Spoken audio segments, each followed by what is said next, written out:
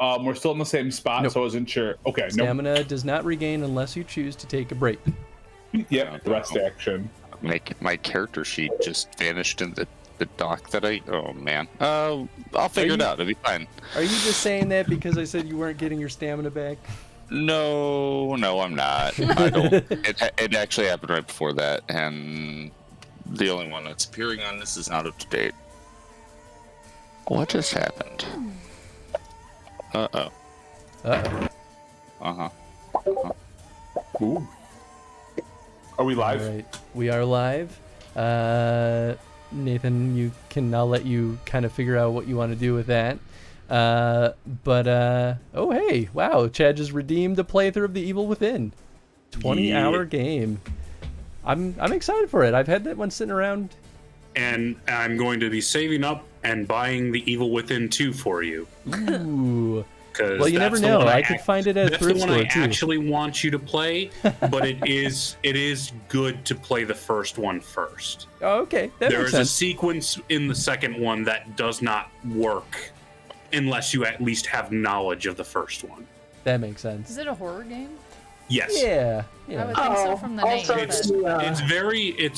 It's the first game is very much ripping off the format of RE4, but kind of like the horror of Silent Hill. Okay, that's kind of what I thought it was actually. Like the game itself plays like RE4, but the horror is definitely more Silent Hill style. Nice and psychological. Yeah. The second one definitely branches off a lot more and is a lot better game. Cool. If it's any consolation, I think you're a psycho, Chris. Thanks. Ooh, yeah, me too. Hey. And on that note, would anyone like to recap the meaty session that we had It should just be prior our to unlucky this? Witcher. Not when you phrase it like that. I mean, I can do the best here, guys. It's been a couple weeks. We can help out, but Yeah. you should I'm definitely happy to do the get lion's extra share. luck Yeah, point. you Yeah, need do that. it. I'm happy to get the extra luck points, so I will It's gladly to do everyone's it. benefit if you have a little bit more. So last session, we prepared. I'm good to go, right, Chris? Yeah. Yeah. Make sure. All right. We prepared for our descent into the portal, or our path through the portal, doing a number of things, getting materials, resources, calling in, some magic support, all that good stuff. To that end, Zoldy grabbed a couple of mages to help us. I've made some potions that will help us against necrophages, and we just got ourselves prepared. We go into the portal and we get a hinky vibe before we blindly walk in. And I think we either throw a rock or a rat. There's some creature. We caught a mouse in the storehouse and threw it in. We tried the rock and the rock didn't really do anything. And we're like, okay. So we threw the mouse and some bad shit happened. To the mouse, not to us. So once But it would have happened to you. it would have happened to me. I would have been the first one through, but then Chris is like, no, I have to tell you there's something going on. Imagine I walked in first for whatever reason, and it's just like, you just don't have a doctor for the entire rest of the session. Or you don't have a witcher, you don't have a mage, you don't have a man-at-arms, a bard, any of it. It would have been better. What would you do without the bard? I'll let you know it would have been even better than that. Oh yeah, I don't want to know. No, I don't want to know. I wonder if it would have teleported the first person into like a trap room. Maybe. I'll tell you. I'll reveal it after the session. Oh yeah. But anywho, we get into this fleshy building, we'll call it. Again, I'm kind of alighting over all of the little bits here. And we get into the first room. We see a little snake boy kind of go towards the center, which is important. And we kind of start entering this kind of puzzle of a labyrinthian, mutation-based thing. I'll avoid saying creature or beast because that's not entirely accurate. So we get in, first room. It's like this room, or one of the rooms, I should say, one of the main rooms you're in, was like a room that had acids flying through there. We all took some damage to our armor. We keep finding doors that either have symbols or flesh put over it. So we break open the first door after we get out of the first little acid room, and we run into these like centipede creatures Maybe that doesn't happen right away, but my brain's a little foggy from a couple weeks ago.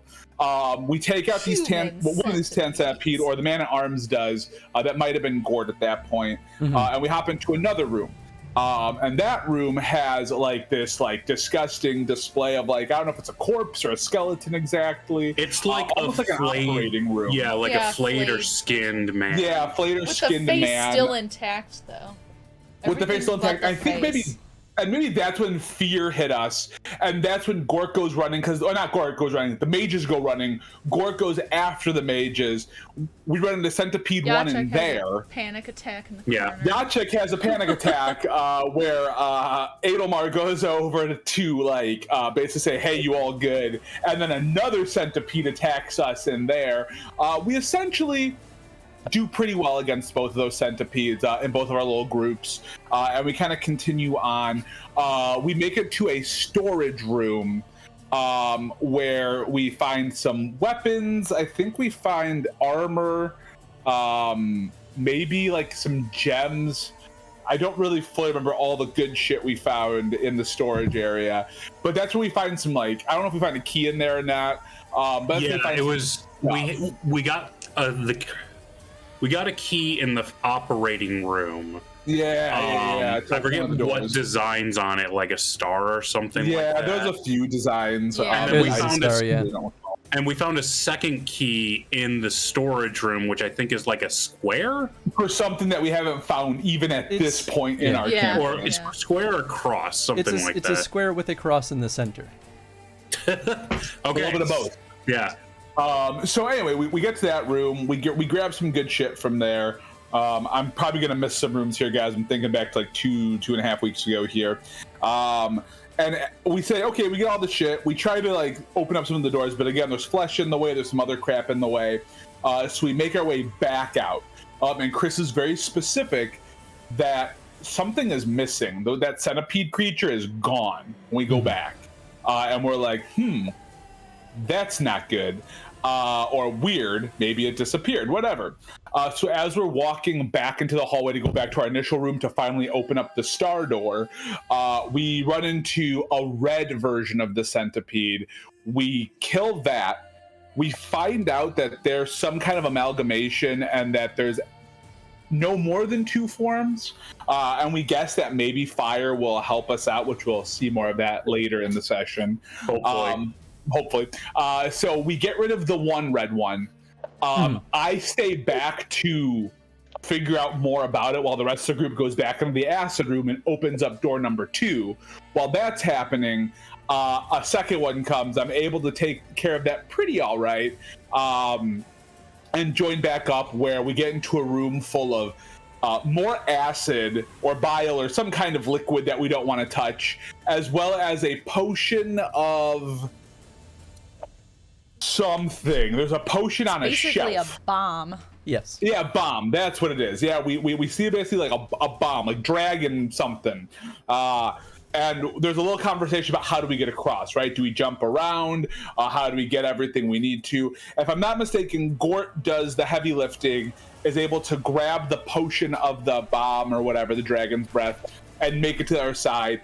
Azoldi makes I think it's the stone columns. I don't think it's the ice for that one. Yeah, it's the stone column spell, and we all make it safely across that.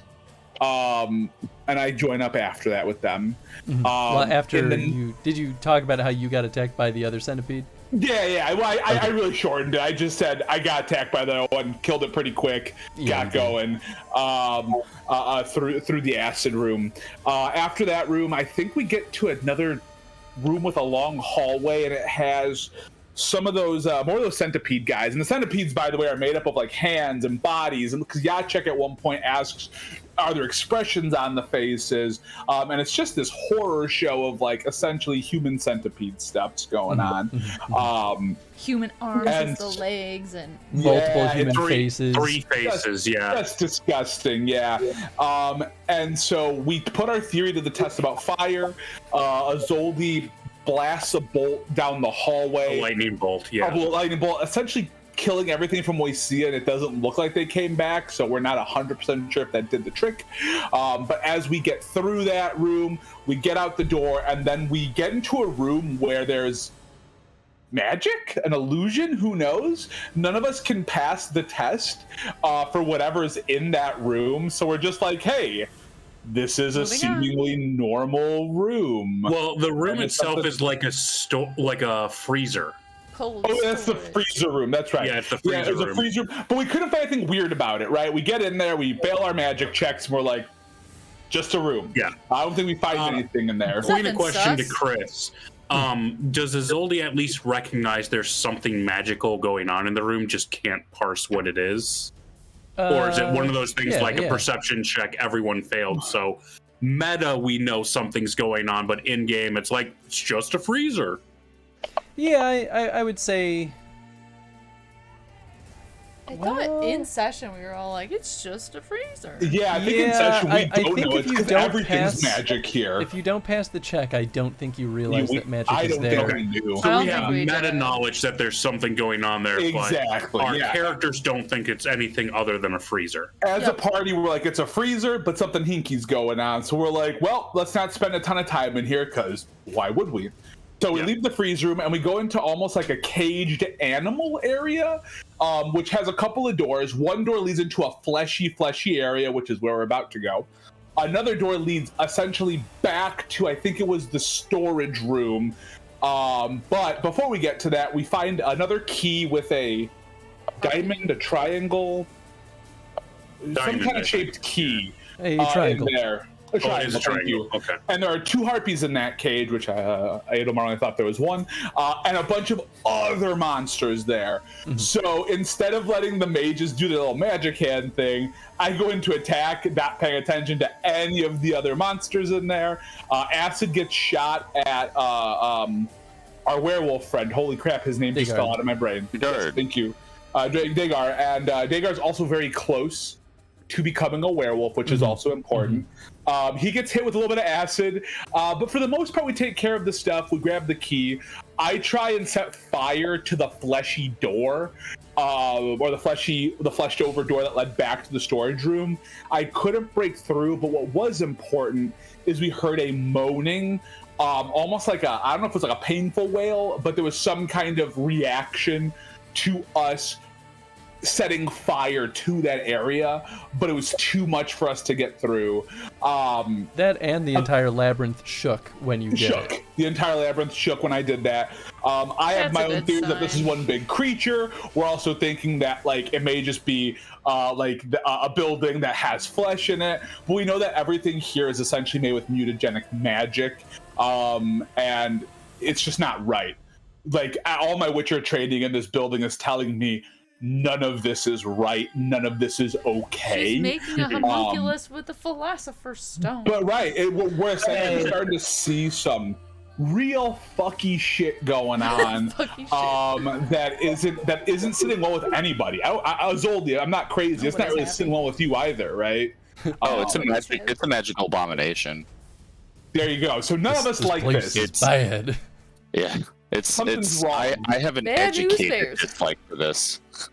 Now that was a very shorthand version. I probably missed a lot of big key moments Some in there. details that I do want to see if I can kind of add in just to kind of flesh out the scenario a little bit more, not to make a pun on it. But a lot of the doors that we've come across aren't just like closed due to being covered in flesh. We can like partly open, and we know like the entire rooms behind them are filled with flesh to the point where it's like essentially impossible to open those doors unless we have some way of clearing the flesh out of them. Our current only path forward, because we have 3 keys right now. We have the star key, we have the cross key, and we have the triangle key. We haven't found doors for either the cross key or the triangle key, only the star key.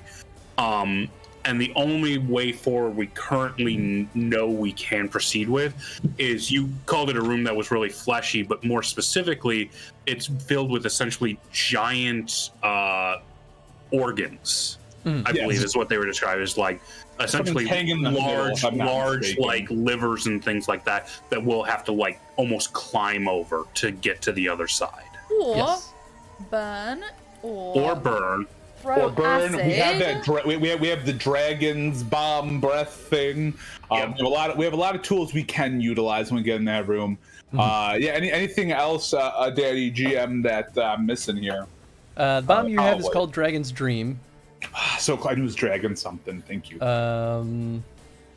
Which I believe Adomar's holding on to, correct? No. I think Gort did got the it? grab. Yeah, Oh, Gort did the jeez. grab. Mm-hmm. I I don't know about Gord handling him. I think that was pretty good though, all around. Hey, There were a that's couple of number things that 2. happened in a different order, but it didn't really matter. Yeah. I was like, oh fuck, I don't remember exactly. I remember the big beats, the Yeah, yeah. separation. No, you did pretty good though. Dagar is getting close to turning. That was a. What the hell? No was one else that? You saw get that, but five, right? No, I- the four of the yeah. five of Okay. six of us. You know, I was just. Sorry, that was our Discord chat. Just went like, "Whoa," for a second. Okay, all right, creepy. All right.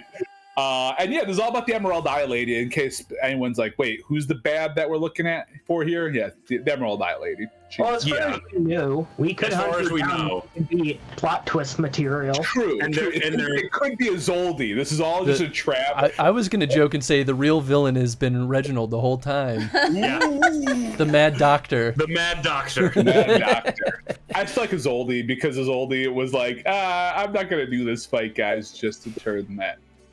I'd say Yachek's the most suspicious. I mean, Ooh, fair. Yachek is very suspicious. Yachek is the most suspicious.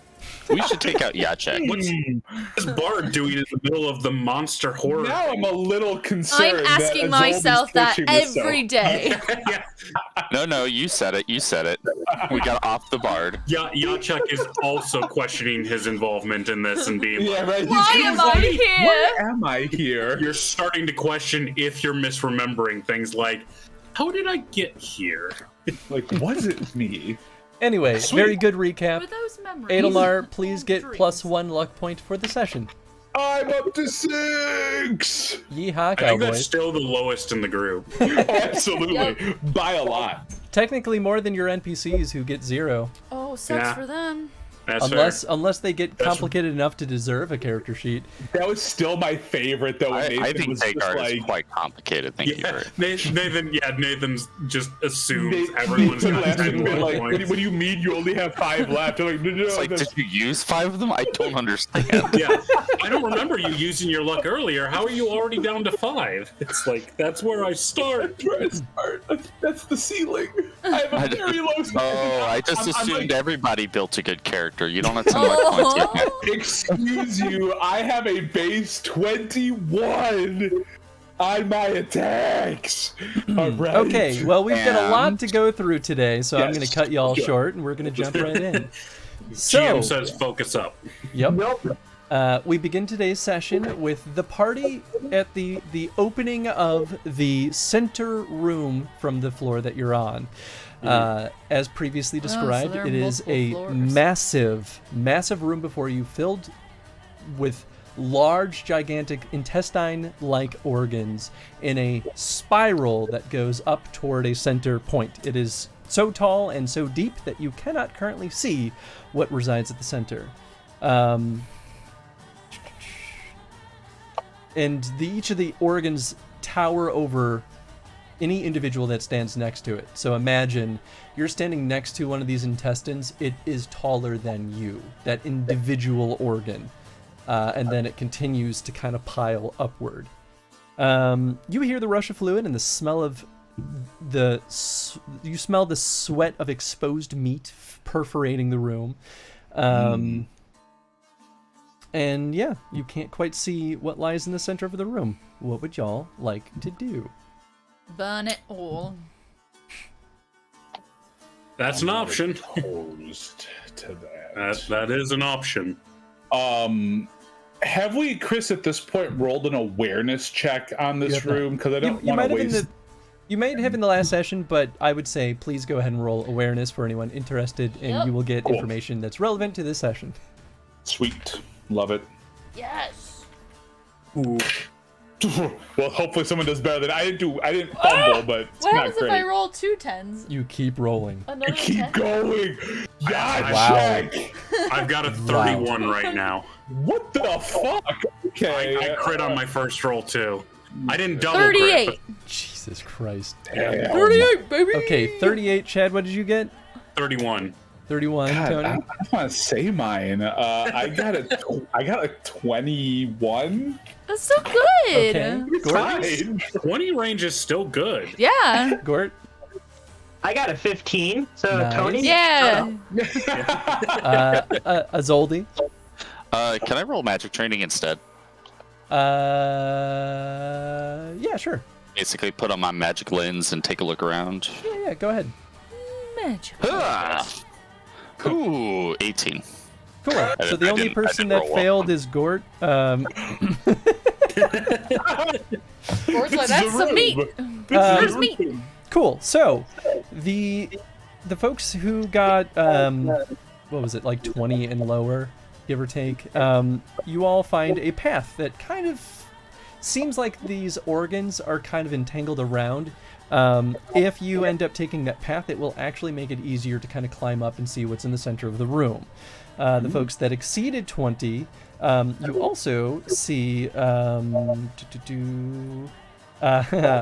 latched to various walls kind of surrounding the area, you find centipedes that are sitting idle. They don't see you or anything. They're just latched to the walls with their face embedded in the flesh. Oh. Like, Yes, as if they're resting or feeding or both. Ew, they're suckling. Yeah, that's what I was thinking. Just Also, for the folks who exceeded 20, you catch a glimpse of a snake observing you at the path ahead before it begins to flee. so the snake is an Clockwork, agent please. of our enemy is How spying on far us away with a is snake. this snake? It is, we'll give it, we'll say 8 meters. He's not crazy far ahead. He's certainly within range to shoot, or you can attempt to rush and try to get it or kill it or do whatever you please with it. Can I do human perception on the snake to see if it... I want to confirm my theory that it is intentionally watching us and following us by seeing if it has, if it's focusing on us more than a snake should. Sure. Like, go there's ahead. some intelligent thought behind what the snake is doing that normal snakes wouldn't have. Yes, go ahead and do that.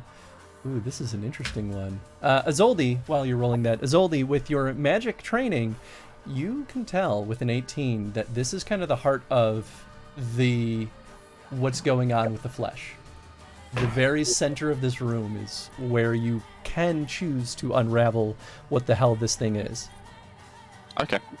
I got a 20. 22. So this thing doesn't have human level awareness, but it's being commanded by human level awareness. That's what I thought. Yeah, I bet you it's No. a scout. This We could- little doesn't it fucker actually is kill it? spying on us.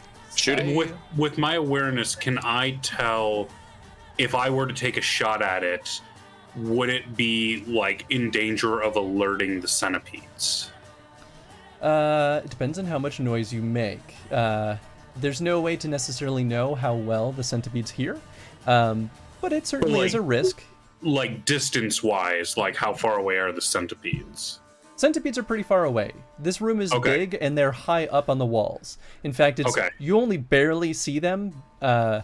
You only really notice it because they don't pulsate the same way as the rest of the room. Okay. gross. So I'm gonna go ahead and take a shot at the snake then with my crossbow, Okay, go ahead and take a shot. Pew! because it's not really gonna be much louder than Gort just walking. Or me rolled it, Scott. just walking. Let's say all that'll in be a all, 23 crossbows to don't hit. make Oh a no, lot of noise. 24 because of weapon accuracy. Reloading the crossbow probably makes a lot more noise than shooting it. Yeah, That's true. The crossbow lands. Because the ground is fleshy, it actually just kind of thunks softly into the flesh, and you slay the snake. Within moments, the snake's body actually dissipates, leaving behind a crystalline skull. Rabbit. Ooh. Give me the skull. I'm assuming Azoldi, it's close enough that it would kind of tink close to us. Like ding ding ding ding. I mean, it's not necessarily on a downward slope. It was in kind of a flat plane next to you. Okay. But either way, Izoldi, if you choose to examine it, you actually recognize this with your magic training roll of 18. What is it? It is a... Shit, actually, what is it called? What's the Indiana Jones movie? Chris does not Crystal have Skull? magical training and so does not recognize it. It is literally called a crystal skull. What it does is you can fuel it with magic, and it was once a real snake with a spell sort of carved into it, turning it into a crystalline skull, and you can use it to summon a snake to just kind of do your bidding. Snake As long friend. as it's within 50 meters, it will obey your command. If it is further than that, it will just behave like a snake. So we know our enemies within 50 meters. 50 meters, unless it Was. pumped more into it. Was, but yeah, it was. Okay, so if I pump what was stamina or magic into this? Shouldn't have closed this. Oh I should yeah, have left turn it it open. back on her. It is otherwise just a snake. Like it doesn't have special abilities. It's not like magical other than its existence. So like it literally uses the stats for a snake. Do Got you it. get information back from it? You can if you like basically use telepathy to kind of read its thoughts. Let's Wow, see. that's funny. Our mage can do that. Dilemma. How convenient. Animal responds to your mental commands as long as you're within 50 meters. Act like a regular animal. Blah blah blah. Crystal Skull can be recharged by performing the Create Crystal Skull ritual. You have to have this ritual. Ah, okay. Well, I pocket skull. It's mine now. Yeah, but say, also I takes- guess you don't have that ritual. It also but- takes 2 units of 5th essence. I have 4. Hey, there you go. but you don't I have the don't. ritual. I don't have the ritual. Do our friends have the ritual? Oh yeah. Pretty unlikely, but we can roll. Yeah. I imagine that's not a level 1 ritual. That's a good question. It's on page 102. Let's find out together. I mean, sorry, not to waste time. If it's not important, it's not important. It is a novice ritual. It's actually pretty Ah. simple. They don't have it. It's not necessarily a super common thing, but every now and then a mage is makes just sense. like, I like having an animal that I can make go Like, do things. Like, snakes are cool. Well, it doesn't have to be a snake. Oh. It can be all sorts This of one things. just is. Yep. I wrap it in. I wrap the skull in a very tiny bag, just in case he decides somebody decides to reanimate it while it's in my pocket. That's fair. That way, it'll be a very It is- useless snake in a bag. It is a serpent. I believe it would have venom. So if it Yeah, just like that's- bit you, that'd probably be not fun. Probably not horrible, but Yeah. not fun. Yeah, we're gonna put it in a satchel and then throw that into my backpack. So, we're here. Yeah, well, there's that room over there to see more of what's going on. So I think we check that out. Agreed. And then we set this thing on fire if it's not worth our time. The fire We have- probably sounds like a good idea. Let's Mhm. avoid the centipedes if we can. Yeah. I reload my crossbow. Yeah, I've got my dad. If we have to fight them, we'll fight them. But I agree. Let's do our best to sneak Cool. for now. So y'all would like to enter the room Mhm. and climb the intestines. And this would be taking the path that we saw, right? Yes. So And I'm assuming Gort can just follow us. I'd be like, hey, this is the thing we're talking about since... Yeah. Okay, I don't okay, know. I'll make sure. Yeah. Just so we don't have to, like, We worry start about walking up it, and Gort's like, I don't see it. that. Oh, hey! Okay, so yeah, what do we see? Yeah, let's do it. cool. So you go inside. You start climbing the path. I would like an athletics check from everyone. As you I'm are- gonna stone pillar myself up first. Of course you are. You can Oh yeah.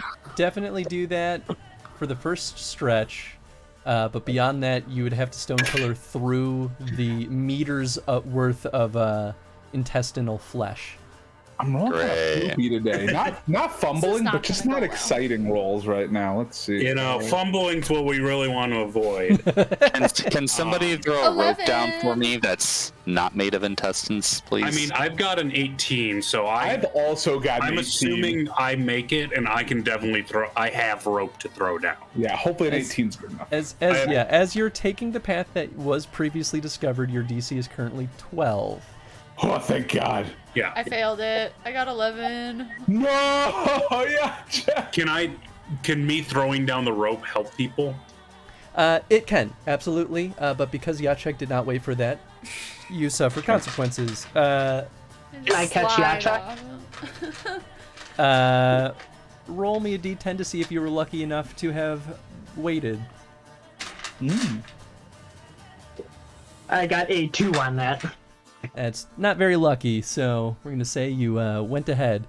So, Yachek, let's see, what did I write down here? So scary to fight, guys. Yachek, you take 4 damage That's against my health? against your HP, correct. Yeah, okay. Because stopping power doesn't care about that, does it? Well, it Not in this technically place. does, but In system, it does. In world, it shouldn't. It shouldn't. yeah. Yeah, the fact that armor protects you from fire already just it really crazy. confuses me. So, what Yep. bonus does Azoldi get for me throwing down a rope to help? Well, Zoldi used the earthen pillar, which Yeah. I assume you Okay. did not fumble on. I didn't roll. I did not fumble. No. Well, we're about to find out.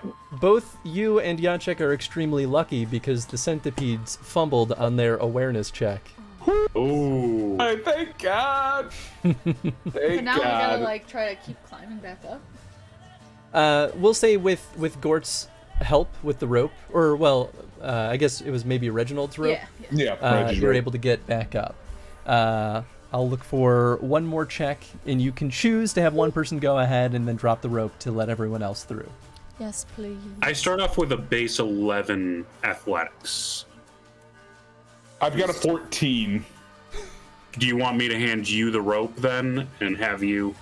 Yeah, I've been kind of rolling super mediocre, but yeah, that's fine. I'll give it a shot. I mean, yeah, I guess you can try it first. And Yeah, if I fail, then we'll find out what happens. Yeah, 'cause there's- so you this is start the with a next one, higher right, base. Chris? Yeah. Go ahead. Oh, good. That was actually a good roll. Thank God. So that's going to be 19. Yeah, you're good. 22. Okay. More than fine, you get up there, no problem. You toss the rope down. Now I would like you to roll me I guess a physique check, just to make sure that you can handle lugging all those people up. Gort's the real challenge. Well, I mean, no, I have nothing in physique, so we're going to find out what happens. Straight body, baby. Ooh, you know what? Is there anything I could tie it off on and do wilderness survival instead? More intestine. Ooh, very interesting. I suppose I will let you roll Loop it wilderness around. survival at a -4 because you're not really in the wilderness, nor are there a lot of good opportunities. Yeah, all right, to tie that's to like the things. same exact roll. Never mind. Fuck it. Then we'll just body this up, baby. We'll see what happens. Yeah. I will tell you, there is a difference actually if you succeed, because the consequences will be different. Okay. Is it 8 meters away from where we are to where to where a Witcher is, like up there? Yeah, I'll say so. Okay. If you want, like, as you're throwing the rope down and about to haul us up, I am gonna cast once again. Have no idea how to pronounce the spell. RHEWY. I don't know. Anyway, that's the freezing spell. If I freeze this object to another object, it can't be moved. So I'll freeze. Like, you're still holding it on. Oh, what's that? Do you need to be able to see though what you're freezing it to? Probably. Yeah, where you are, you won't be able to see above the flesh. If all I right. succeed on my athletics roll, and climb up with him without the rope, could I assist him to help out with the body check? Like, can we both roll and combine it as if we're both holding the rope? You could. He still is going to have to roll first, though, no matter what. Well, if I I'm guess if not you're- using, if I see I'm what you're not saying. using the rope to climb up, and instead just helping with it, because I'm at 11 base, so I would just not need to fumble, so I don't need really the rope to climb up. You could do that. Okay. Yeah, so that's a 15. Okay, so you get up no problem. Okay, Adelmar, and are you then I rolling can- wilderness survival or physique?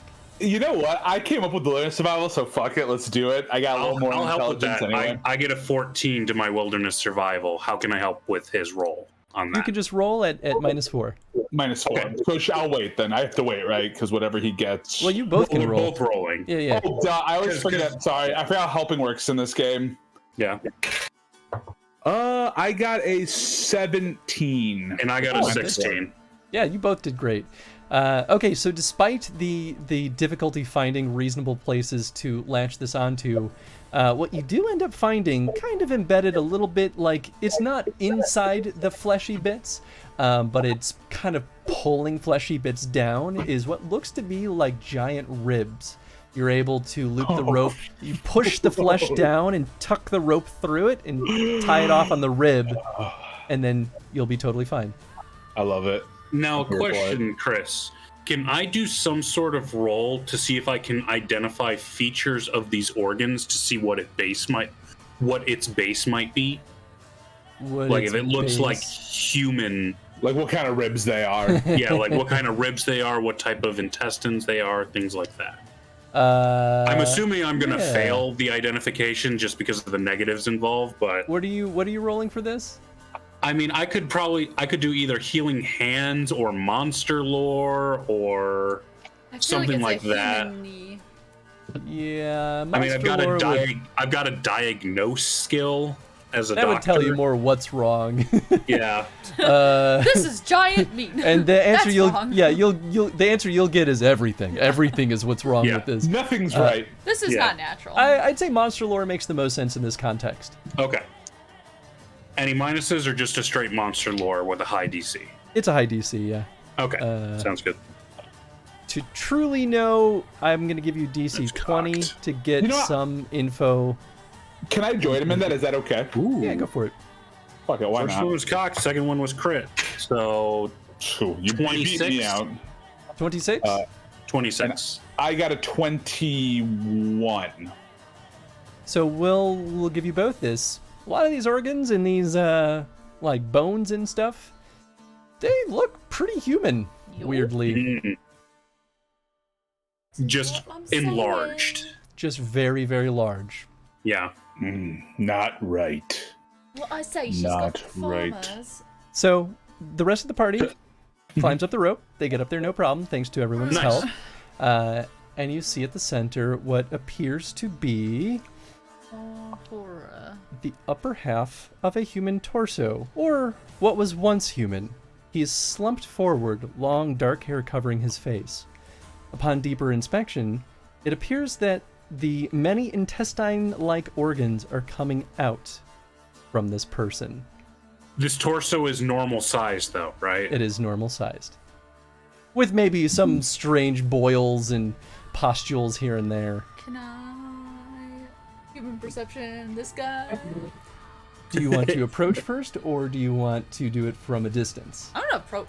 Okay. I want to I am see. following I'm following Yachek. If I see Yachek starting to walk, I'm there's doing no a real way. careful walking forward, like. pull his I have finger my aside sword and- drawn So- and I'm ready to go. I Okay. am not letting Yachek go alone. Okay, Yachek and Adelmar approach. On approach, it actually reacts to you and slowly slings its back Yeah, Chuck's getting very sad. and head backward Very sad. This is and so reaches sad. up and slowly, with a slimy hand, pulls the Aw, curtain of hair away from its face. What has she done to you? He We see. looks in astonishment at you, Yachek, not saying a word, just kind of breathing and wheezing. Go ahead and roll a human perception. I want to see if he's in pain, if he looks like he still has intelligent thoughts. Ooh. Yeah. 24. He's sad. Oh. He absolutely still has intelligent thought, but he seems confused. I just had a bad thought. I want to like put my hand on his big old face. A tear rolls down his cheek. No!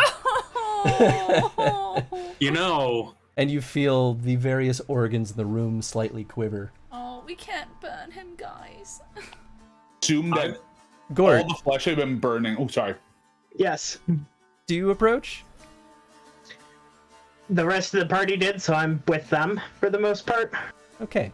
As you get closer, you realize you recognize this man. You know his face. And Gort something does? in your mind clicks. Uh-oh. Gort, you're enjoying a drink at a local tavern with your traveling companion, Dilvin. He is your Nilfgaardian friend who's journeyed up north during peaceful times. He's been on jobs with you here and there, and you two have been kind of working together, doing some odd ends and jobs wherever you can see fit. And right now, you've just been enjoying a nice time at the tavern, trying to drink each other under the table, but not too aggressively. Sounds about right. As you're jib-jabbing together, a strange, lanky, pale woman with dark hair and green eyes approaches, awaiting your acknowledgement.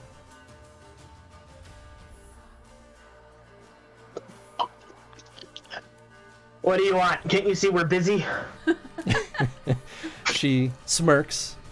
I'm looking for some hired hands, as I travel for protection. I'm willing to pay well, and the two of you seem to be well suited for the work, as you are both armed and look fierce enough.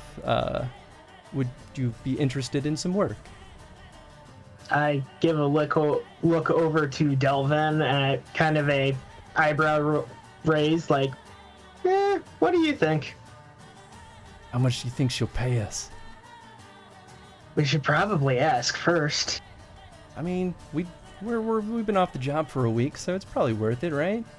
Well, you kind of know me. I'll take anything, anything to get from town to town, so Sure. I'll probably say yes. Dilvin kind of leans back, looks at her, and goes, "All right, how much you offering?" She looks at the two of you and says, "I'll pay you each 800 crowns. It should only be a few days' travel and hopefully peaceful, but, well, you know, in times like these, you can never be too certain." So I guess kind of gives you a thumbs up, like, seems good to me. It's good money.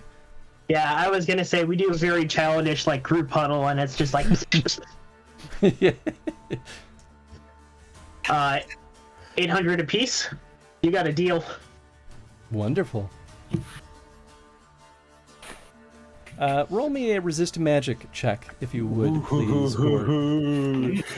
Hell yeah, I'm liking this. Oh, I have resist coercion, not resist magic. Hey, but you still have a base stat, right? There's still a base Yep. stat that goes along with it. So rock and roll, dude. You can still explode. Okay, that is, let me use the calculator because I have smooth brain sometimes. 15. 15. You are okay. See? Look at that. The memory skips ahead. Now the three of you are sitting at camp. You, Gort, and Dilvin are enjoying a nice small keg full of beer. Please roll me an awareness check. There's a simple campfire. You and Dilvin are just kind of chit-chatting as the lady is kind of just off to her side doing her own thing. What'd you get on your awareness? I got 15 again. 15. Your eyes wander back and forth as you kind of chat with Dilvin. At one moment, you look and see the mage kind of quickly hide something as she was kind of rummaging around in her bag. Then she locks eyes with you and smiles harmlessly, as if nothing had happened. Please roll me a resist magic check again. It is cool. Guys, I see the twist. I was the villain the entire time. It really was Gort. And you were blaming me. The other villain, Azoldi, was blaming you, to be fair. I was throwing shade too. That one is a 13. Gort, please take 2 damage. Ooh. Straight to the health. Straight to the health. This is damage right to your noggin. Straight to the health. Oh, right. I have Gort the taken sleeper. no damage so far, so I'm actually having trouble finding my health pool. There we go. -2. It's above the stamina, which you use all the time. Sure. Your memory skips ahead again. You pull an axe out of the head of one of the villainous humans. Looking up, you take in the scene of now the resolved combat. A small band of humans, all wearing a peculiar red leather armor, slain across the rocky terrain. Fucking witch hunters, Dilvin says to you with a raspy voice as you roll over the lifeless corpse of one of them. It's as you move forward, you turn and you see Dilvin suddenly collapse, blood oozing through his chest armor. You eye the mage, and she says, "We're not far now. If we take him, I can patch him up. He should be fine." Please roll me resist magic.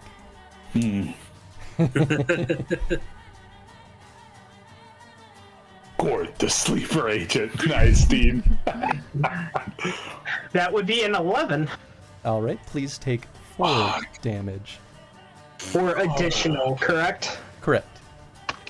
Okay. Wah, wah, wah. Your memory flashes forward again. You get to the laboratory, basically, and you have a glimpse of a moment of the mage giving you both and Dilvin an elixir. She says it's to heal you up post the combat. It should take effect pretty rapidly. Dilvin slugs it down, kind of nods a little bit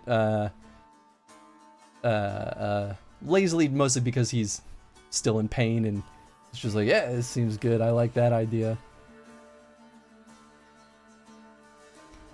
Then Gort would have slugged it back too. Okay, cool. You jump forward a little bit more ahead. Gort, you watch in horror as you gaze through a small hole in the wall. Isabel, the mage that you've been working with, is with Dilvin, chained in the very center of what's surrounding him is a bunch of arcane symbols.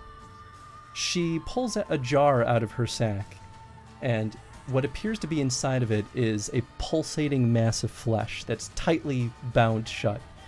She uncorks it, pulls out the pulsating flesh, and places it on Dilvin's chest. She shouts an incantation, and then suddenly a flash of light. The mass seems to dissolve into Dilvin's chest. His eyes go wide in terror, and his breathing slows. Isabel then steps back, sits down, and pauses for a moment. It's then that she turns and sees you looking through the hole in the wall, and smiles. She then stands up, moves out of the room, in what you could only assume is toward you. You are in a cell. You've been in there for a week, starved, deprived, and removed of your equipment. All you can imagine is that you might be next. What do you do? What kind of floor does the cell have? It's stone. It has a bunch of what looks like old decayed, like kind of elven decorations, almost as if this wasn't originally a cell and was just kind of haphazardly built into that kind of structure. Any bones or implements in there from, we'll say, residents from prior? No implements, but certainly plenty of bones, animal and what appears to be human alike. All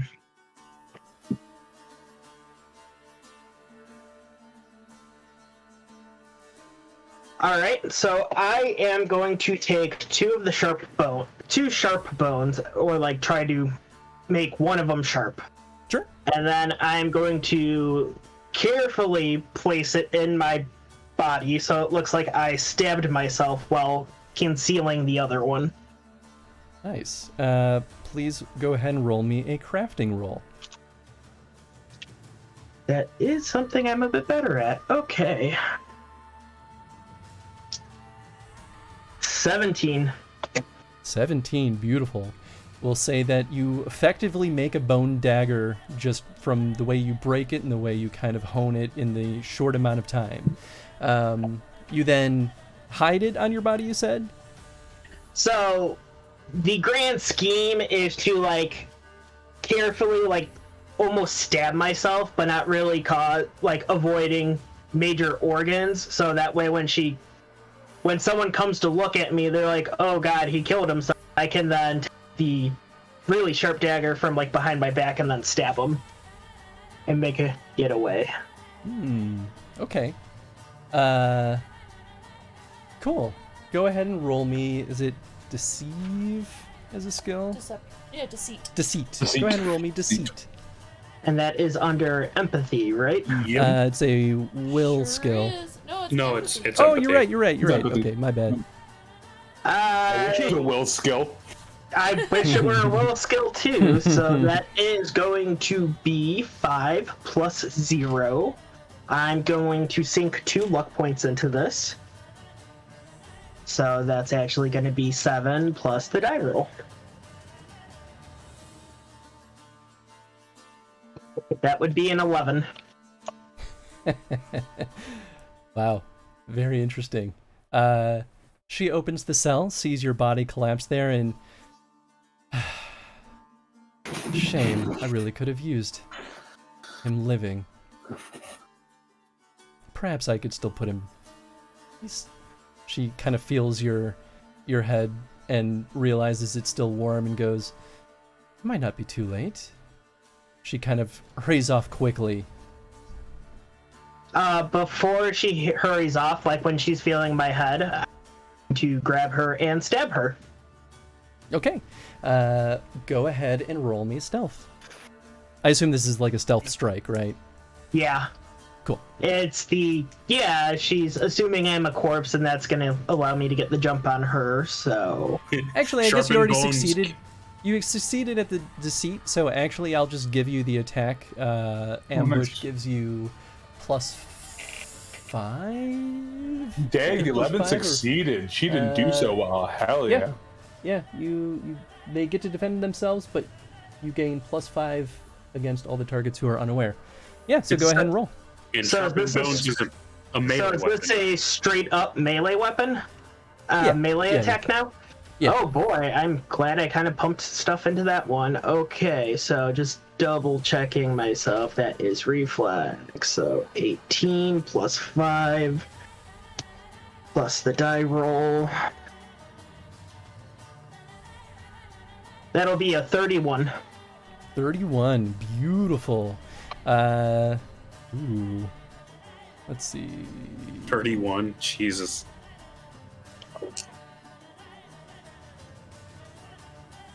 Wow, okay. Go ahead and roll me 2d6 to determine the type of crit you deal. Is this where Gort What happens kills the if he villain kills in the a big- flashback? Yeah. Yeah. What I was happens if he gonna say, kills the big Court bad kills guy the in a villain. flashback? None of it happened. Oh, come on, there's always some DM bullshit that can happen to make them invincible in a flashback. That would be a 4. It's called plot armor. 4. Beautiful. Okay, so you Damn go you, to Sasuke. you go to stab her in the back. She realizes that you're still alive at just too slow, and as she's turning, you end up stabbing her right through her arm, and you end up fracturing it. We won't worry about rolling damage yet, at least. But yeah, you stab her in the arm and break it. You feel the bone splinter Ooh. in both your bone dagger as well as in her arm. She screams in pain, looks at you with wide eyes, and runs off.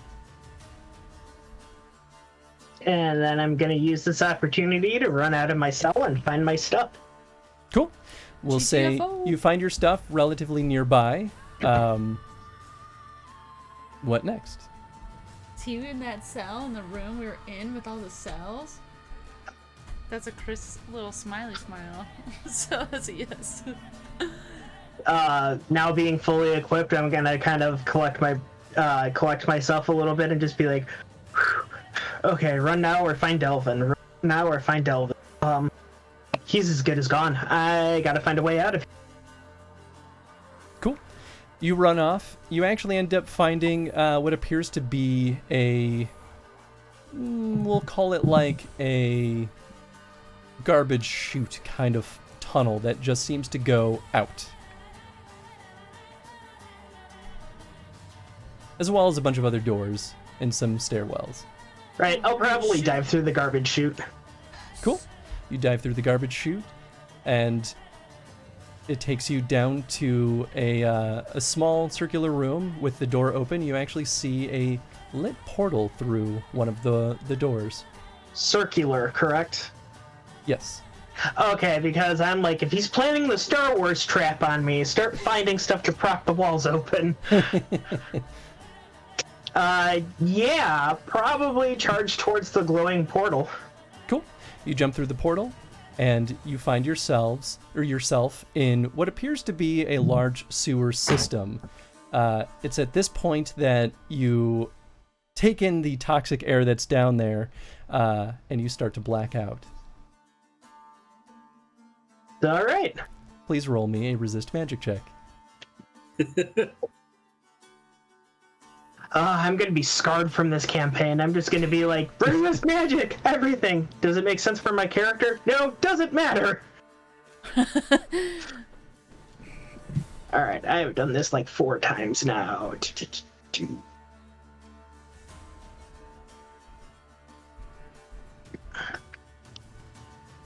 That will be a 12. Okay. You take 6 more damage. Woo! Holy moly! Get. Now, him repeatedly having to resist magic, does that eventually become training IP? I mean, maybe. It's at this point, Gort, you kind of snap back too. You're back on this flesh mound looking at what remains of your dear friend Delvin. He looks up at you and whispers raspily, "Gort!" I kind of clutch my axe and, like, you can tell this is fucking me up, and I approach him. Delvin, is that you? I think...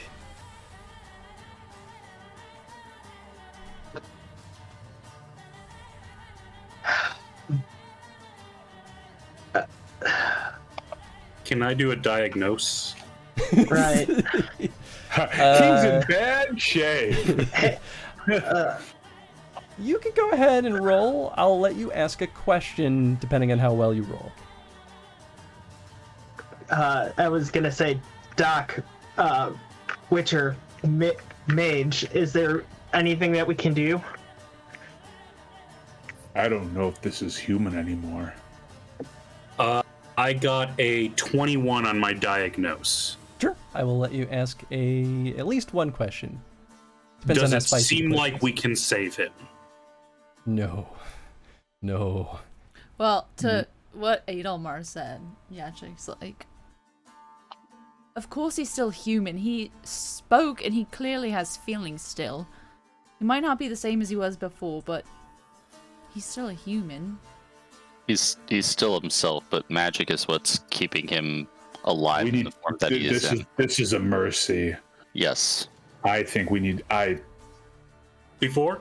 Oh, I agree. I'm just stating he's not a monster. I doesn't mean inject him it's with not one of a my mercy. fish tech. Interesting. Wait, with what?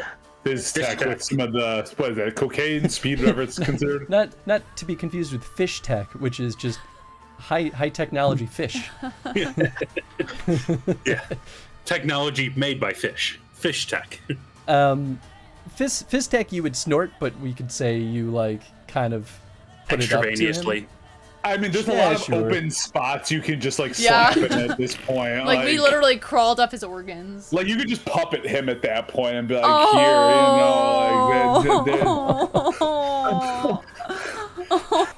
His ribs are on the ground. Reginald, I will let you ask another question with your diagnosis roll. Because you asked a pretty easy question to answer. Okay.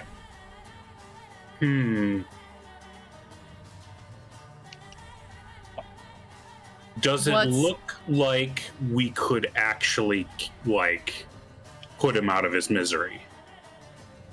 Ooh. We're going to give you this because of all of your research prior. Not easily. You know that he is part of that flesh that regenerates. How do you stop it from fully regenerating? You certainly don't have enough fire or acid to be able to do it with this amount of flesh. So what happens if I have him OD on fist tech? Doesn't seem possible. You'd need an insane amount of fist tech. Is his chest open? I've got the alchemic formula. That's an interesting question. Is his chest open? Yeah.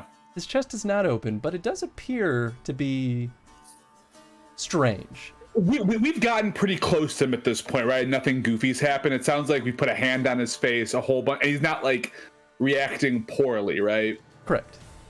He mostly seems confused and I want to unsure. listen to hear if his heart is there, because I think we need to find the heart of this thing, and because what stops it? I don't know, like maybe killing its heart, taking out the brain, something. So I'm just curious to see if there's a heartbeat inside this torso. But the flesh lived without a heart.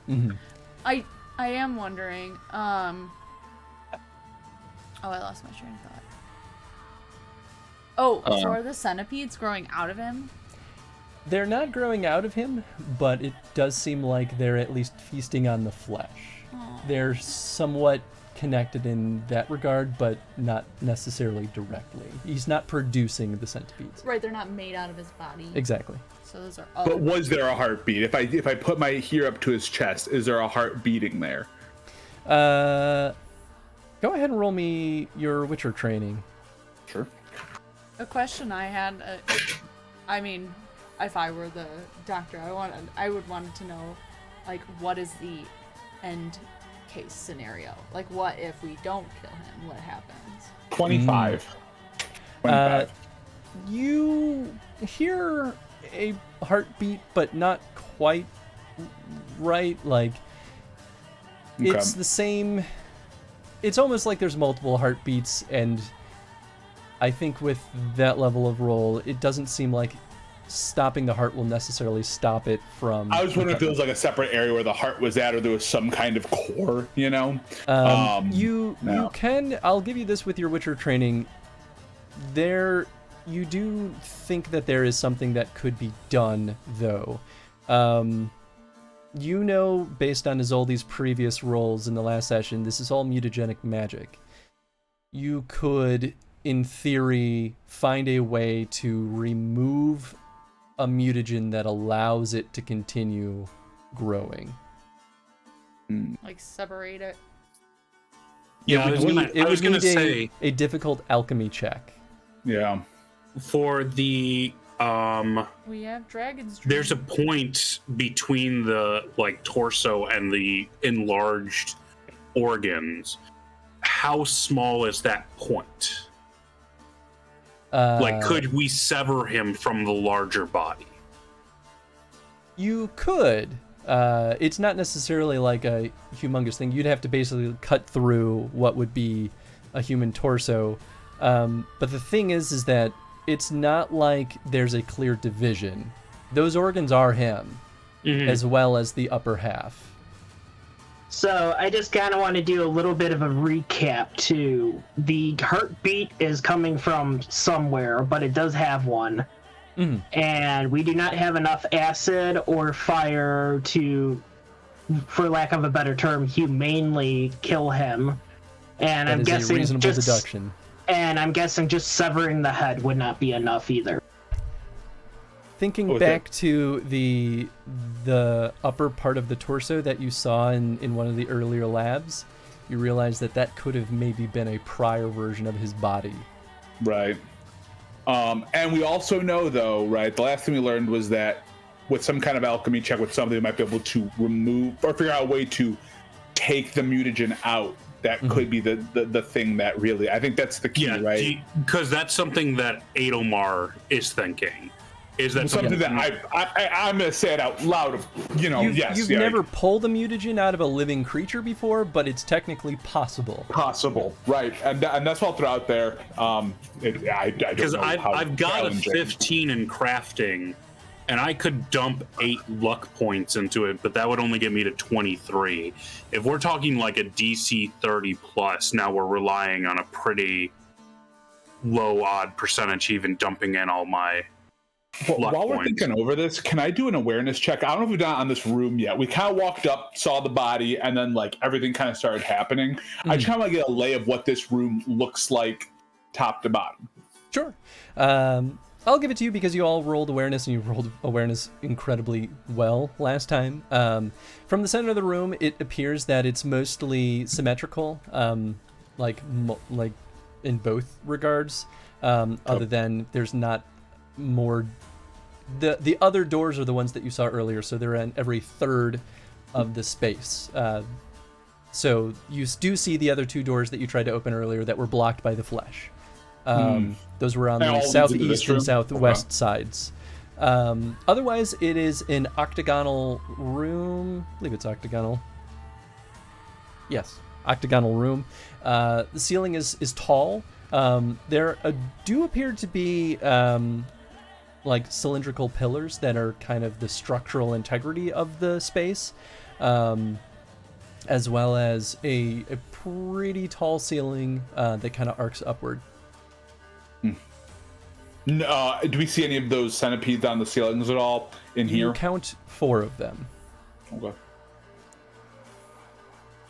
Who do not seem to have noticed you yet. Sure.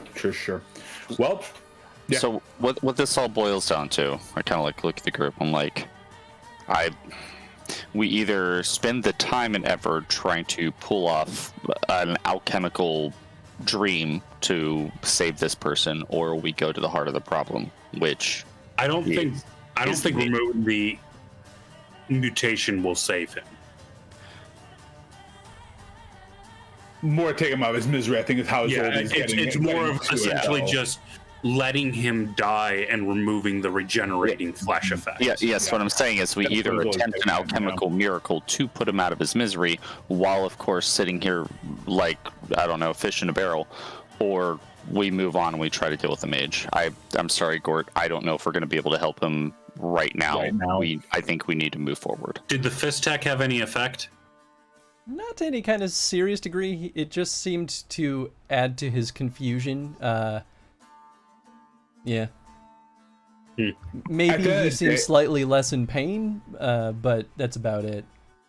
Reggie, at the end of the day, if you want to give it a shot, we can give it a shot now. But otherwise, yeah, I think we should keep moving. But I'm not against doing it. We have a route to see if it's even possible. Can I use like deduction or something to at least like see how likely I am to be able to succeed with this?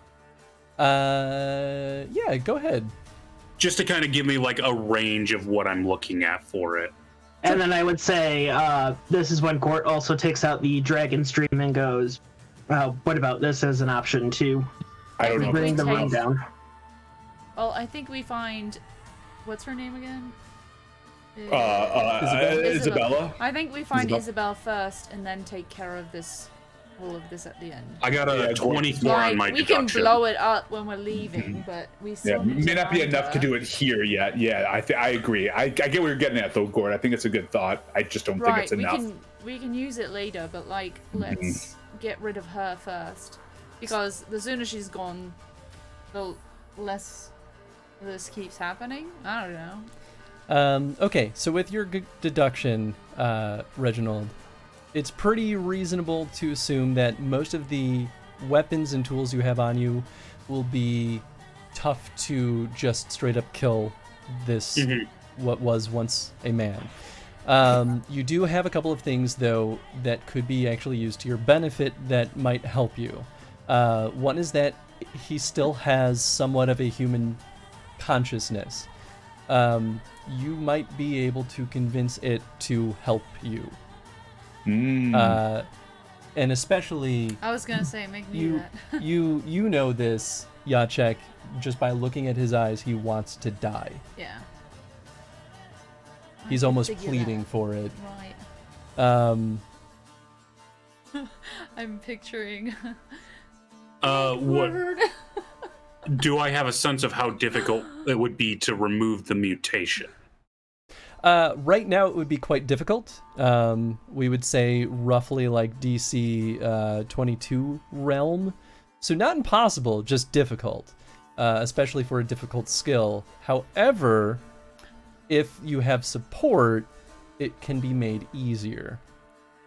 Support from other people or like research notes, something like that? Basically anything that helps you get to its mutagens. So you could try talking to him still. Well, It sounds like talking to him is the right call. Can I want to ask him if he can feel where she's at in this system, right? If it's all part of his body, and like he probably felt us poking around. Like I want to ask if he could feel her, if he can understand what I'm asking, but I want to try. Sure. I don't know what that would be. I mean, Charisma? This is charisma. charisma mostly. Do I get my +1 for humans? Well, yeah, sure, we'll give you that, I guess. He's more likely to trust you just by that nature, I guess. He's sitting there in this absolute tormenting nightmare, and he just looks at Gord and goes, "I'll never trust a dwarf." 19. 19, okay. I don't feel her. She's up. And he kind of looks upward. Well, that's still a bearing. I don't think you touch. Jacek's trying real hard not to cry. How do we sad. end this for you?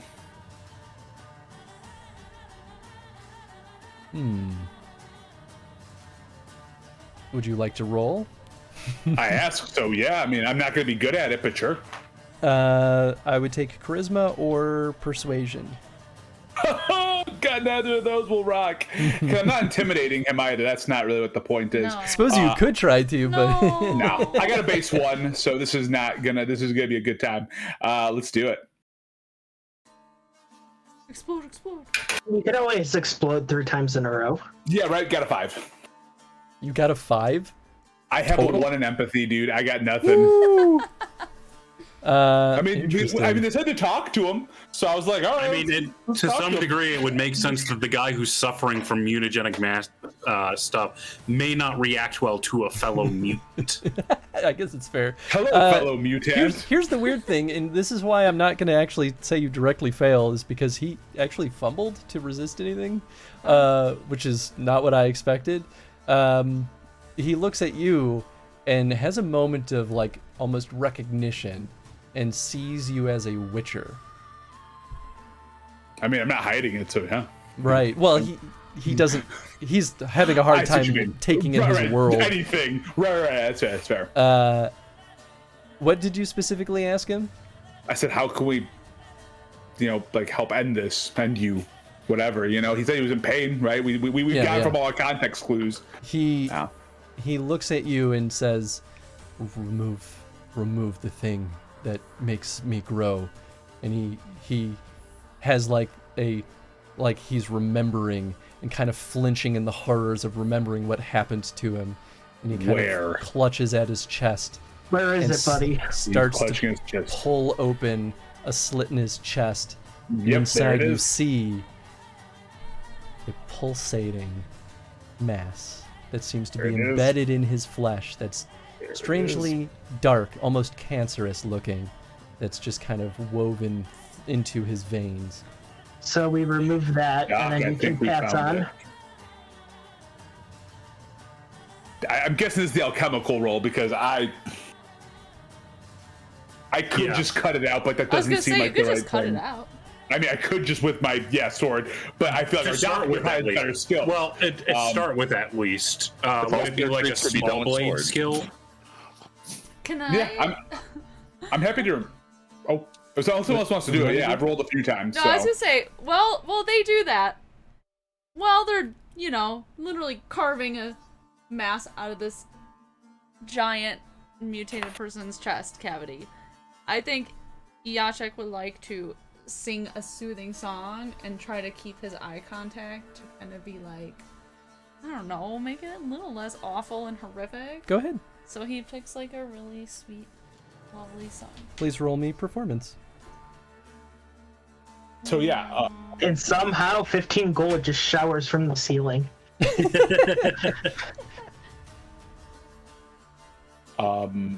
So yeah, I mean, should I just roll swords while it's happening, or is there a better way to do this? 21, very nice. Okay. Yeah, are and you I just don't have my loot, but I'm just gonna sing. Are you slicing it? Or are you we could do cutting like it? small blades, swordsmanship, like. So I'll tell you now like... that alchemy would make the most sense to remove this. There we go. That's what we talked about. I was like, I don't think it's me just cutting this guy out. We just wanted to understand the logic of, does it make sense for me to go in as an alchemist rather than... So now knowing there's a focus, do I have a better sense of how difficult this will be? Yes. So with... Oh, no, go for it. All right, I will say, so is the game plan now that we know it, we're going to have him, like, hold open his chest cavity, you remove that, and then we can kind of put him down? Or is removing this going to be the, we don't know yet. Down? We don't know what the exact effect will be. It seems like this might be the idea, but yeah. Yeah. So what were you saying, Chris, about like my relative difficulty?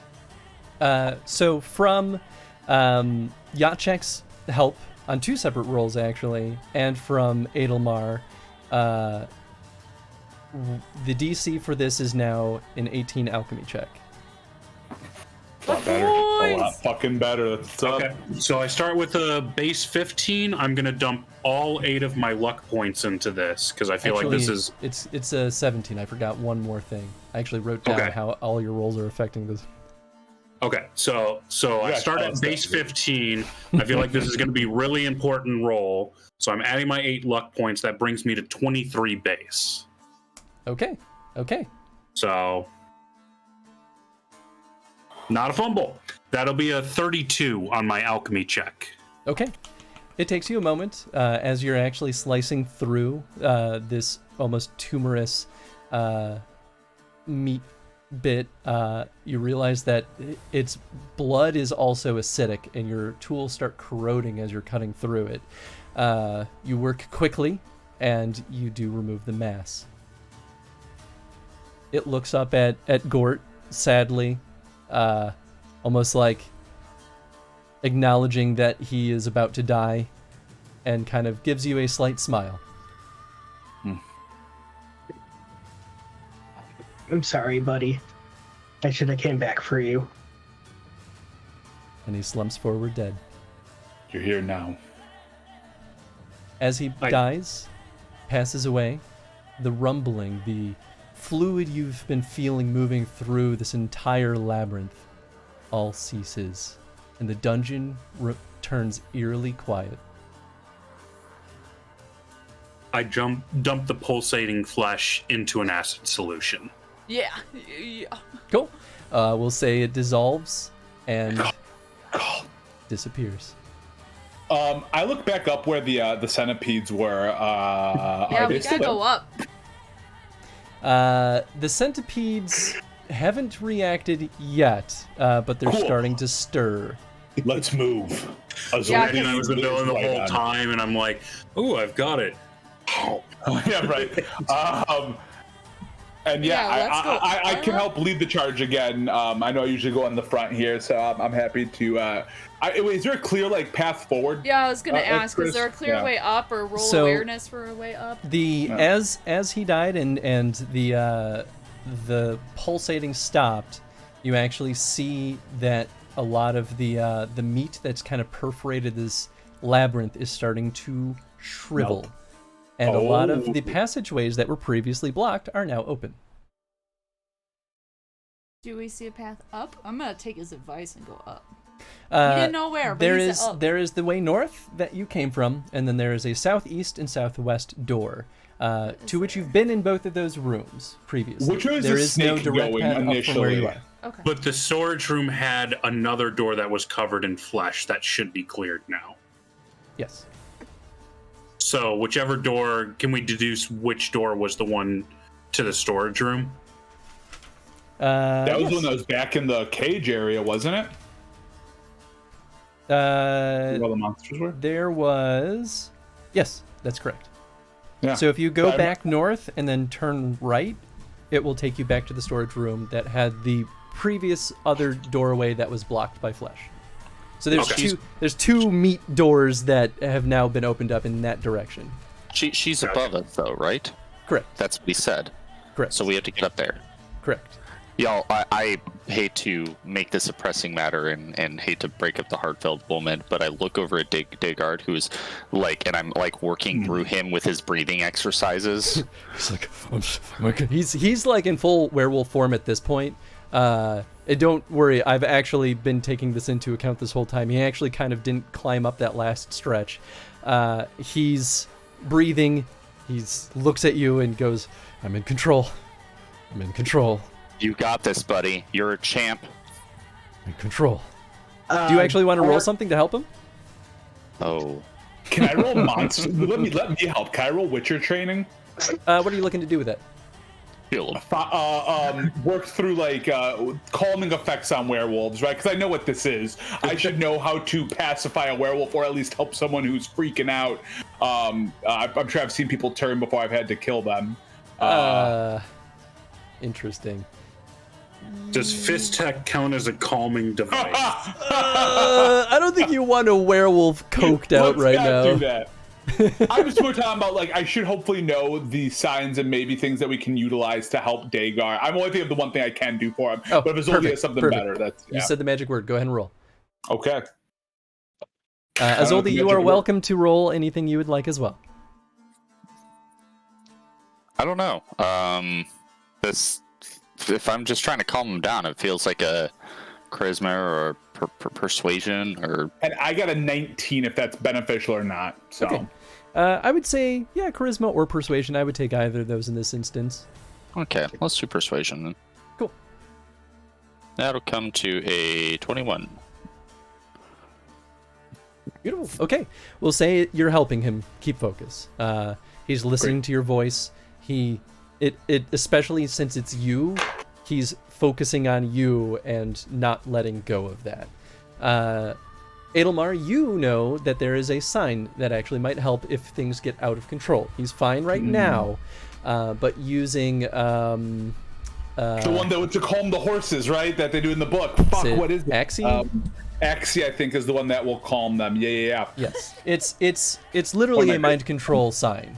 So you can Jedi like hand wave people with that, but you can use that to calm people and control their emotions.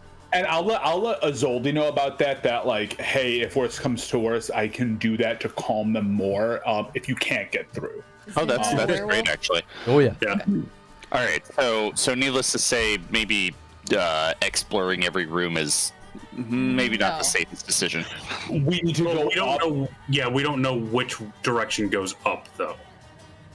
Yeah, there's not just one. So far, unless we're really mistaken, there is nothing showing us like the pathway up. We need to find the door that gets us. Correct. You have not yet found any passageway upward. I have a feeling based off of where the snake has been going, it's somewhere north based. So I could be totally off on that, but from the initial, even from this last time, it sounded like the snake was about to run north again before it popped out. I'll at least give you, because you did ask about this. The northeastern passage that the two meet doors is a relatively unexplored area that seems most likely to contain a stairwell. Yeah. Let's do it. So let's start running. I do want to make one point of order on the fist tech, not to be the guy with the hammer seeing everything as nails. But its effects aren't like cocaine. It's a downer, not an upper. Okay. So, Fair enough. and in fact, when you do, if someone sedative. takes it, they actually have to make endurance checks not to be essentially stunned. Oh, sure. And rolling low on that will knock them unconscious for 5 rounds. Wackadoo. Okay. So it's probably more like heroin or something like that. Nice. It is just as addictive. Yeah, I mean, More like it says in heroin. here highly addictive, so last resort, but technically would be better than feeding a werewolf cocaine. So werewolves, his werewolf violence will come more from him needing more. Yeah, Fist tech. so it'd be pushing the problem later on. Oh goodness. It's future party problems. cocaine. That'll be a Zoldy's cross to bear in future sessions, is She's like, helping thanks a his lot. drug addicted werewolf friend. Oh yeah, let's just add more stuff to Descartes' plate. Yeah, Descartes had a real rough life, and that's okay. If you keep adding on, eventually the bad parts will I got a gambling cancel out. addiction and on drugs and every full moon. Oh boy, you just don't. Just basically everything, it gets worse. Next, The end goal is to have it so he only ever turns into a werewolf when he's high. Yeah, there you go. Perfect. Cool. Well, then I said let's go explore the Northeast and let's be coming this fall. Cocaine werewolf. I mean, I love it, Dean. I love it. Okay. But yep, Gort, does one of these on his face, and he goes, "Yep, let's go kill this cunt."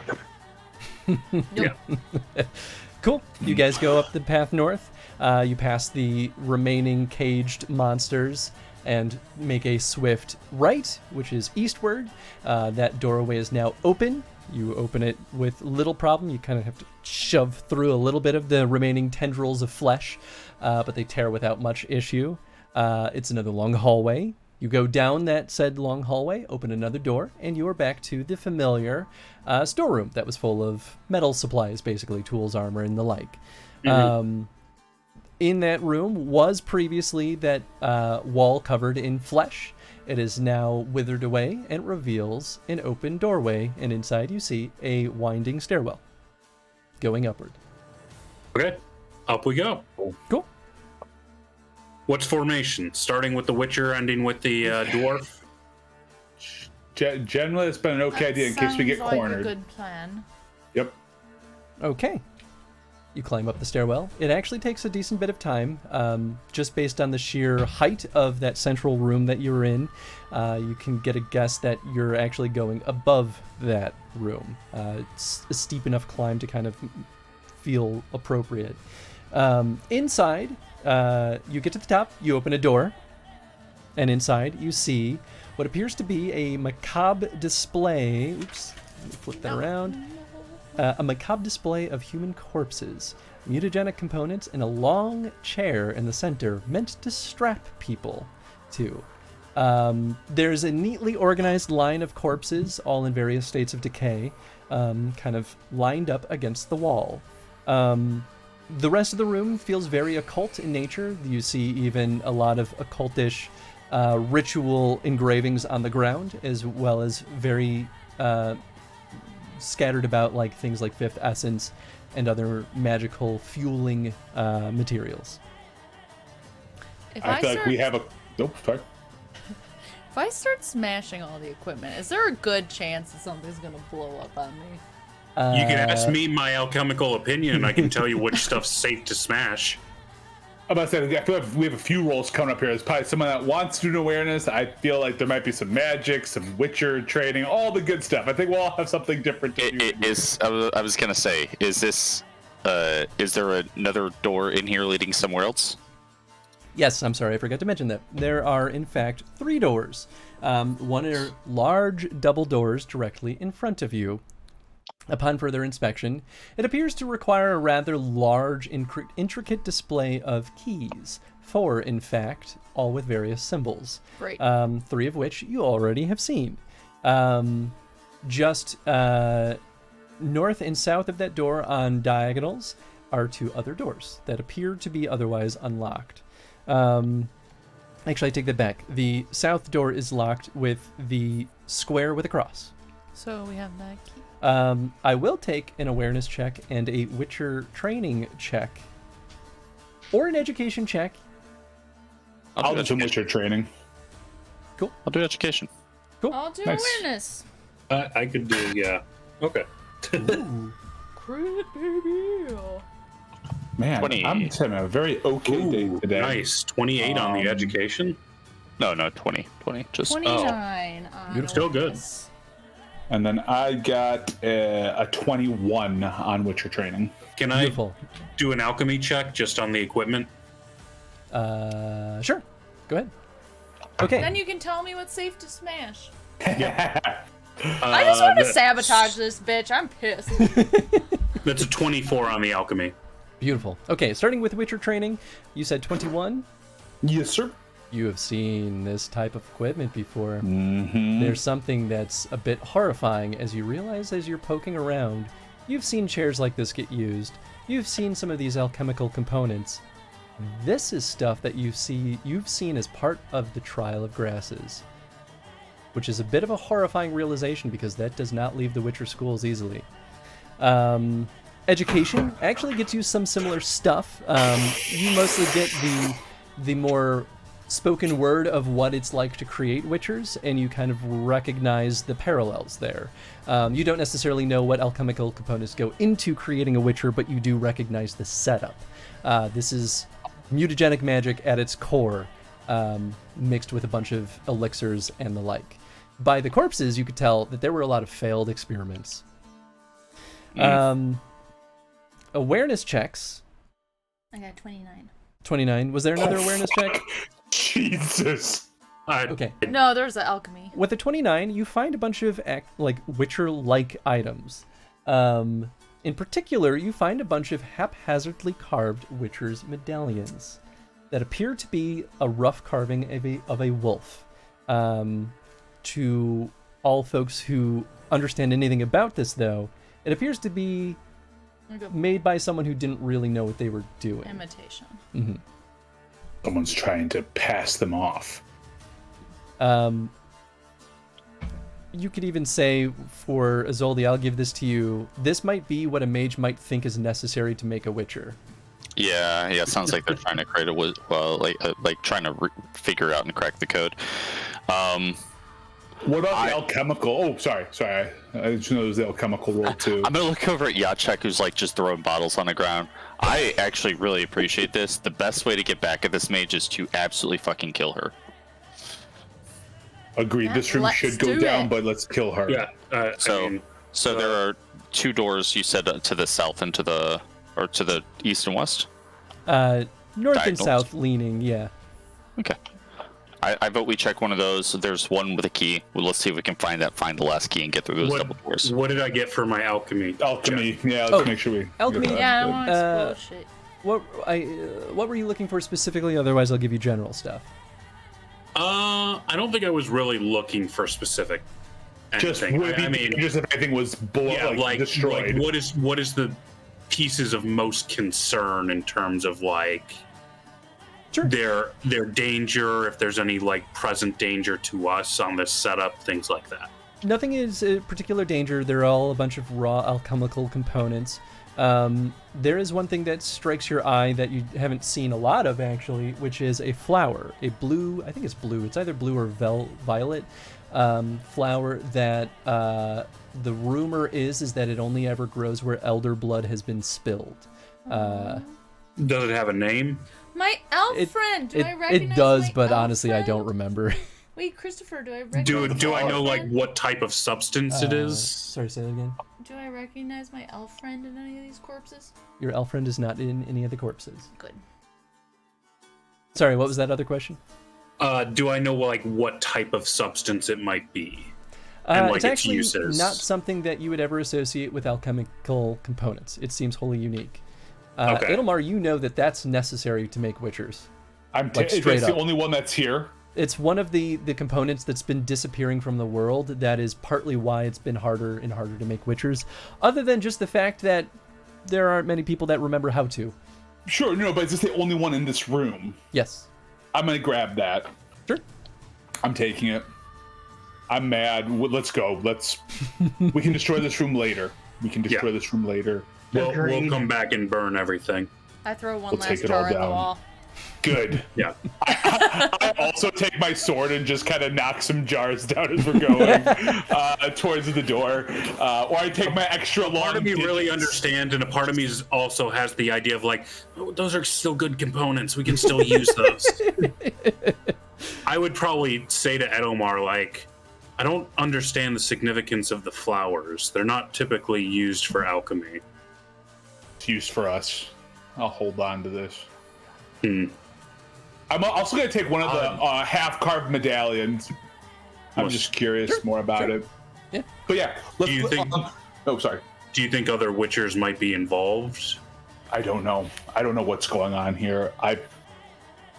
This brings back bad memories. Edelmar, you definitely know that you've never seen a Witcher medallion look this haphazard. Oh yeah, no. Oh, this absolutely awful. But like, She should not quit her job and become a But woodcarver. like clearly, if the flowers are not typical alchemical ingredients, but are specifically used in Witcher experiments, that suggests that somehow this somehow woman they're got, getting it.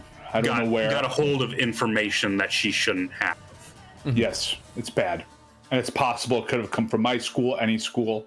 We were attacked by. It's besides the point. There's some association with wolves. The crude one we found was wolves. Yes. These are all I wolves. do see that. Yeah. So just to make sure we're back on that track, one of the doors takes the key. We did find the square with the cross.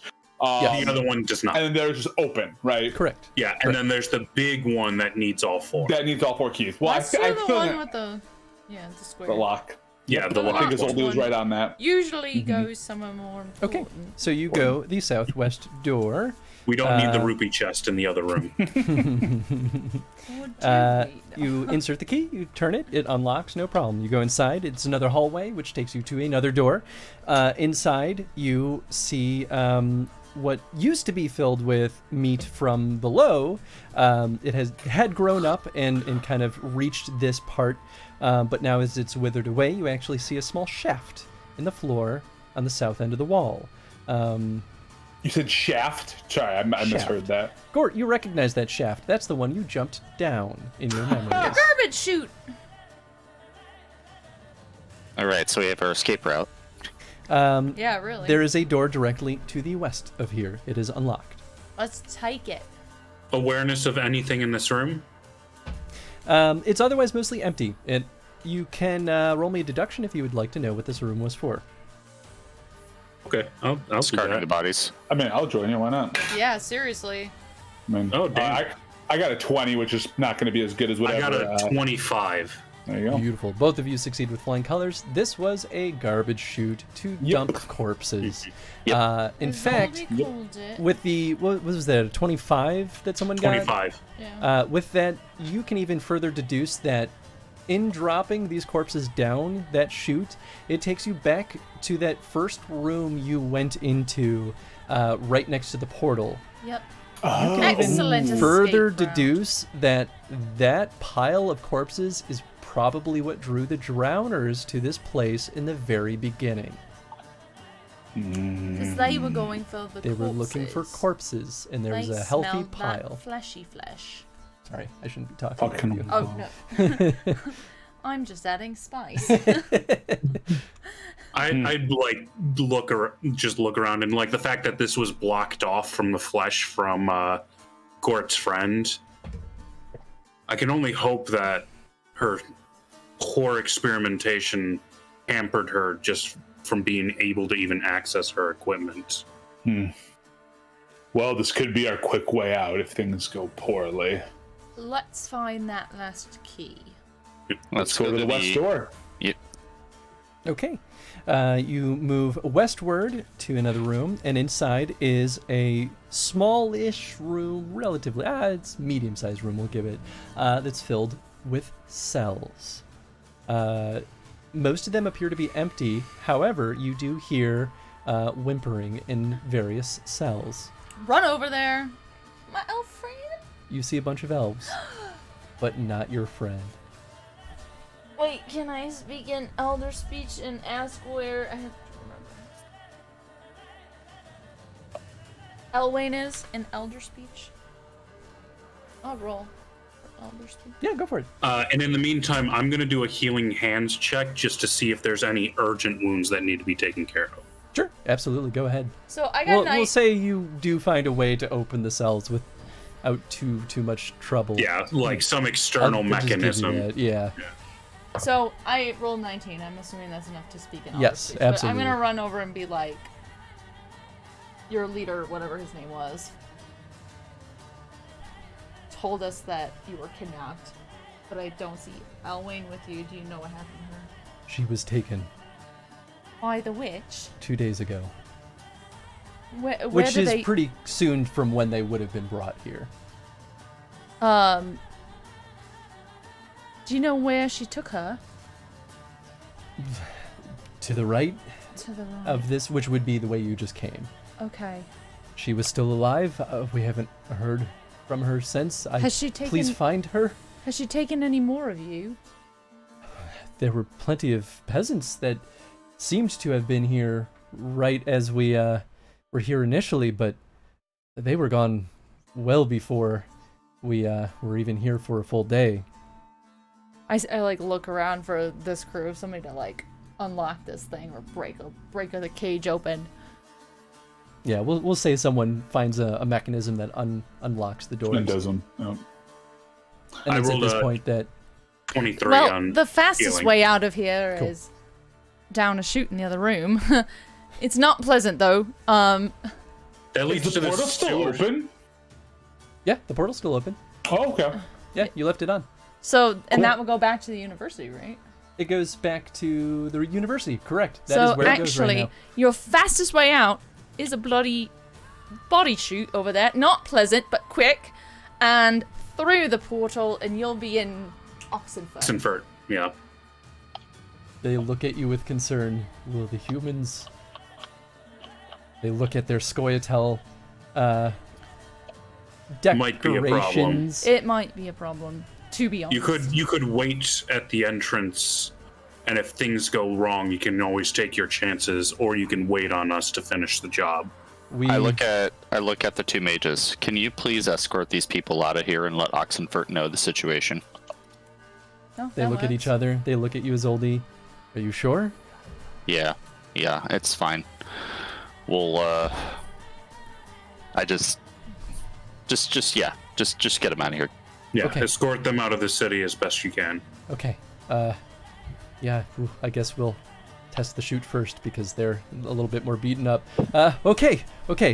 We will do it. Izoldi, it's been a pleasure and company. Yes. Please I let hope us Thank you know. for Again. accompanying us. Thank you. I wish you good health. Godspeed. Be safe. Hustle out with the two elves. Relief apparent on their face. That Yeah, they've now right. Thank gotten God. an official reason to get the They, fuck out. Until they realize that the slide is full of centipedes. And, Oh god. we've just led them all to their death. I just got an Don't give achievement. Chris ideas. I just got an achievement on Murder my friends. Steam account that says that we just saved those two NPCs. We'll also say they were not doing too hot after I rolled courage checks for them. They weren't doing too hot after the meat room. Probably That's not. not Fair. surprising. Did any of us really do well after No. that? That's up to you to decide, I guess. We're all different a little bit Yachek's now. gonna have so much trauma after the events of this Yeah. campaign, like endless trauma, nightmares Nice. for the rest of his life. I think Reginald's probably doing okay just from his years of like wartime surgery. So like obviously this is more monstrous in nature, but Yeah, this is probably probably had the to worst thing deal you've with all- ever seen, but you've seen a lot of shit. right. I've dealt with a fair share of gore, and it probably comes with a lot of nightmares, but this will probably just be a little blip on the radar comparatively. I think needless to say, none of y'all will be fans of body horror for the rest of your lives. Yeah, right. No, Yatrek's not okay. He's gonna go on like a drinking, having sex bender after this, where he There can't you sleep go. alone, and Isn't he it's good just bards gonna too? be Isn't that miserable. your normal life? Yeah. Shut up! but now it's due to the horror, not just for fun. Now good he'll wake up excuse. screaming, and whoever he's sleeping with is gonna be like, "What the fuck is wrong with you, man?" I'm gonna go. This was a fun night. Now has Bye. an excuse for the behavior. No, at the don't cost of go. the nightmares. I want to check the room to see if there's a key in here. I don't know if there's more doors throughout here. Yeah, but is there like another door? There's another door directly to your west. Why is this Nothing such else a in here, labyrinth? right? Where did she get all this property?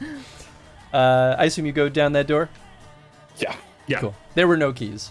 I just imagine Figured. us like booking it. Yep, you go into the next room. It's another hallway that leads to another room. More hallways, more rooms. Inside, you see what appears to be a library, a dark candle-lit library full of cobwebs and the like. Shit is Books not line the clean. walls. There are some tattered tables and dust everywhere with a couple of scrolls and stuff scattered about. Awareness. Can I do a deduction on this being like a library of elven books based on like spine titles and things like that? Or Witcher books. I mean, they're trying to make a Witcher. So you find plenty of books. I'll actually make this an education roll or something similar to that if you would like to try to discern what things Can are. we all roll on that? Yeah, absolutely. Education. So what There's are we also rolling? what appears to be a small lockbox on Education. a desk. Ooh. I got a 24 on education. 24. Beautiful. You find a whole collection of rather important-looking journals. One is titled a journal named by the mage Azar Javed. One is a journal named by Dagobert Sola. And one is the journal of Isabel. Javed, can I do a social etiquette roll or an education roll to identify? Because I'm pretty sure he's like the guy who came up with like Witcher procedures, right? You need to roll Elder Speech if you would like to read this. Can I do that? I do not. Or Do can you mine need like at roll least from before? You're gonna have to roll again because this is far more difficult because this is, and I'll just tell you now, this is Arcanian Elder Speech, which is more complicated because there's a dialect to it. Can Ooh, I I'm gonna roll drop some raw- luck points on this baby. Can I roll raw intelligence? Because I don't have any points in Elder Speech. Or is language like an exception to the rule where you need at least a point? I Yeah. actually don't know. I'd say it is one of those like doubly hard to learn skills. Right.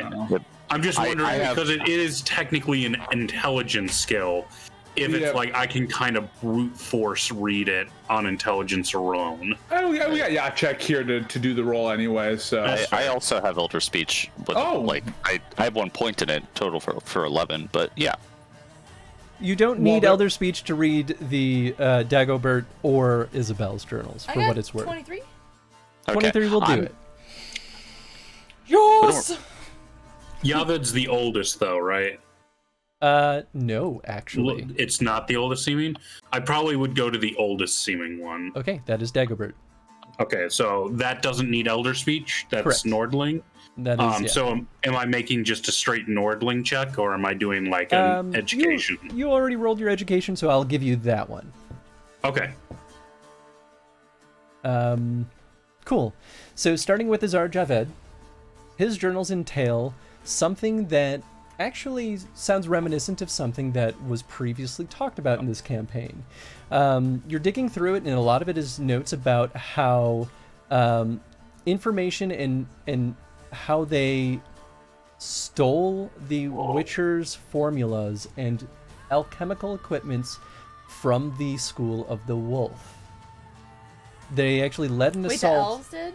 No, Azar Javed and a band of basically well armed and very intelligently tactically smart assault on Kaer Morhen. They brought a frightener to the gates of Kaer Morhen, broke it down, while Azar and some of his men snuck inside of the those keep, assholes. stole their alchemical notes and equipment, and got out before the Witchers could stop them. What? But can we identify the race of Kaer whatever his name is? Kaer Morhen is the Witchers. No, the guy who snuck in, because he's writing an elder speech. This was Azar Javed. I don't know who that is. Azar Javed is a Zarkanian mage. Zarkanian. Zarkanian, yeah. He was working with a man named the Professor, who was basically just a very good hired assassin. They were both working for I forget his name, but basically the dude who ran the Order of the White Rose. Dude, frighteners are horrifying. Oh, they are particularly bad. Kind of a grasshopper almost. So basically, they used the equipment and the information that they stole from the Witchers to reverse engineer how to make Witchers. And they ended up creating Witcher-like mutants that were fully in their control. They were mind-controlled Witchers. And now Isabella's trying to recreate that shit. We'll get to that. Oh, yeah, a couple of journals they'll tell us, I think. So I did Dagobah. Yeah, in first. reading Dagobert, so this fellow is rather interesting. From the quick scanning through the notes, you find out that he was one of the original mages who,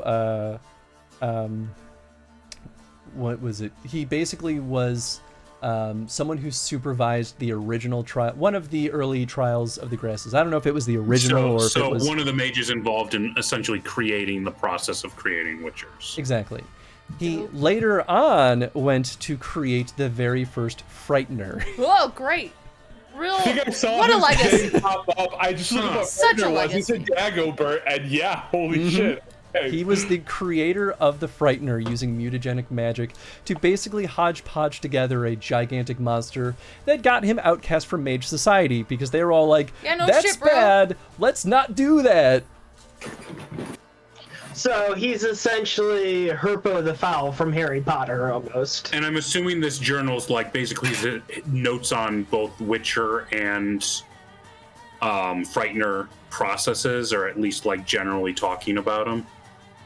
Yeah, more or less. Or on on it's this not like night, someone my writing fellows a- and I did this thing. It's not like and- someone writing a history on the Right, person. right. It's It's that their person's journal. They're insane scribblings of what's going into their alchemy and kind of what the magic looks Tonight like to we make tried it. this formula. These were the results. Exactly. I feel like God. I mean, pretty much, yeah. And I'll just give you this one because you all are rolling well enough on this that you can just read Isabel's journal. The basic history that you quickly glean from this is that in the very beginning, she started learning mutagenic magic. Eventually, when discovered and once she kind of got good enough at it, she got kicked out of Mage Society. She was forever then outcast because she was performing dark magic. Yeah, you could have learned this about that other Dagobert. And this, for context, was hundreds of years ago. Yeah. She's at least 200 years old looking at these bugging journals. old. Angry, she decided to double down and push the magic further based on what you gather from her notes. She was in her studies when she was attacked by witch hunters within more recent years. This is before the Order of the White Rose was even collapsed. Witch hunters were around causing chaos for mages. She was attacked by them and almost killed. She survived, and then with a vengeance stumbled upon the works of Dagobert, which is the journal that you found, and decided from that point she wanted to make Frighteners and make an army of them to basically retaliate. I guess we might know what we're fighting. She then lived through, she wasn't present for, but lived through the events of what basically happened in the very first Witcher game, which is where Azar Javed comes into play. She heard tale of Azar Javed and the things he was able to accomplish with mutagenic magic, and in the wake of Azar Javed's death, hunted down his research and found it. Then was confronted with the problem of not having enough resources to be able to effectively make what she wanted. She didn't have enough components to make Frighteners, nor did she really have the ability to create Witchers or control them in the same level that Azar did. So she decided to make a new experiment. She ended up, through nefarious means, was gifted a strange mutagenic component. It's hard to tell from the notes what gave her this, but they seemed to do it willingly and wantingly. Gave her the mutagenic component of a high vampire. She used that and infused that in a human being to then basically cause it to never stop healing or growing, and then continued to slap mutagenic components over and over and over and over and over beyond what would normally be even possible. Because he would keep healing. And basically created a mega monster that would never stop growing or healing, that could almost infinitely harvest future mutagenic components from. She then had the ability and the knowledge to use that to create as many monsters as she saw fit. Well, you got some props from Dean on that, Chris.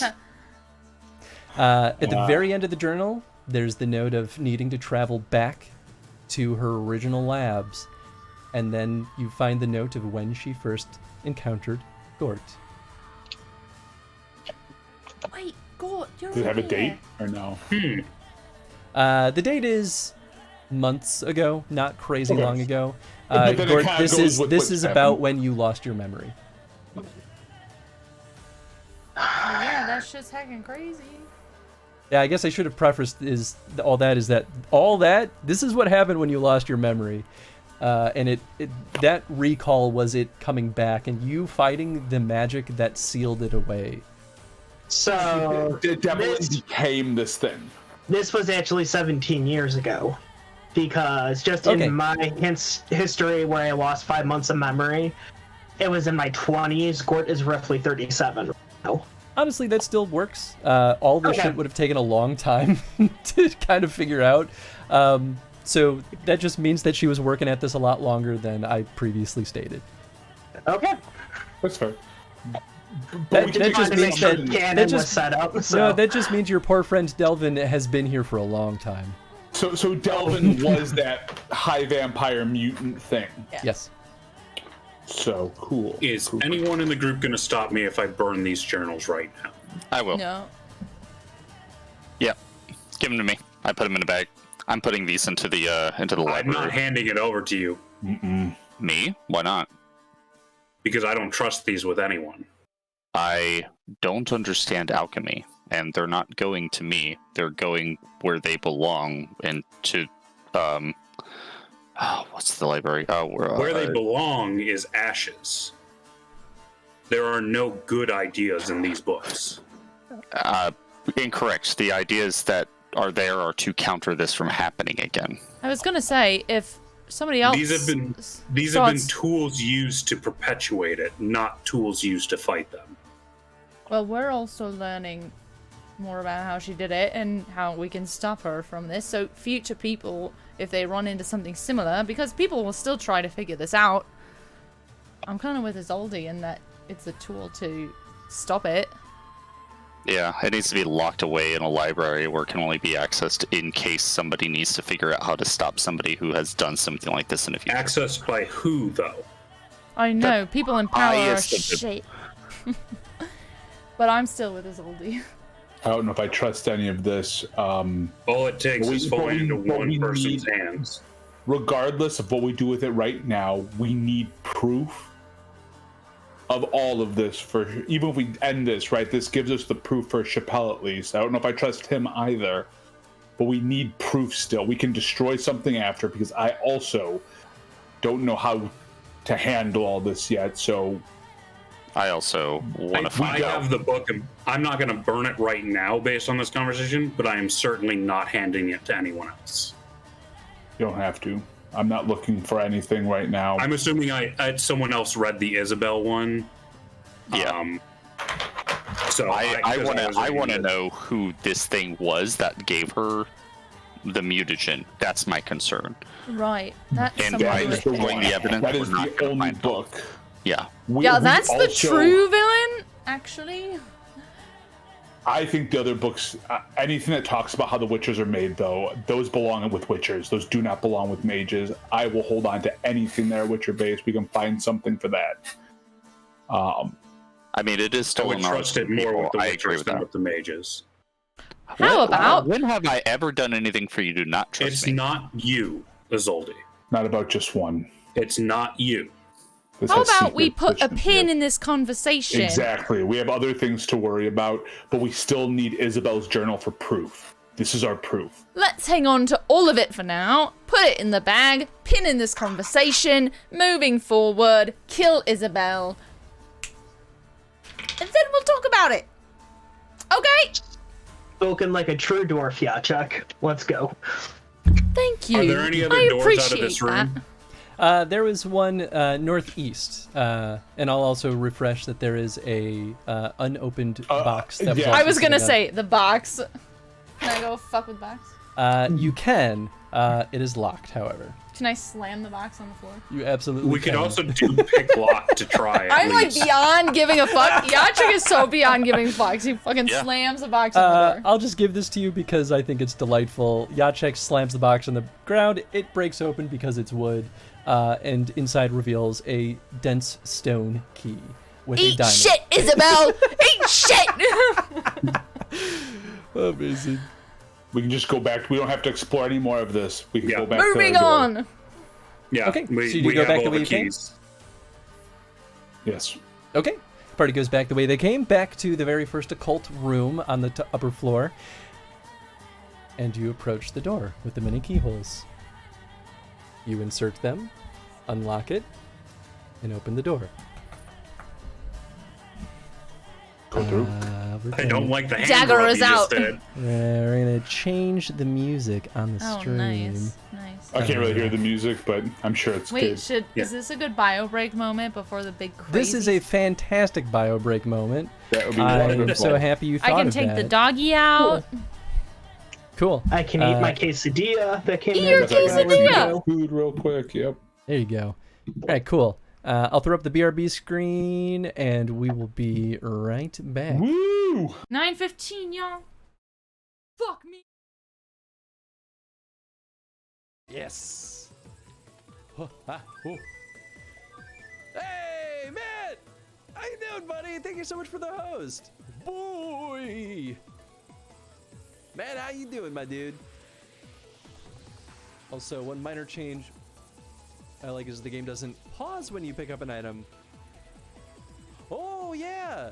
Wow, I didn't even notice that, but you're absolutely right. I feel like this music could make someone go crazy. This is how Tony usurps the business. Lord. No, this is how I go to jail. He's trying to take over Affinity This is Arcades. how He I knows go we're gonna to become jail. billionaires someday. Well, if you die, we're fucked. Without me, the empire is his. Nathan can't do it. He's dumb. I mean, you all see what I'm trying to do with this. Is there a way to? What if I go, ha? Special delivery. Uh-oh. Uh-oh. Uh-oh. Weird. Oh, it's you. Thanks for your help earlier. Oh, I'm putting President Hudson here, too. Oh, Link, you're a little... you're a little close. So about his face and Link being like, I can smell you. I mean, the special rice balls have made this cold weather, so it won't bother me. But I can't stand here forever. I got many more sites to spread around. You know, I'm taking a picture of that.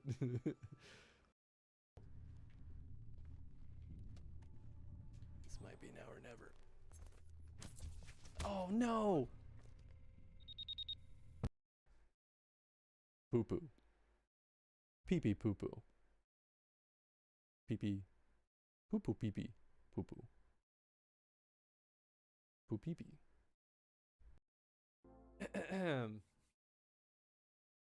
Hi, I'm Affinity Chris, and I believe the Earth is flat. That is my belief, and you are wrong if you think otherwise. No! My guns! Boomerang, so solve that riddle. Jeff is an asshole, sorry for breaking your chat rules, but it's true. Wow. I see how it'd be. Or as Jeff would say, you think it be what it is, but it don't. I think that's how the meme boy Jeff would say it. Also, Dan, well, let the feast begin. 32 power. Ridiculous.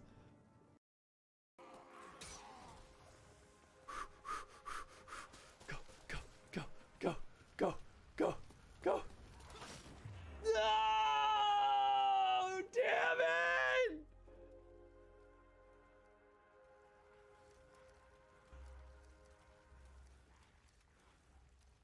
Okay, okay. I was doing all right. Yeah. Edelmar, please describe how you kill this catachan. Yes! We lost him. We lost him. I think he pulled his computer out. Oh. I did. Am I back? Am I here? Am I back? You are back. We hear you, Tony. I do love murder, though. It's hard to deny. Oh. Just a different... Oh, great. I love it. What do I do? What do I do? Ah! Oh, the last one is the potion. Perfect. Thank you for the clip, Chad. Thanks. Oh, are you serious? Come on. Maybe. Wait, can you do it? Yes. Oh,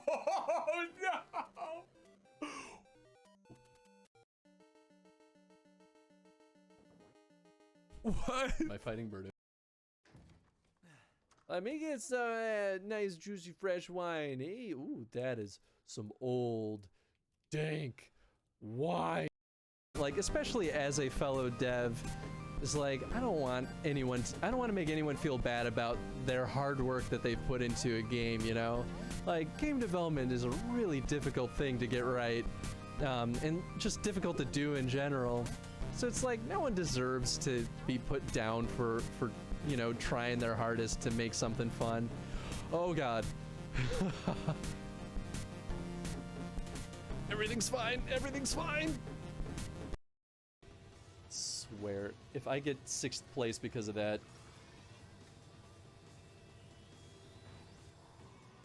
I don't think they'll let me redo the race.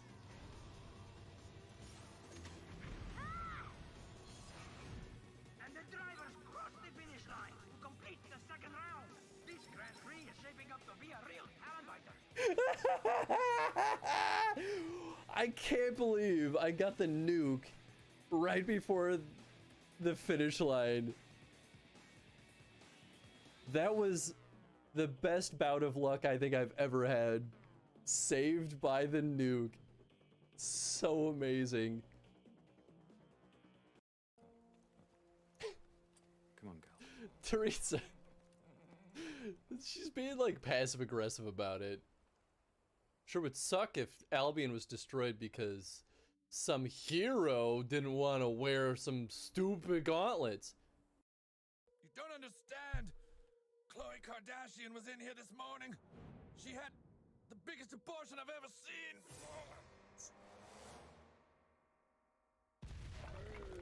Ah,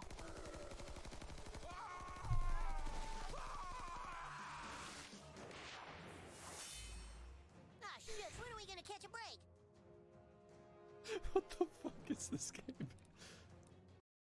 Jesus Speaking is of which, brilliant. I have 2 things to give to you next time I see you in Meat Space, Tony.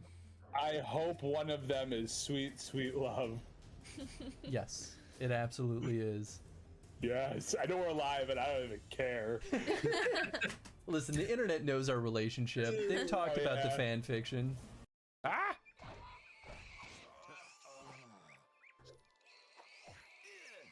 killed me. Mortal Kombat wrong.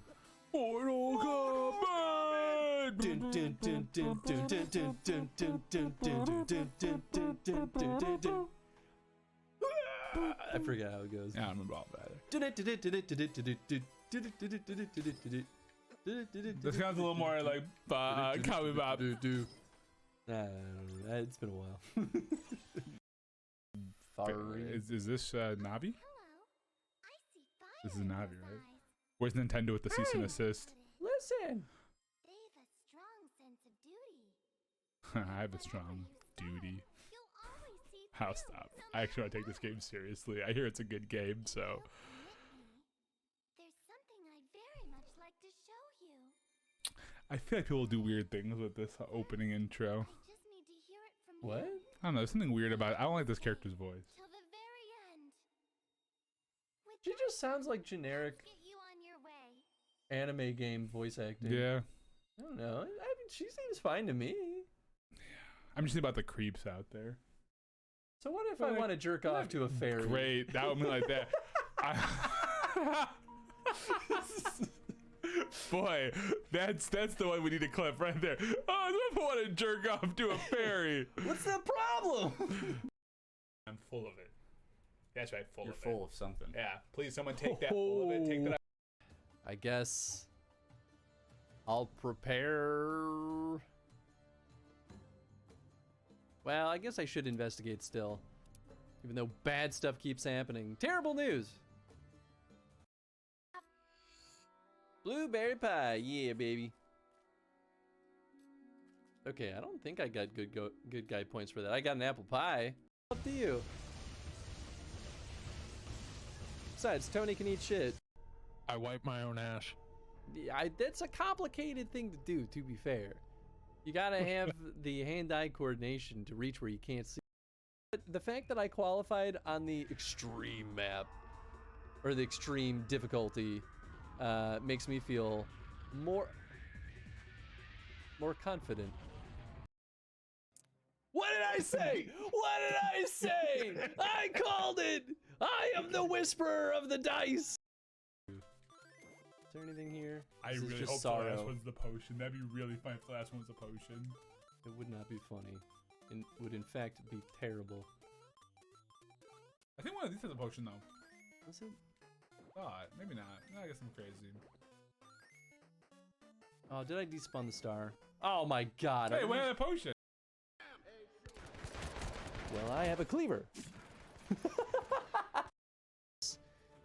Terrifying. Oh, I literally only have one card in my hand, so it's always going to be contesting power 11. Crowfair. Barbarians. Oh, come on, come on. Nice, okay. No boosty for you. Archers, let it be night. Shit. Obscure Shit. the sun with arrows. Oh. No boosty. Come on. Still no boosty.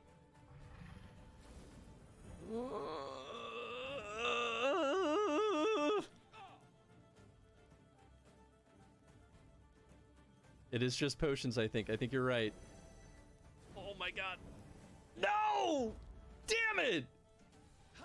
God, it was so close. Shameful! Shameful. Don't be judgy. It was, I mean, it was fine. A little bit shameful. Why was it shameful? What did I do? I bet I got a 4-star rating. Check this out. I got 1 star. Got that right. I love murder. Although, I guess really, it's high time for like, whoop, well, full resource replenishment at this point anyway. Out of bombs, out of hearts, out of hope. Oh, shucks. That's not a toilet, that's a rocking chair. Who put that in here? Please, please let me. No! Got my hopes up so hard there. That fucking Spazzing out. real music in it. It's got like background music, sure, bitch. Yo! Oh gosh, I didn't even hear the raid go off. You stupid whore! Are you fucking kidding me? You stupid cunt! Right over. Yeah, all right. Good to see that Immortals Phoenix Rising is going Kill well. a mage! All right, we are back. The door is unlocked. You open it. Is there anything that folks would like to do before you step inside? Oh, roll awareness right away, baby. Before you step inside. Oh yeah, yeah. Oh yeah, yeah. Are you all ready to rock and roll? Fuck yes. Hold on. I might Crossbows dagger out out. and loaded. Can you tighten the Witcher. No, low. Daggers loose in their low. sleeves. I don't know where you're handle. going. This. Yeah. You got any more of that blade oil before we go in? I mean, I gave you guys all the one vial we had of the necrophage. You still all have that, It doesn't have but nothing more beyond that. Okay. Does a Frightener count as a necrophage? Well, here's the thing: they didn't get pieces to the Frightener, right? Because I was gonna do monster lore on it, to figure it out. But it sounds like and I'm not crazy, Chris. Isabel was not successful in making a Frightener. Nothing that you've seen so far seems to point in that direction. If someone would like to roll a deduction, I can point you in a direction. I can roll deduction. I mean, yeah, if someone wants to, because I'm gonna roll a monster if that is the case, and it turns out it's right. All Because right, I can figure out what I can do deduction. I have a base 16. Okay, you do it. people. Oh, My awareness was a 19. Nice. Okay. That Oh, was sorry, a 18. fumble, so my deduction is a 12. Yeah, you're not really sure. well, then, what just could for be in there. safety's sake, Chris, can I do a monster, or a Witcher training on? Because we talked about the fact there was a Frightener. I Am can allowed to tell do you that about the plus Frightener because I did a education check on the That's true. journal that I did. Reginald did that while we were on the BRB. Yeah. So essentially, the Frighteners have no weaknesses other than sound. They are engineered to be hyper resilient monsters. Okay, gotta so, bang a bunch of pots and even with pans. Witcher training, I would not be able to find any kind of a crack, right? Even based off of the history of Witchers like fighting these guys. Correct. Okay. Well, if we do have to fight one of these, then I'm like going to explain. I'm going to explain this in a way that would make sense, but also metagame wise, it sounds like we should probably be doing like big full attacks against them if they're that resistant. Right. Yeah. But by that point, it's not about fast strikes. It's you heave. It sounds like we should, if we do meet them and you're going to be fighting them, like throw a lot into it in one attack if possible. Yep. I mean, yeah, I just have my silver sword ready to go then, And I guess just to kind of give you guys a headspace of where Gort is at, it's kind of this job gets finished or I die. So. Yes. Nice. Nice. Ooh, boy, that's spicy. All right. You enter the room. Inside is another very occult-looking room, but this one's a little bit more almost laboratory-esque in nature. It's both a strange mix of magic and science in this room. At the far end of the room, you see what looks like shackles and a sort of a vertical strap bed kind of structure that's fully made of metal against the wall, and attached to it is a large creature who looks part elf, part monster, Elwayne! and it appears to look reminiscent of your dear friend Elwayne. All right. It happened to me, so it has to happen to you. Can I? Fuck off, Gort. Oh, sorry. Off to the side and kind of up.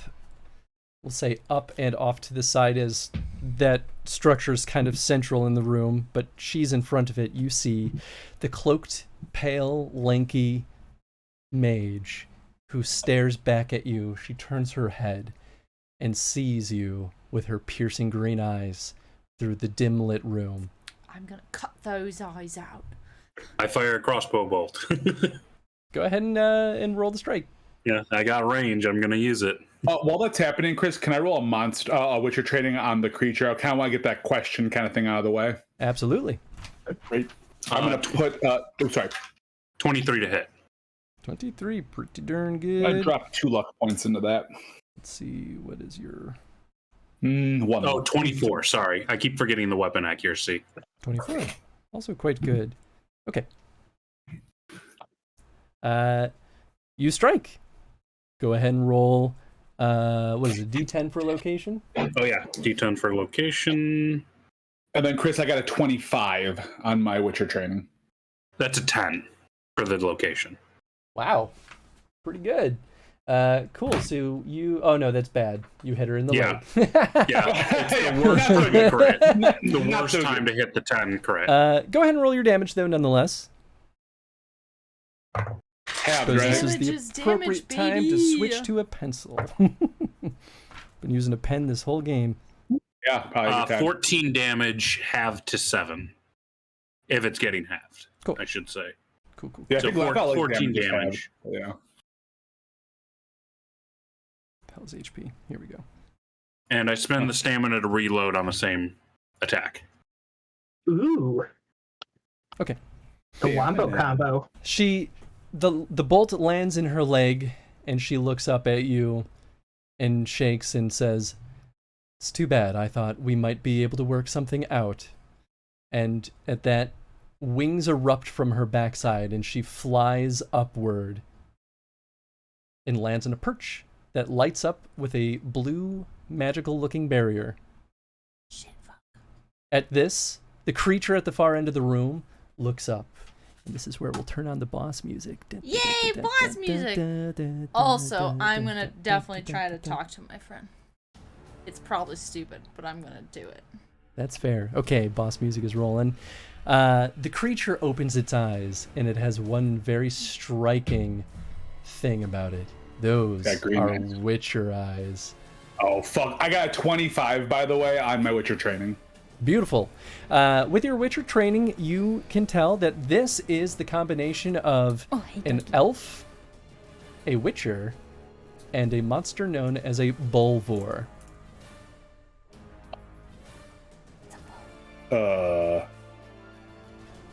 What am I allowed to know from there? Like anything about weaknesses? Yeah, like a Bolvor. Yeah, I'll give you. Oh God! I got 25. It's pretty good. So open. So does she have like horns coming out? Oh yeah, I guess I forgot to note that she has 2 large horns erupting from her head, and long claws poking out of her fingers. She is thick, tall, gigantic, and has horrifying fangs as well, and 2 little like dangly arms sticking out of her stomach. This is a necrophage. The Bolvor is basically a gigantic necrophage. So we can like pop that necrophage oil out? For 30 minutes, my friend, so I will say you can pop that oil. You do know that it has armor, regeneration, it is immune to poison and bleeding, and it is susceptible to necrophage oil and moon dust bombs. So can I pop some necrophage oil on my dagger and then step out in front of it and try to talk to Elwain? I just have one last question. I'm so sorry. Jacek, just one last thing. Silver or steel, does it not matter for this thing? Based on your past experience, I'll just give this to you. It doesn't matter because it is both monster and non-monster. It is weak to both. Flip to my steel sword then. Oh yeah, it also would technically be weak against Hangman's venom if you had that, which is what is good against humans. So the good news is, guys, you don't have to have silver for Poison this. is good against humans. Got it. Yeah, then I'm definitely flipping to my steel sword, which is wild. Wild to think that like that's my better weapon for this one, but that's what we're gonna do. Do you want to try to take one speaking action before we get started? Yeah. Okay, go ahead. It breaks the chains from its shackles, just shoves them down, and lets itself free as it starts approaching toward you. I'm trying to think what the... Like, I want to appeal to my friend within this trifecta of a monster. Is that like a human perception? That would be to read her and her emotions and... Yeah, it's some kind of empathetic thing. It depends on what specifically you're trying to do. Are you just trying to get her to not fight you? Is it that you're trying to just understand? No, I'm trying to draw her humanity or elfishness out. Sure. Get that at the front, not the monster. You know what I mean? Who's driving this car? I would call that... Who's driving this car? That took me a second. I like that. Who is the bus driver? All right. That was That's good. a really good question. I really wish there was an empathy skill, not just the stat. Yeah, right? I mean, The closest thing is human perception. Yeah. And it specifies human perception. It's like worded badly. They even say it works on everybody, not just humans. That's true. Yeah, okay. I'll let you use human perception. Wait, I'm on luck points.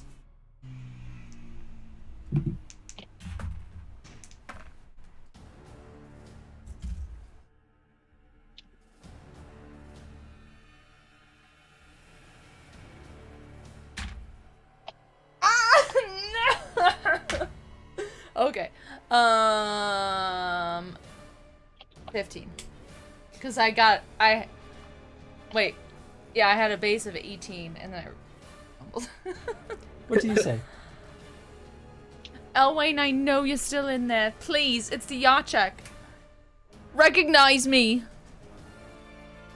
You plead, and terror strikes you as it does not seem to resonate. If Elwayne's still in there, she's not in control. Smash the bottle of necrophage oil on my dagger. And yeah, just to make sure, Chris, I know, is the necrophage oil allowed for us to do as a free action? Let me do it for the drama of the I know during the vampire fight you gave it to us as a free action. That's what I'm just I thought we chose to apply it before we walked in the door. It was brought up, but I didn't hear anyone say that they actually did. Well, here's the thing. We wouldn't have known it was a necrophage until we came in. That's when I did my monster training to look at it. If you're talking about in the session we did, just me, you, we we weren't in mid combat when we broke them. True. Mm-hmm. True. Is we basically were rushing up to defend Rory or whatever his name was. I'll put it this way: I had it out. I called it before that I was gonna do it. Okay, I will let everyone apply necrophage oil except for Adelmar, who is specifically looking into trying to figure out what this monster is. Okay. What about me, since I fired off a crossbow You bolt? did fire a shot. I will not let you apply it as well. Thank you, Chad, for staying honest. Gort would only apply it when Adelmar gives the go-ahead. Well, I mean, that's what I was... We'll say you can still do it. Okay. I told everyone what the weakness is. I called it out because at this point it doesn't fucking matter if anyone hears us. It's just us and these two. So, yeah. Oh, And yeah, I was called trying it all to out. see if my friend was still in there, and because she's not. Cool. Blood I would must like spill. everyone to roll initiative. God, Da-da-da. that's just reflex, right? Just reflex. Just raw reflex. Oh, just plain? Or Oh, now I reflex explode. and your Absolutely roll? fantastic. Oh, yeah. It's reflex plus the roll. Thank That's you. it. 2. 8. 2. Did you fumble? I fumbled. I was gonna say, how is that even possible? That's I have a rough. reflex of 7. I fumbled a 5, so 2. That's rough, buddy. I mean, technically, you can look at it as I went first in initiative, since I got a crossbow shot off. Okay, so who was at the top? Who had the most? Probably me, 28. 28, Adelmar. I exploded, so... Got 16 altogether. What a time to explode, guys. Probably the only explosion I'm going to get all session. Oh, Nice. dude, I was pissed when I got the 10 on my what body part did you hit? It's like, really? Who's the runner-up? Maybe me? What'd you get? 25. Isolde, what'd you get? Also Well, I exploded. got a 13, but I was gonna ask Chris if he could roll for Dayguard because now's the time. Oh, yeah? Yeah, that's a good call. Ooh. Okay. 13 plus whatever fucking werewolf has. Damn. Good on him. He exploded, too. He did. So he might beat me, too. Wow. So he's 'Cause I at got a 21. 16. Oh, no. Just gonna put a little sticky note in here so I can. Then what was Gort? 25. Okay, so then maybe Dagard's next. Yeah. Yeah, Dagard was third. Okay, so Gort was 25. Dagard is 21. The werewolves released, baby. What a spread! 28-2. And then Isolde, you had what? 13. Correct. 13. What did you get? Yachik? 9. Yeah, baby. Isolde, roll again. Okay. Yachik, was that a fumble to get the 9 or no? No, I just I have rolled shipping a glasses. 16. Okay. Well, I have 7 and I rolled a 2. That's how that happened. Who the hell are you? You. Gotcha. Who the hell are you? Cool. Gotchek had 9. And then that just leaves Reginald, I think. Yeah. Reggie at Down 2. at the bottom. Cool. All right, we have our initiative. Edelmar, you, my friend, are at the very top. Yeah, it makes about a lot of sense here. That's good. Go for the bird witch. That barrier, is the monster inside that barrier too or no? No. The barrier is only big enough to hold one person, which is currently holding Isolde. Isabel. Isabel. Isabel. I mean, I'm about to say clone Isolde. That means it's a bad thing? Okay. It was me the whole time. Yeah, right. No, okay, cool. Okay, so if I wanted to apply my blade oil, you can spend an action. So I couldn't do a fast strike. Or Correct. That a is strong specifically for your attacks. You would have to take a full action to apply the blade oil. Correct. Fuck, I'm probably not gonna do it, guys. It's not worth it. To miss out on a whole attack. No, I think it is. To get bonuses on all future attacks. I just get +5 to the damage. Remember, it's let just you +5 know, damage. To let you know, with your Witcher training roll, I gave you the information about the Bulvor, but there are other things that you were not able to read about this creature. So, just so there's no surprises, there's other stuff going on as well. No, I figured. I knew about the necrophage oil, right? We knew that much, and we knew that What are witches steel is weak still to? fine. Steel. Yeah, I'm using my steel. I think I'm just gonna guns. Ballistic missiles. Let me get a. Fuck! What a waste of an action. All right, but yeah, I'll break my blade oil on there then and get ready. Because we also don't know what else is going to come out of the woodwork here in the fight. Mm-hmm. That is true. Mm-hmm. Yeah, so I guess my action is just putting the blade oil on my blade. Okay, you can choose to spend 3 stamina to take a bonus action. It has to be a fast strike, right? It cannot be a strong, right? It can be a strong. It can be a strong. Oh, okay. You just take the extra negatives. -3. Yeah. Yep. That'd be -6. Let me just do a fast strike on this first one, then just so I just get the -3. But I will do the stamina hit. Sure. And I will attack the creature. Okay, go ahead and roll. Elwyn. I got a 22 because with that -3, that's basically a 0. So yep, 22. You go to strike, and it ends up kind of scooting past you and dodging swiftly to the left. Fair enough. Okay, that's me. All right. Next up, we've got Gort. Yay! All right, and we established that I already have the necrophage. Yes. Mm-hmm. You do. So let me just delete that from my inventory. It's +5 damage. That's all you get. And Gort is going to charge in and, strong attack. Cool. Go ahead and roll. You are at -3. -3, and let me bring up my sheet. What's the difference? Is it Sorry, go ahead. No, I was gonna ask because I know if you get hit multiple or attacked multiple times in a round, you start getting negatives. Is it like -1 for every attack after the first, or how does that work? That's exactly how it works. It's okay. Every subsequent attack gets a cumulative -1. So he'll have pretty severe negatives by the end of each round. 35. Holy shit! Baby. All right, 35 minus 3, so Yeah. still good, but You still, your strike still lands true. It's not a crit or anything, but go ahead and roll your Not a damage. crit. And choose and Not then a roll a crit, d10 for a Jesus. location.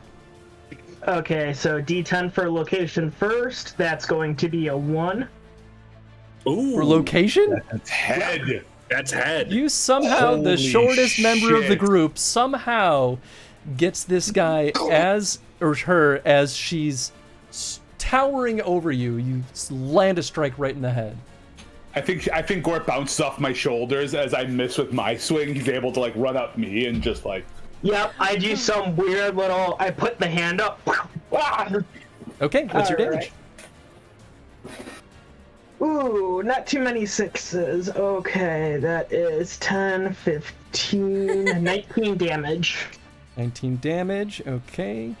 And we're doing... And that multiplies by what? 3 when it's the head or 2? After the armor, it multiplies by 3. After the armor. Oh, after the armor. That's right. After the armor.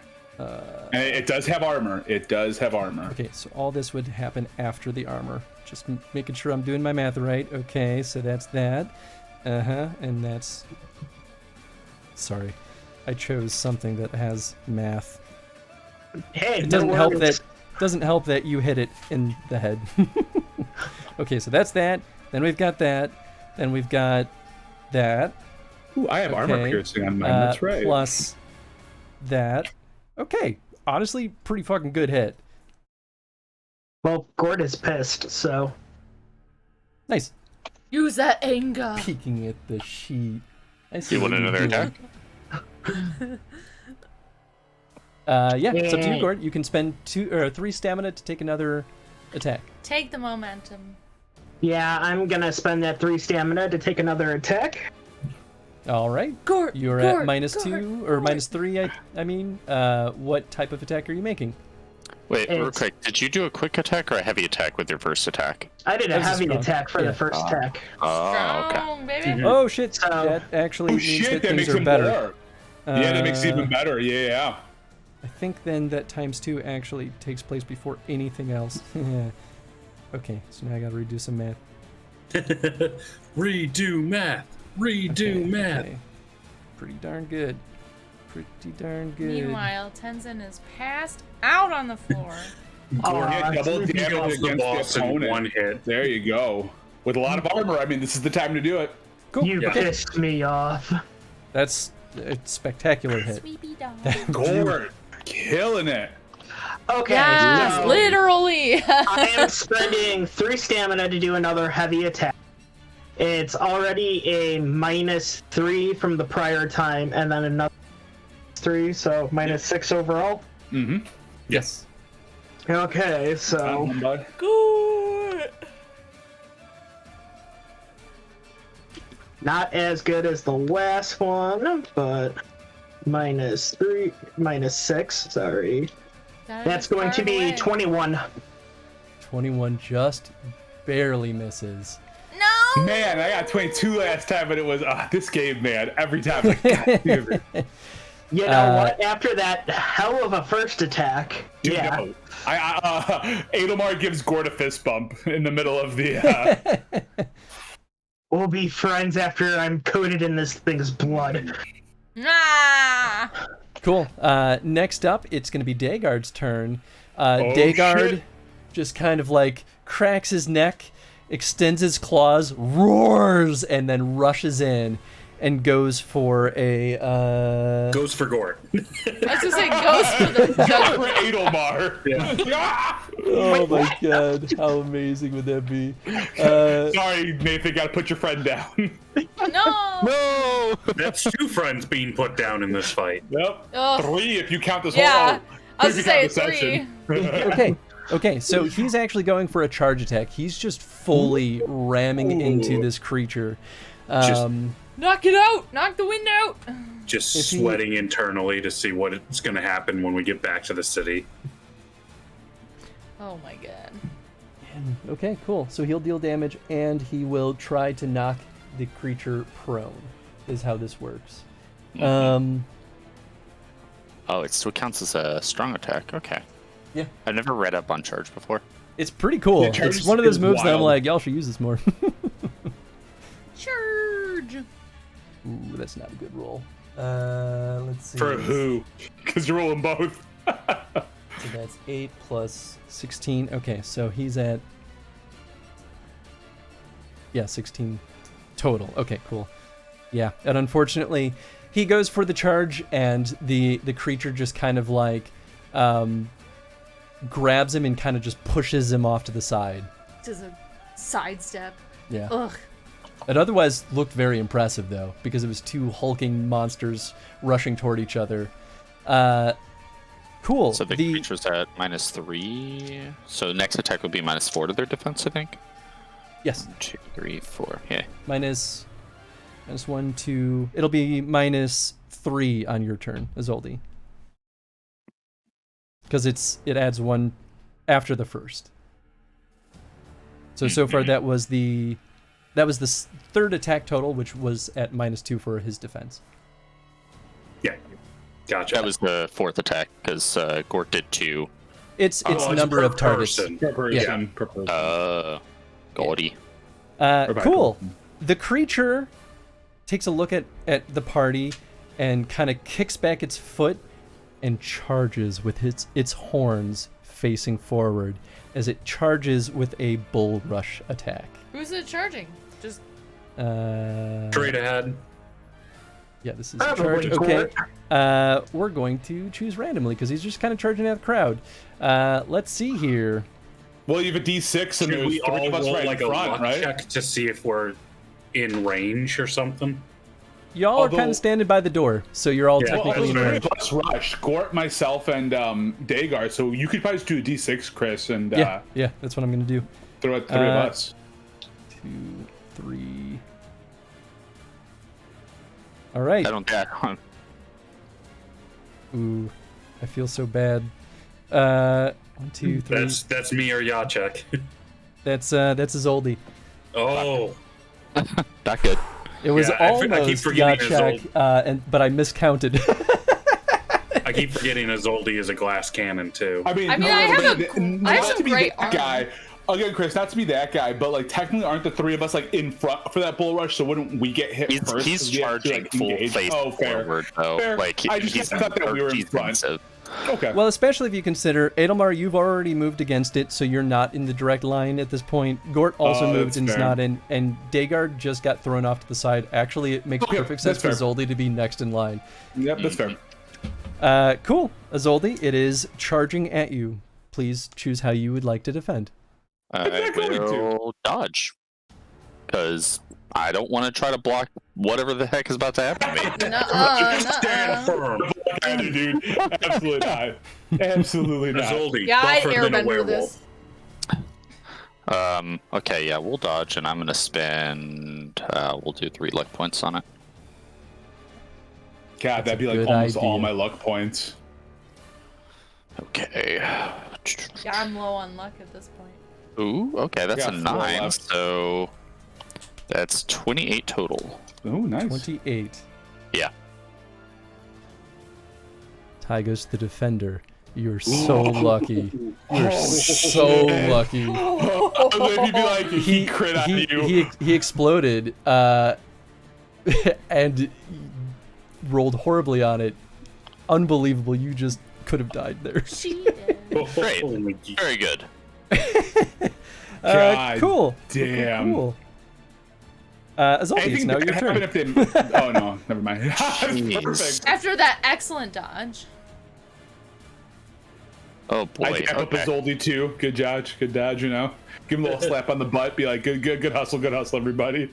I'll warn you, that is probably its most deadly attack. It does 76 damage. And Oh my God! can knock you into a wall, dealing more damage. I would be Hope you're dead. ready to die with me. Dead. I'd be dead. Yeah, That's by the book. I'm I'd looking be at my dead, too. armor. Weirdly No, I'd be dead. enough, if it hit me in the head, I'd have a slightly better chance to survive. I think it always give a hits you in higher the torso comeback. with that attack. Yeah, that makes Okay, sense then because it's going. If for it them. did max damage, it could kill me in one hit. I would still fucking die. It couldn't I kill have me a in good one hit. armor, It'd be but I still fucking friggin' die. close. Yeah, it's a mean attack.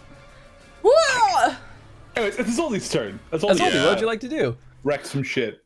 I certainly can't.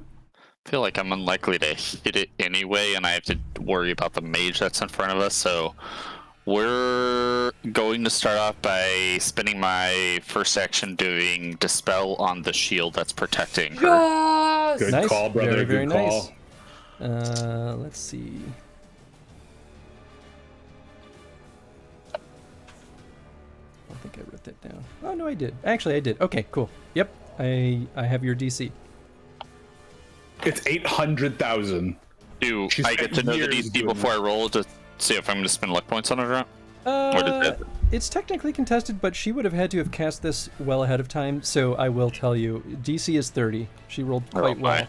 It's a ritual. Ah, got it.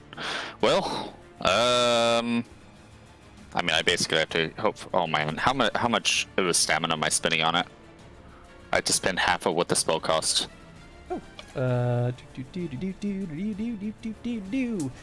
This one cost 10 to erect, so it'd be 5 for you.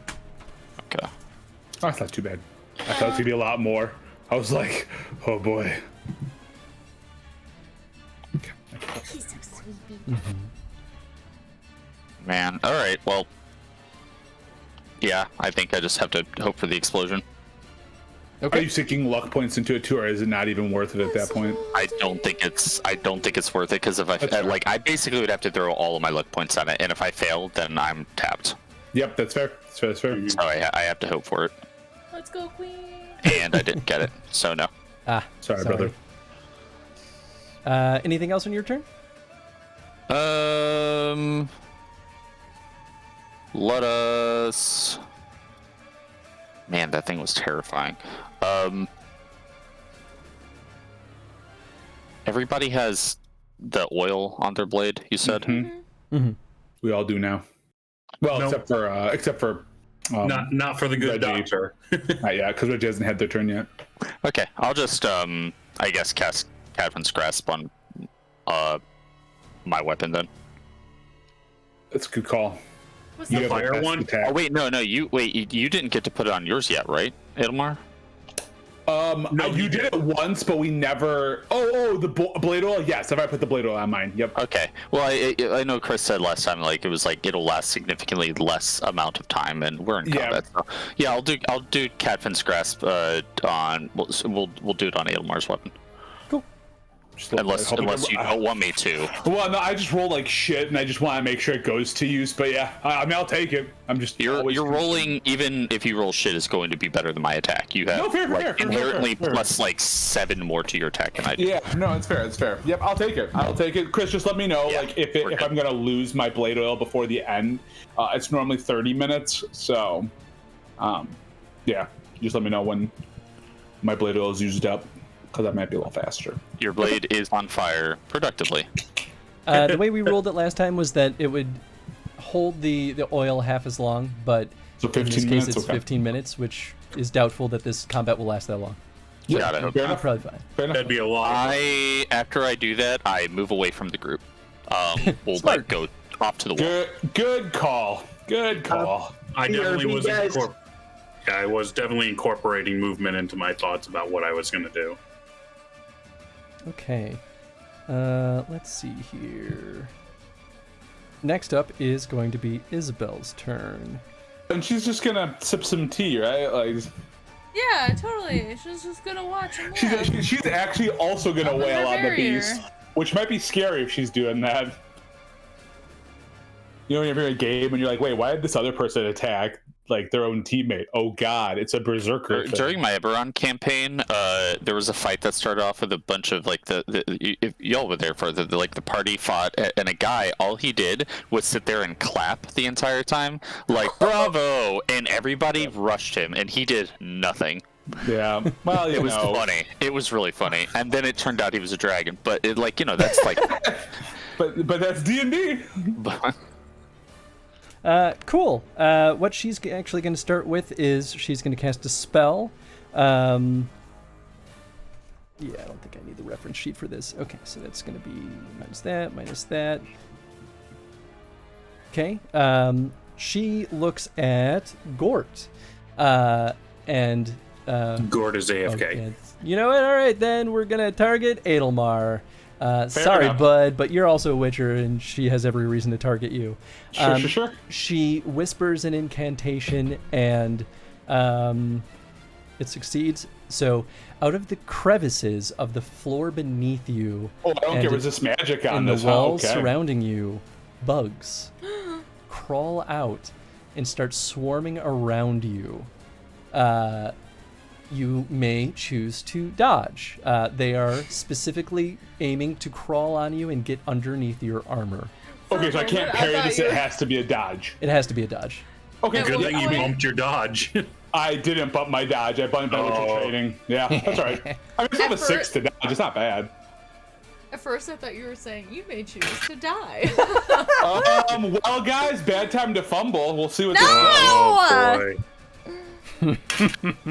Oh boy. Adelmar! I exploded on that. Let's see. On the fumble? Oh no. So that is, I don't count the initial 1, right? I don't count the initial 1. That makes my dot. Wait, is this by degrees or is it just a pass-fail thing on this fumble? I have to check. Okay, let me know because I got a.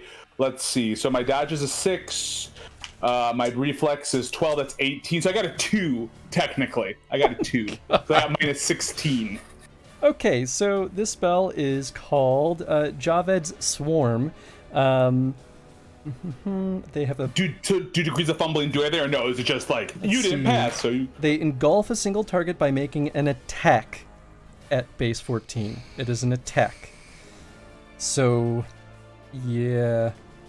Wait, so I could have parried instead? No, each spell specifies whether it can be parried or not. Okay. You're being swarmed by bugs. You probably can't parry. Parry. Okay. This is spicy. I think You said 14, right? Well, they roll at a base of 14. Oh. The bugs are basically striking. Yeah, I'm gonna get hit. This might take me out. That's all right. Boy, oh boy, oh boy. That's all right. Just losing the Witcher casually in the first round of combat. That worked a little bit better than I was expecting it to. It wasn't supposed to hit me. All right. To be fair, our man-at-arms walked away, and then it just came to me. Which that's all right. Oh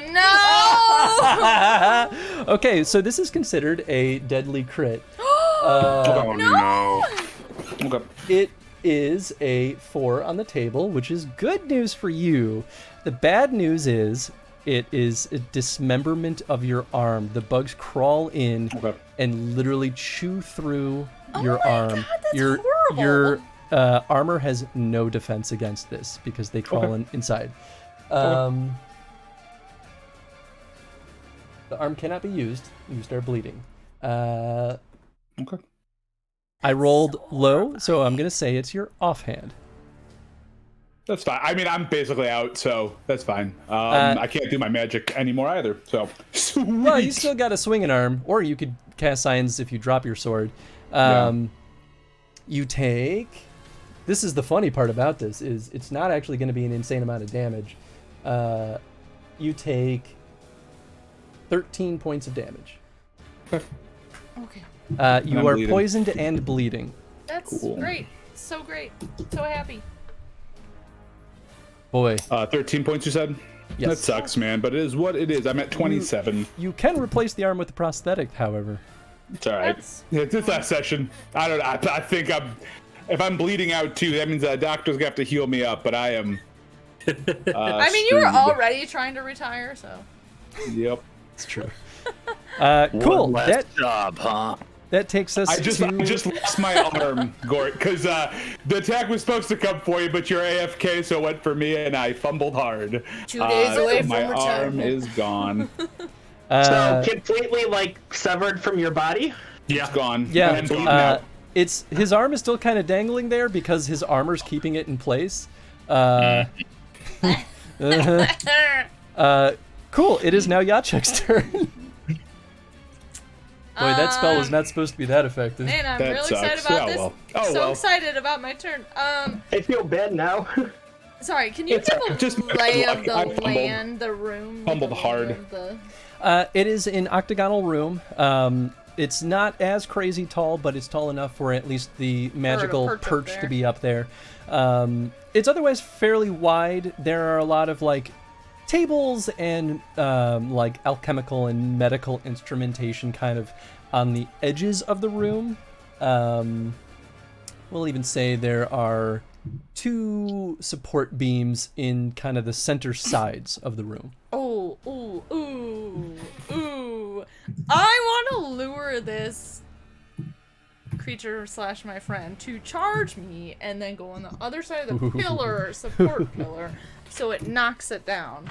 I'm gonna do a real, like, Zelda move over here. Okay. Like, I'm gonna do crazy shit to get its attention. I'm gonna goad it into charging at me and then run behind the pillar. How would you like to do this? Don't know. Persuasion check. I don't know if it's that so much as like, look at me, bitch! Come get me! I'm easy to kill! Like, I something think- like that. So there's no combat. Seduction. there's no combat thing for Come this. get me. I would take deceit. I would take charisma because you're trying to use your charisma to manipulate. Because it's kind of like a feint. It's kind of although. I'll even take courage in this instance. Ooh. I'm gonna go with charisma because that's gonna be my highest. Okay. Yeah. And I don't get my trustworthy because she's an elf. Wait, why don't you get trust with that elf? I don't think you get it anyway because she's technically right now more of a monster. An abomination. Yeah. Do I have a DC or does it? Well, if It's I make it out of contested. this alive, They- guys, I'll have a cool story. She has to resist coercion, is how this works. Fucking magic. I'm debating if I want to use a luck or not. Chris, I don't lose reflex with my arm gone, right? No, you don't. Honestly, the only limitation specifically by the book is you cannot use that arm. All right. There And are that worse you're things. bleeding and Oh, stuff. but please, dice gods. Yeah.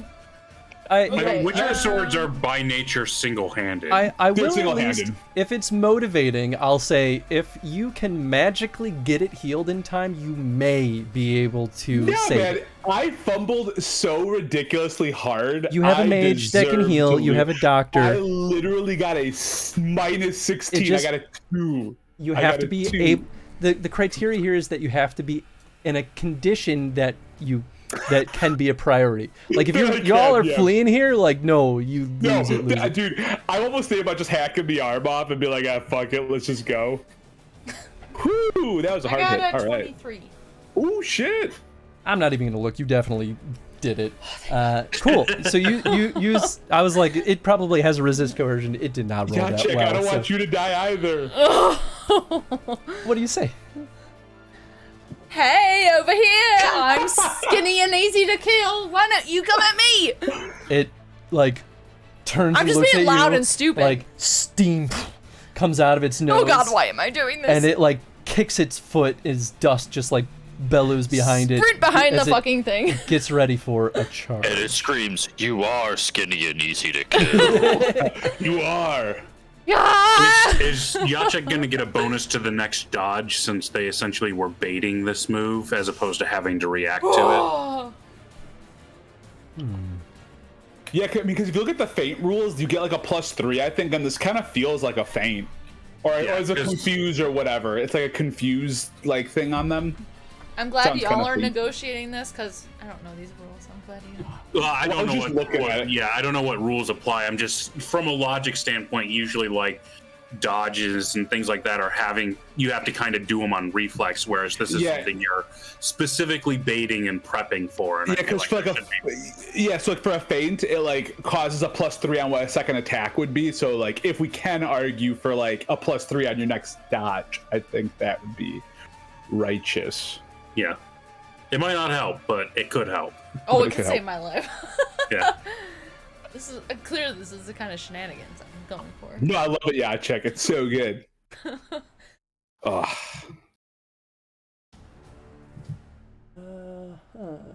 Sorry, there's one rule that hasn't come into play yet. as often. I'm trying to look up. That's fair. Here we go. This is what I'm looking for. By taking your turn to actively dodge, you impose a -2 penalty to anyone trying to strike you in melee range for that round. So I'm going to give you that.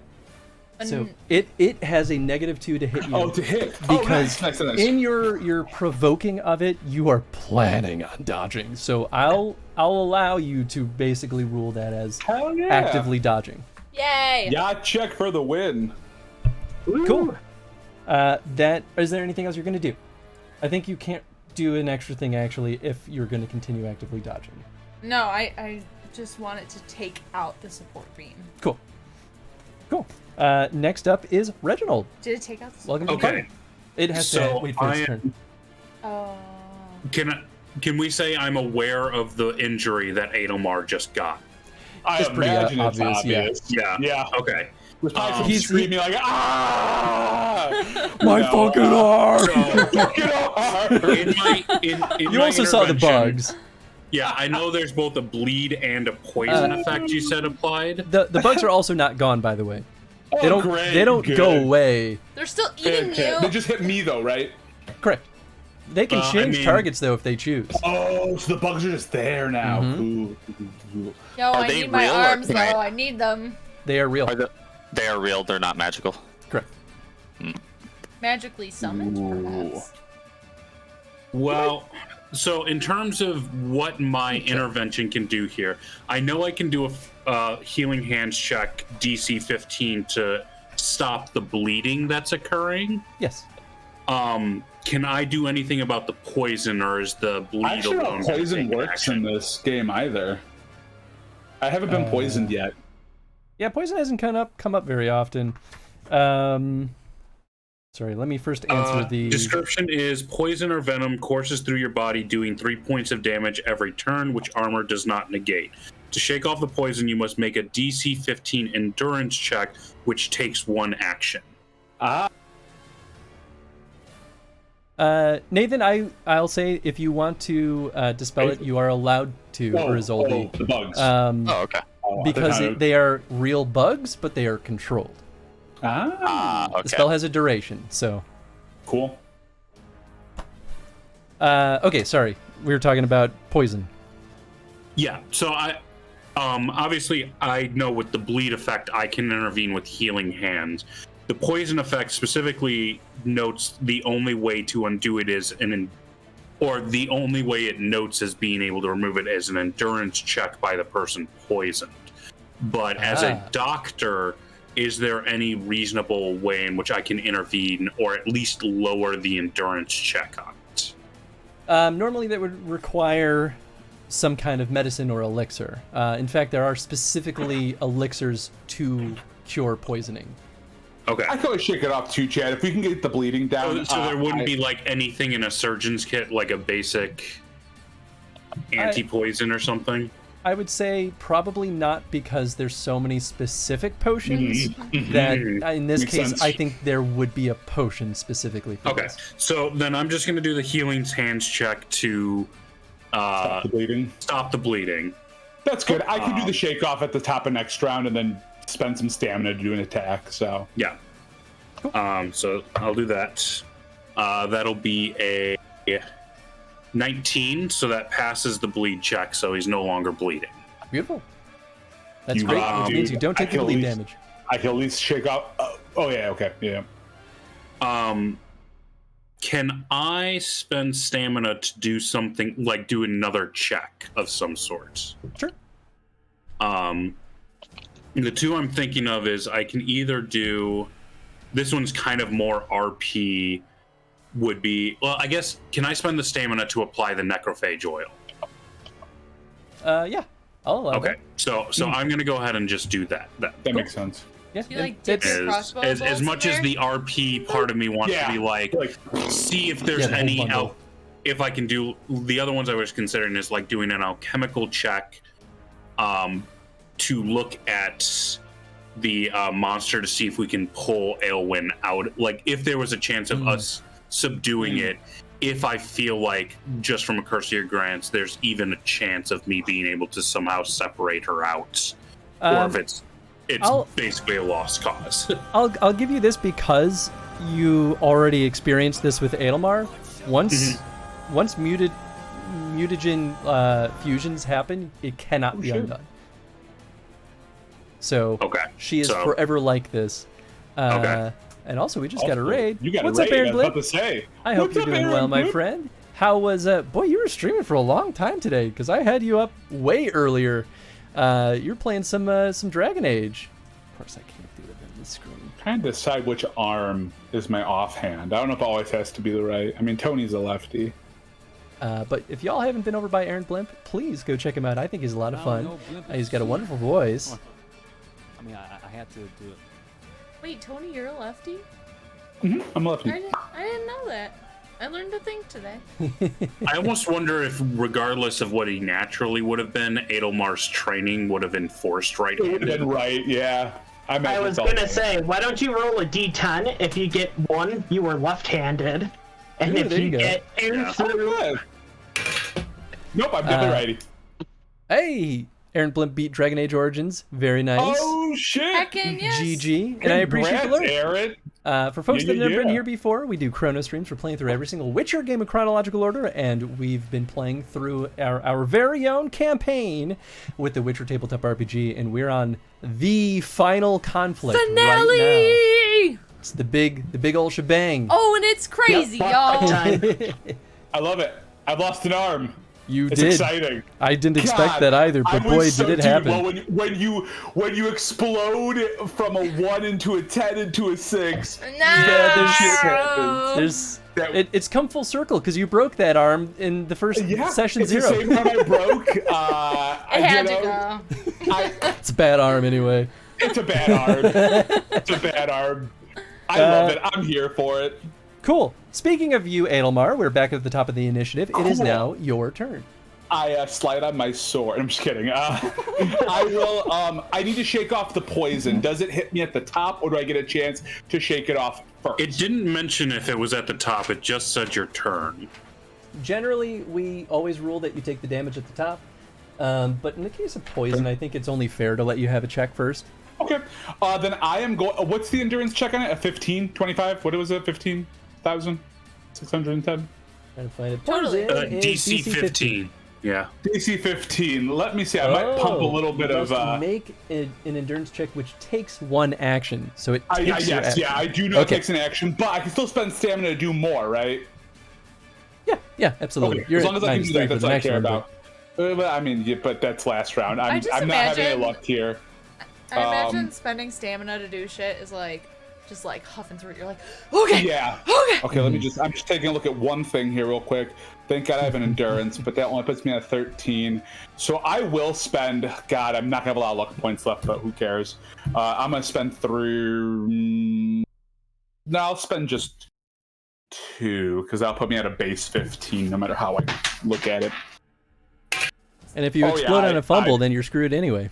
No, I got it.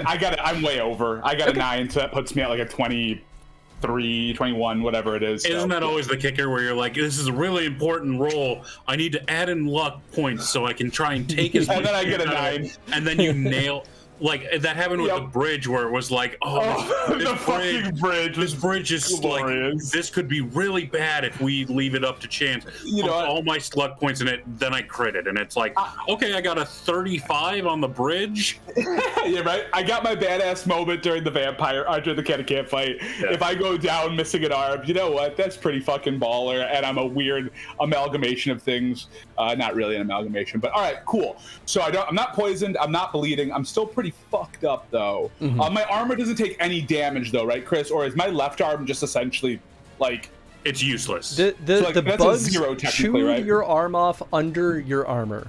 So no, but the left arm, is that just technically a 0 now? Then like I can't really be hit there. Yeah. I mean the armor is technically unscathed. It's just like hanging out. Have a cool. Adelmar starts swinging his left arm around to like try to block attacks. Since you know what? I will spend my last 2 luck points just no, I'm gonna hold those in case something bad happens to me. We all know me. It's just a flesh wound. All right, I am gonna go in with just a standard strike on this, Chris, not a strong strike. Okay.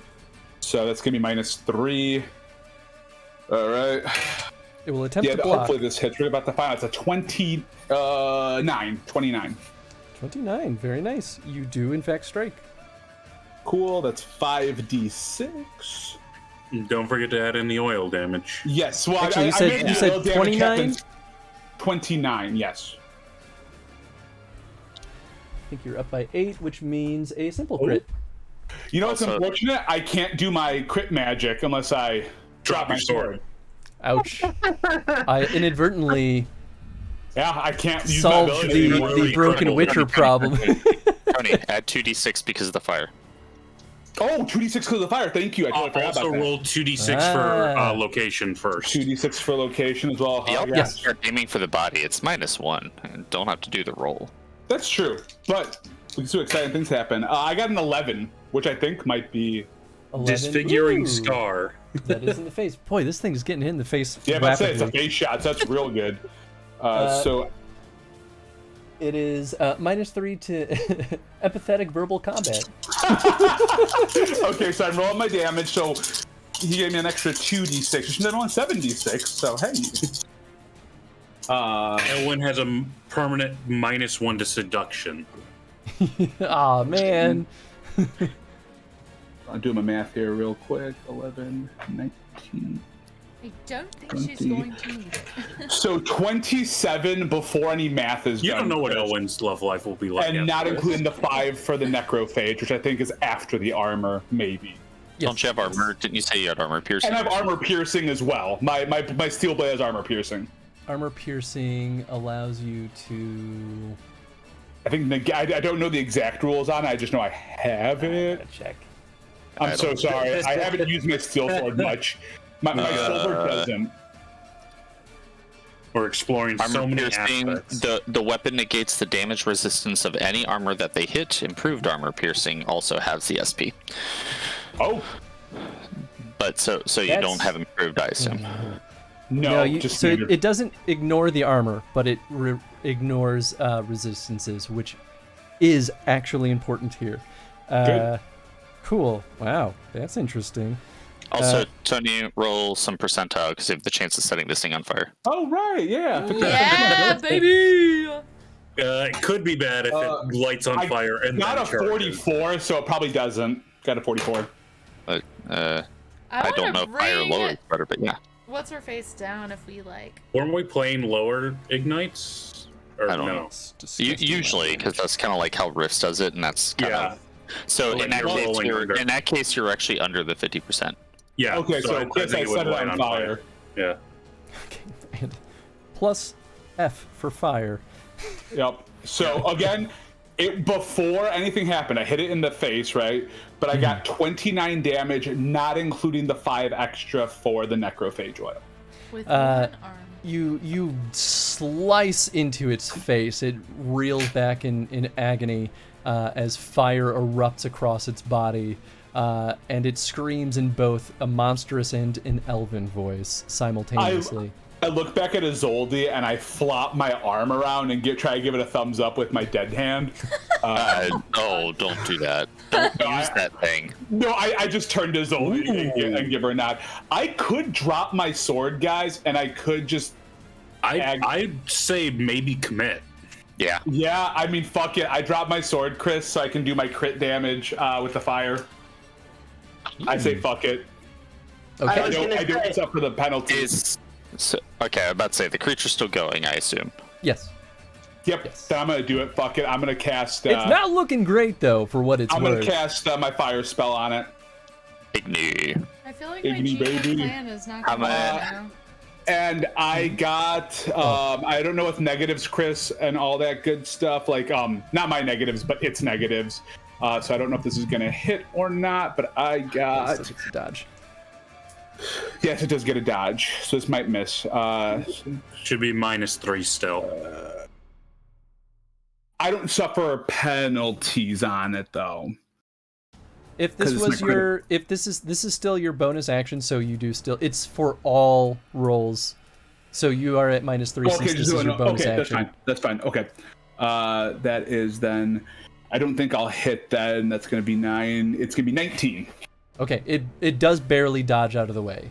Okay. We'll say it reels back, sees you drop the sword, and it kind of turns swiftly to the side. And I'll just take another action next round to grab it and keep working at minuses. I'm gonna go take my dog. Oh, wait, well, let me wait. Hold on, just in case anything attacks me.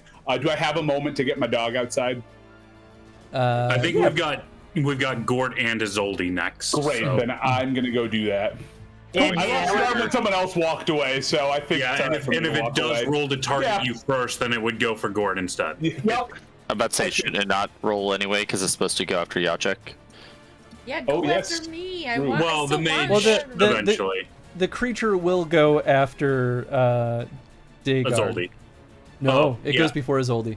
Right. After Dagard. Isabel goes after Isolde. Gotcha. Cool. Next up, we've got Gort. So, Gort, what'd you like to do? Heavy attack. All right. Go ahead and roll your attack. Are you targeting anything? Nope. Cool. It will attempt to block. And that is a -3 still, correct?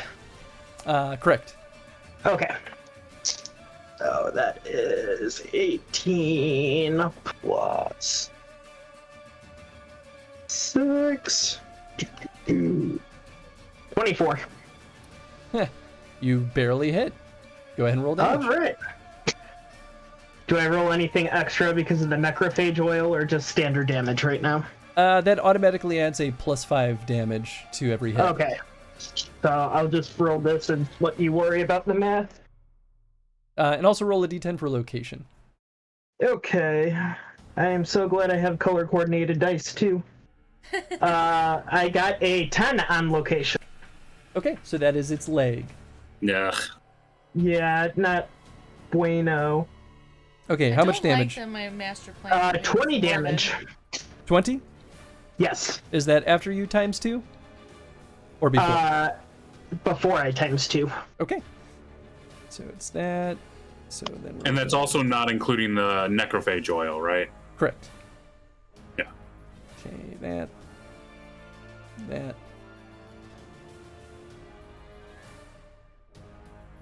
Okay, then plus that. Okay, cool.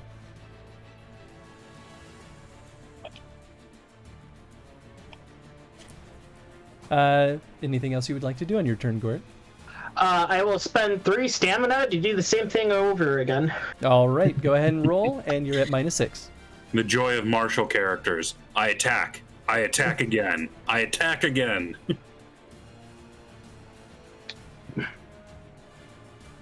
Uh-oh. Okay, not too bad. Not too bad. 18 -6 -10 -2 0. Not too bad, you said? Ooh. Did you fumble? I did. How much did you fumble by? So I got the 1 that was the fumble, and then 2 after the 1. Oh, okay. Then you are all right. No major fumble. So I was going to say, here's my math on that. I'm at a base of 18, and then -6, and then minus the 10 for the 1, and then -2. What's the -10 for? No. You don't -10 for a fumble. Oh, okay. No, you only -6. So it'd be a 10. So it'd be you were at -6. You fumbled by 2. You said. Yes. So that's only -2 on top of it. Okay. So you're only Yeah, so it'd total be -8 -8 in total. Woo, okay, So if so your base 10. is 18, it's 10. Okay, cool. Yep. Still, you you do miss, but not to any kind of severe degree. Okay. Yeah, All you right. said that -10. I'm like, you critted on the fumble? What were you saying when you said not too bad? Dagard is up. Dagard acknowledges what Yachek is doing and decides to climb the wall toward Isabel. He's scaling up and he's going to start hammering away at her shield. I just want to take down the whole fucking building, because what good is her shield going to do if it falls apart? If she don't got no perch. Visually, I'm just picturing that like Spider-Man meme of "Shocker! I'll chase you to the end of the earth." He's just like climbing up the wall. Is Dagard in full werewolf form now? Oh yeah, he's been it for a little bit. Okay, so Full wolf. Dagard's claws, he's got 2 strikes, and they're at 4d6 plus 2 each, which is not insignificant. So he deals 13 damage on... No. 4d6 plus 2? 15 damage on the first hit, and 12 damage on the second hit, and the shield starts to flicker a bit.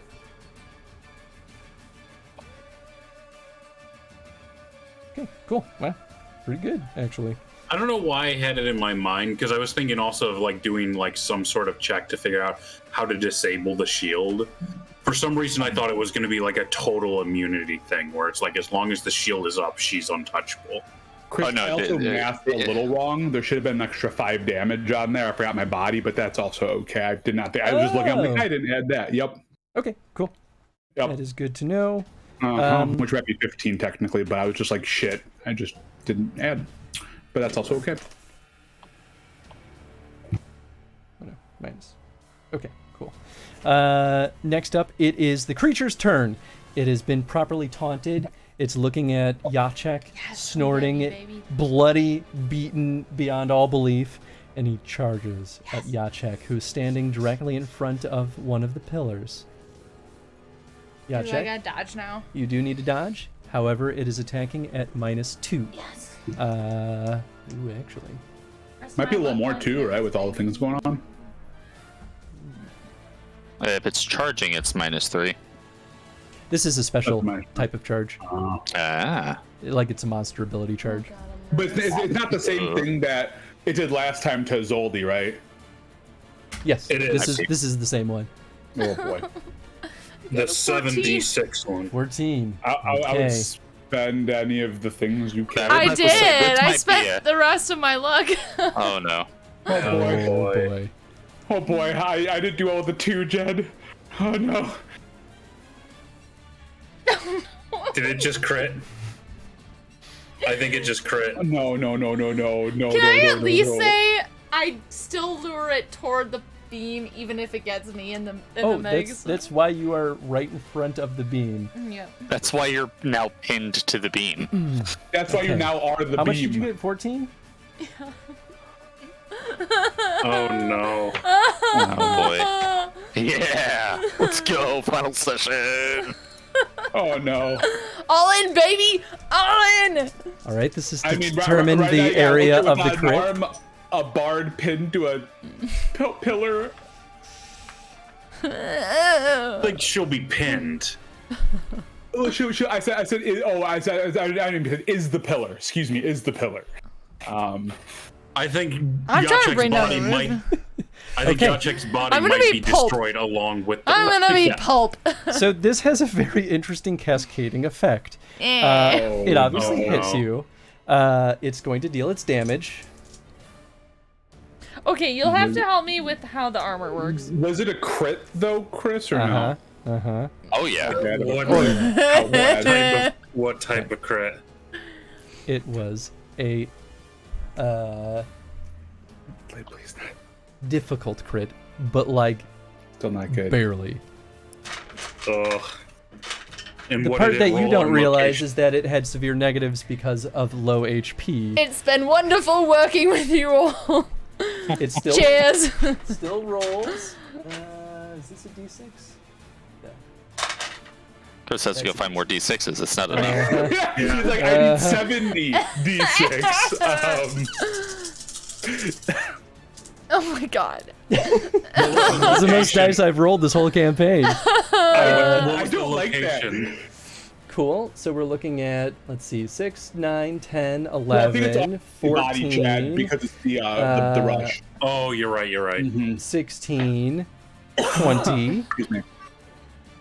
It's 20 plus nothing. Okay, this hits you in the torso. What is your torso armor? 16. Very, very Ooh. nice.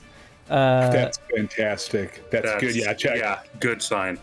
Mine's 5. That's actually real. Mine's 16. You have some good ass armor, dude. Fuck yeah, I do. Mine is 5. Changes.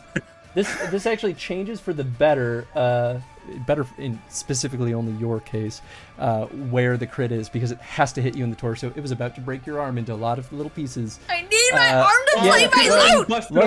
Luckily for you, Break my ribs, I don't care! Luckily for you, it has to be a torso crit. So, instead, you get a sucking chest wound. The wound tears your lung, which fills your chest with air, crushing your organs. You take a -3 to body and speed, and also start suffocating. Can healing hands help with that? Wait, so I take a negative yeah. to what speed? Speed and body. It says, depending on your situation, there are different ways to end this suffocation. I'm assuming since this is due to a wound. Yes. Healing hands will, I couldn't healing hands if they were if Jacek was suffocating by being underwater. Yes. You can stabilize this, and it removes the suffocating. What's the negative that I take? It's just -3 to body and speed. Yeah, -3 body speed. And what's the damage I took? Let's see. So the damage was 20 plus 8. The crit damage. So your armor was what, 16? So it soaks 16 of that. 20 plus 8 minus 16? Minus 16. I don't know how to do it. So you're at what 4 gets through plus the 8, so you take 12 HP damage. Is there any crit I'll take multiplications? That, no, right? No, because it's the chest. Yeah. There's bonus damage due to crit, but that's the plus 8 he's adding. Thank God, that's right. I'm alive! Yeah, I mean, I'm suffocating, sitting here but you're going like alive. that could have been way worse. You probably can't say those words. They're more like. So here's the other side effect of this. There's actually specific rules on what happens if the charge attack hits a wall. Take this bitch down off her perch, baby! That's maybe not, because doesn't it do bonus damage to the person who gets slammed into a wall? Maybe. Right? It absolutely does. So, knocked back 5 meters. If the target strikes anything while flying back, they take a number of d6s of damage to the torso equal to half the number of meters they flew. So, you didn't fly any meters, so you only take 1d6, which is 5. Okay. And doesn't that go against the stopping power of her armor? We're gonna add this as cumulative. Yeah. Okay. Yeah. Because I it's think one if single it counts as attack. fall, and if it counts as fall damage, I don't think that adds for armor. So. Does the pillar No, break, though? armor stops fall damage for no good reason. That's right. That's right. Yep. That's right. Yep. That's But right. I Sorry, really my want to bad. know, does the pillar break and does the perch fall? Go ahead and roll me a d10. Tell me what you get, because I'm out of luck point! it's stone, but that's a lot of damage. And it's old. It's a 2! Okay, we're gonna say it starts to crumble. It's not fully knocked down, but it doesn't look like it'll take much more to shatter the pillar. However, there's another effect here. The creature, after it hits it, is now stunned. Ooh. Until it can make a stun save, which has to wait until its next turn. Oh, fantastic! Gore, what did you end up doing? Did you just attack the beast too? Somebody knock this pillar down. Yeah, but I attacked the beast. The first strike did damage. The second one did not. Yeah, same thing's happened to me too. Anytime I do So because I stunned is exploded mean. downwards. So Yeah. it's only a DC 10 to hit the creature right now, and it has to pass a stun save in order to act again. Oh, this is perfect timing. Yeah. It is now Azoldi's turn. All right. I run kind of toward the creature off to the side. I do like a little slide on the ground, and then I point my hands up toward the creature and through them and into Isabel. Alzur's Thunder shoots in a line. Sure. So I did see magic. this before. It was scary last time. And the beast is still on fire, so it can't get like less on fire. Oh yeah. Did it take the fire damage during its turn? Oh yeah, it did. Unless Okay, it has okay. 5 points of armor to every part of its body, in which it's somehow immune. It does actually. It And has it's 8 somehow armor. immune because But fire makes no somehow sense. immune. Okay. Right. Well, actually, it's still. Well, no, it doesn't chip armor down soaks oh, no, the it damage, does, but fire does 1 point of damage to the armor. Yeah, every it does turn. chip down the damage or the armor. I mean. Okay. So now it'll be easier to break through. I got to break through. I've got to break Cool. So you through. cast Ulzur's Thunder. I assume this is your basic like dodge kind of roll, and Yeah, you just need to it's- what? Is it do you roll Not the fumble. strike? I rolled a strike, they rolled a dodge. So both of them are going to have to dodge unless she's choosing not to dodge because she's up on that pillar. Yeah, she's choosing not to dodge because she can't bring the barrier with her. Okay, so... Oh wait, he I guess can't dodge because you just have to beat a DC 10. Huh. Yeah, you should be a DC 10. The beast That's can't funny. move, so yeah, you should Yeah. be a 10. Is this one roll against both of them, or am I rolling two separate rolls for each? Or, individually. Because neither of them are actually rolling, we can just say, yeah, it could be for both of them. Okay. Yeah, let's, Weird one. That is an interesting situation. Huh. Ooh, with this stun, you guys can get some pretty free crits on it. Yep, that's kind of what I'm hoping for. Because it counts its defensive roll as only 10. Yep. Okay, that's a 25. Holy fuck. Okay. Wow. You might finish off the beast here, Zoldy. Hell yeah. I mean, What is that's teamwork on this the one, guys? criteria. Well, can spells crit? They can if it's like a physical substance, so maybe the thunder can't. Fire can't, I know that much. It's lightning damage, not thunder damage, right? It's It's not shooting lightning. So I don't think so, because I think we don't think ruled it that can. with the fire as well, as the fire Yeah. doesn't count. Is it's only if it's Yeah. like a magic spell that picks up rocks and throws could crit, because it's physical objects. Objects. Okay, that makes Yeah, I'm sense. pretty Give sure. some good it can. damage, I'm sure. Okay. Sure, it's going to do some Go good ahead and roll damage. your damage on both creatures, or both the creature and Isabel. Creature and creature. Oh, we also have to figure out these bugs, too. Yeah, they're still around. There's a lot happening, y'all. Damn. There's a lot going on. You're fucked up. We're all just fucked up here, man. It's fine. We haven't even gotten to Isabel yet. Wow. We haven't even gotten to Isabel. Nathan, what's that? Wow. 31. 31. Pretty freaking good. Actually, Does that's magic very good. does magic get hit by stopping power at all, or no? Does that not matter? Yes, it does. Okay, actually. Okay, well, Azoldi, please describe how you killed this thing. Oh. Yes. I actually put my hand, like as I do the slide tackle, I put my hands up into it, shooting the lightning directly through it and into Isabel, and then as it's falling and dying, I just kind of like slip off to the side, like fried husk of a corpse just falls next to me. Nice. Yeah, check. That was little, a like, huge support move you did that last round to give Azoldi such a phenomenal shot. God damn, both you guys. Hell yeah. It is at that you also notice that Isabel's shield is down. Okay, well, cool. Damn. Oh, all right. Great attack. Well, it's not over yet. Chris, I will spend my second action casting Alzur's Thunder. A second time? A second time. This takes me over my threshold. What does that mean? It means that I go over by 9, which means I take 45 damage.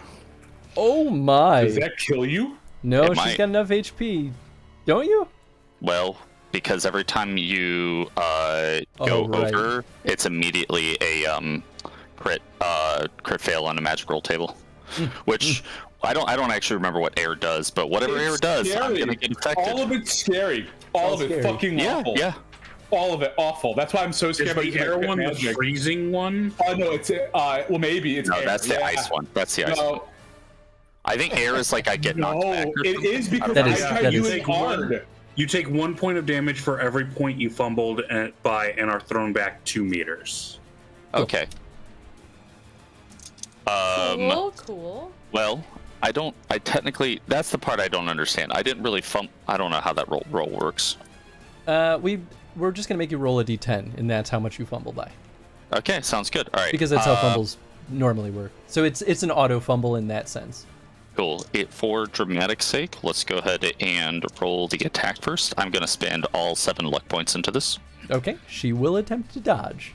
Makes sense. God damn. Oh, Makes I sense. hope she don't. I'm gonna be so pissed. Come on, now's the time. Come on. Come on. Okay, not a crit, but Does that will. Daygard attack against her technically give her a -1? Oh, Because he was it's a attacking her Yes, shield. because well, Attacking your this shield. is Well, the shield's down now. shield's down. Yeah, actually, the attack was on her shield, not on her. But it's also the new round, so. Oh wait, he did. No, it's not the attack new his round. turn. It's all the same round. Yeah, so we're still the same yeah, round. I guess we'll say yes because it's more or less the same thing. Yeah, because he's still like in close proximity trying to hit her. It does make sense. I'll give you that. Okay. Well, after all is said and done, I have a 23. That's including the negative. Oh, I'm sorry, that's not including my luck points. 20. Oh, wow, that goes up to 30 then. Are you dead though? Probably. We don't know yet. He has to roll the fumble Okay. after the damage. Probably. We'll see what happens. But I'm You- going Oh full on. God! Let's do this. You You people do need hit. to stop getting hurt in the same round. You do hit. Please roll your damage. Come on, Izoldi. 8d6, baby. Let's do this. Dude, this friggin' Oh, combat. that's so many sixes. Okay. All right. 10. Y'all, my heart can't take this battle. 30. Okay. 38 damage. Absolutely appalling. She doesn't look good. Chris, I would like you to roll this one for me. Could you please roll my critical fumble? Oh no! So you take 45 damage. You have got what, 50 HP? Yep. Okay. Oh no. Uh-huh. 1. Oh No way. I mean, Jen, you can tell them that I'm not a liar. Oh yeah. That's a 1. I'm not BSing you. 4 HP. The only HP that matters is the last one. All that matters is the last one. You do fly backward. What, 2 meters? And Yeah. for dramatic sake, we're gonna say you hit the pillar that that Jacek previously got damaged, I mean, and it. Spacing wise, it makes sense because he Are ran you up out of close. stamina, Yeah. Nathan? Are Yeah. you like totally tapped now? No. Oh, you just went over your amount. Okay. Yes, And we'll yes. say that amount of force was enough to knock the pillar over, and now the structure is beginning to Tumble. get shaky. It's the ceiling is cracking and things seem to be slowly falling apart. But she's also off of her perch at this point, right? Because she had to do the dodge. Yes, that is correct. She's in the air. She's flying now. Ah, okay. But she not happy. She's Wait, on I'm her sorry. rock. She's on a rock. What's the one mean for Izoldi's health? Because I don't know these rules. It meant that she only took 1 more damage. But she's Which gonna was get a very ton of lucky negatives because to she could have been making death saves immediately. Yeah, I was gonna say, where are you at, Izoldi, now? I have 4 health. I have 4 health left. If Chris had rolled Okay. a 5 or higher, You see would've gone. lightning, like there's like my hair is frizzled. I look absolutely crispy, and I just kind of like shrink down to one knee and 3/5 of our start party. coughing out smoke. Oh no, including Mine's Dagar. off. Half our party is real beat up right now. We're wrecked, y'all. This is great. No, this is fantastic. I am so here for this. I'm so Holy happy shit. Izoldi is up, if only because otherwise I would have had to choose between the suffocating bard And the dying actively person. dying mage on which one I was going to heal next round. This I round. mean, I don't know why you guys are complaining. I'm at full HP other than the site. I'm at Shut up, full Gord! HP too. Shut up, Gord! I'm fully. a little over half. Oh wait, I'm I at full can't do HP math. too, but my character is stressed right now. I can't do math. I'm at 37, not Okay, 27. so I think it's her turn now.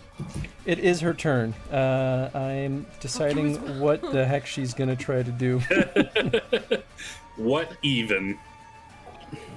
Let's see. What is that? Just come down here and die a proper death. I think she's just gonna try and leave. That's what I'm worried about. What are you That's afraid of us? I'm It's like worried half about. of us are dead. Like what? Half Come of us on, are are you dead. dead? The big beast is dead. Her whole area is crumbling. Her She's fleshy mostly monster is dead.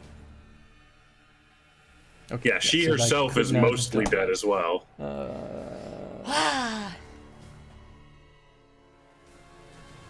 Okay. Okay. How mean do I want to be? That's really what the question is. I mean, Season finale. yeah, we're at the end here, my dude. You got lots of beat up people here. Well, what I'm trying to decide is, does Does she try to fire back? Does she at does she it? teleport away? I mean, if that happens, we're kind of fucked. We would not know how to track her anymore. Nope. Right? Am I crazy, guys? If she No, teleported that's like out- a whole other campaign, like looking that'd for be just like, signs oh, of this she lady. got away, I guess. Yeah, that would be another campaign where we're like, oh, there's new rumors and crazy mutant shit.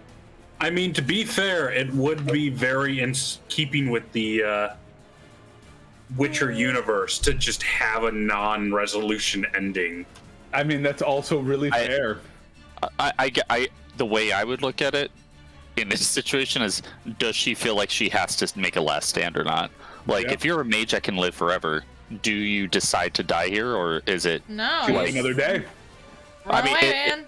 if us destroying all of her life's work is more than she can handle, it makes sense for her to stick around. But otherwise, like, you know, She's like, I got 6 other of these, you dumb fucks. That yeah. All right, well, If that's the case, then I mean, I'd run too. I'd be like, cool, you took out 1. Okay. This was okay. just the one closest to where I happen to be. Yeah, right. This Nicer is my one. summer home. This is like where I go. Like, this is just my like. It's The for a nicer ones in vacation. Milford.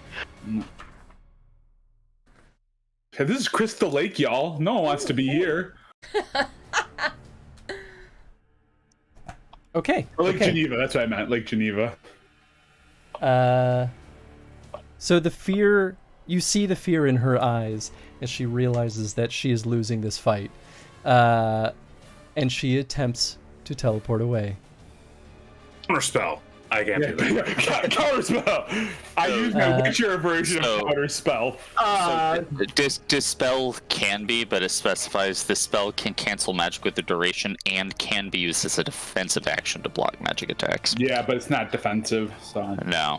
So I just don't think there's any way to like counter. Well, you a wouldn't spell really like know that she was teleporting, right? Like we're making the assumptions here as players, but like in the moment, we'll be like, oh, she's gonna teleport out. No, that's the assumption of somebody's coming at you with a sword and you don't know they're going to attack you. Absolutely, she's casting a spell. If I can read magic, I could probably figure out what's going on. Yeah, you can read magic to figure out where she went, if she succeeds. Yeah. Don't succeed. So if you also have teleport, you can follow. So she's down on the ground now? No, she's trying to. still He's in the air. midair. Okay. And I was gonna say, I have a response. I'm making sure I understand. Here's Gort's retort. Axe. Ooh, the Gort retort. I like that. Yeah. where was this during my Shining Force playthrough, guys? Come on. That was gold. The Gort retort. Yes. Very good. Okay, I understand what I need to do now. She whispers an incantation. Wow. And disappears. Ah! Are the bugs gone then? Because like. Yes, she's no longer able to control them. The bugs aren't gone, but now they're just really confused why they're there. Yeah, they're like, hey, you want to get lunch after this? We're like, yeah, sure. Let's just... We're out of combat now, right? There's this great place I know. It's called your arm. We are out of combat. The structure appears to be crumbling. What would you all like to do? We have to leave. Drag Yachek to a safer location and start making sure he can breathe. Yes. That sounds good. I like that That's plan. step 1. I don't think I'm making it out. Witcher, we have Where a the raging. Witcher, we have a raging werewolf on our hands. I don't know if you need to do your thing or not. Yeah, I'm gonna look at Your hand is technically free at the moment. Oh yeah, no, I mean my sword's dropped. Well, here's the thing. I pick up my sword and put it back in its scabbard, right? Because I'm not losing the sword. But I'm gonna cast Axie on Dagar, Chris, or Axie, whatever the hell it's called. Sure. The one that lets me mind control him. I don't know if I think he gets a dodge for it, unless we're not gonna, because it might go for a little while if we have to go around in circles on this. Cool. I fumbled. So No! You fumbled on a spell? I did. It's about to get bad, guys. How bad did you fumble by? I'm about to find out. I don't know yet. By 7. I have fully like disengaged and am now dragging Jacek out of the room. So I rolled 18 on my first healing. Okay, 7. that should be enough to stabilize. I fumbled by 7, Chris. And it's water. Axie is water-based. Water. Frost crackles and hardens around your body. You take 1 point of damage for every point you fumbled by, and are also now frozen, so you take 7 damage. Okay, how do I get... it's fine. I'm at 30 health. It's really not that big of a deal. Does my armor stop? Oh, it does. Right? I think with magical fumbles, you have to take the damage. Cool. Then, yep, then I'm at 30. I mean, how do I shake out a frozen or, like... It might be a physique check. That's an endurance, DC, really? Yeah, DC 16 physique check. It only takes an action, though. Yeah. Cool. Well, I mean, That yeah, check but is I'm going to have to sit here stabilized. and do it till it's done. I did it. First... Nope, not the first round. Hold up. So, nope, not that round. It's probably fine. We just got to get the... Yeah, we'll say it takes you a bit, but you get it. 2 turns. Took me 2 turns. 2 rolls. We'll say that Daygard is freaking out, and he's just kind of like running around the room trying to figure out where she went. Reginald, you healed up Jacek. Gort, what are you doing? Gort is like searching and running around like Daygard, being like, "Where'd she go? Where'd she go?"